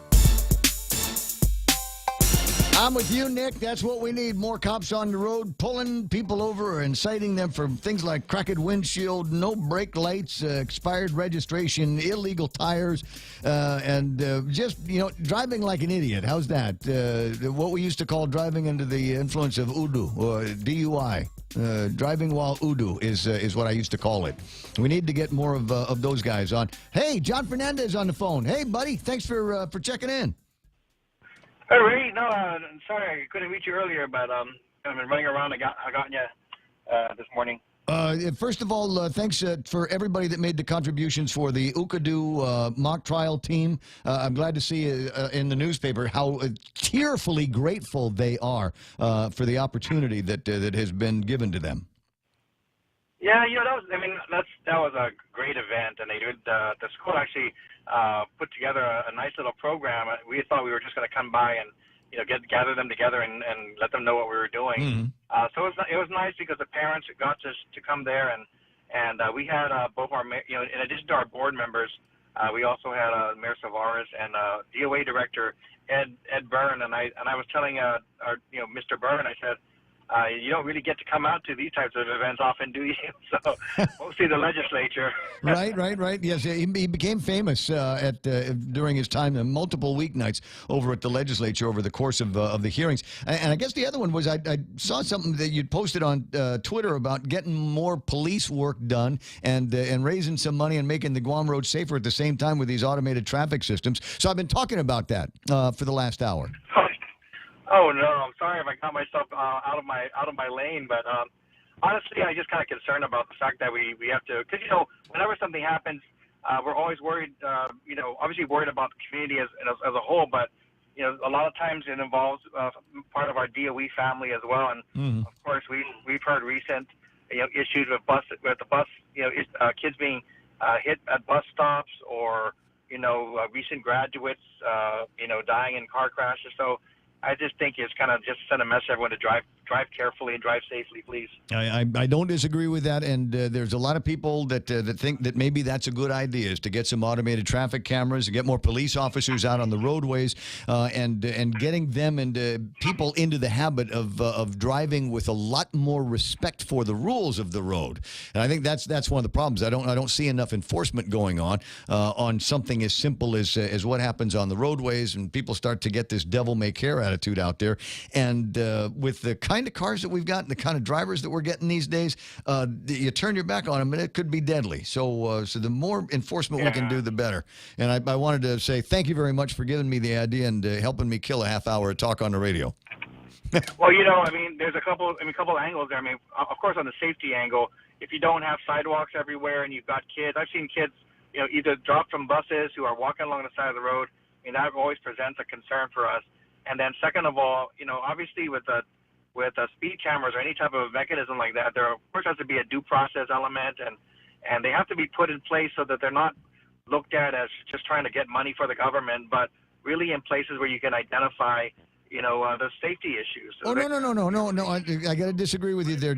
Yeah. John, I got to disagree with you on that point. I want it to be a revenue source for the government as well. I think that is a critical component here. I think there's things that we need to do, and frankly, there's a lot of people that can pay for it by continuing to be scofflaws. So I don't have a problem if we come out and say, hey, and we can also make some money on this. So let's not run away from that. So well then, I'll go out of my lane a little bit and just point out that this was done in D.C., and I think when it was done in D.C., it brought in about $25 million a year to the government, but I'll just put that out there for you to work on. Yeah, and we're not half as corrupt as D.C., so we might actually be able to see some good coming out of that. Is that an affront to the Marion Barry? The last thing, speaking of Washington, D.C., did I read in the PDN editorial that you're thinking about sticking around with the third-party fiduciary agent a little bit longer? No, I think the editorial, haven't had a chance to respond, but basically, I spoke to a reporter there, and they understand what our strategy is, and I think we just need a few more days to kind of let people know exactly what's happening. There's two things going on, right? Number one is we're going out to D.C. next week. I'm going with my chairman, Mark Manjola, and we're going to go deliver a draft letter to Phil Maestri and the risk management folks saying, this is our draft, and we're going to formalize it within this month.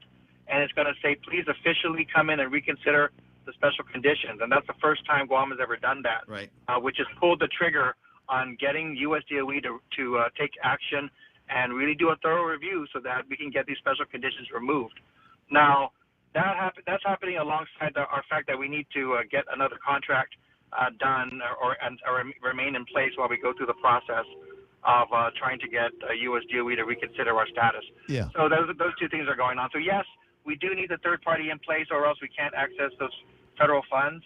But we are trying to get out of it, and that's going to happen with these conversations next week. And and soon thereafter with an official letter. But it's not a question of you or Mark dragging your feet. There is a process that needs to get done, and the process takes what the process takes.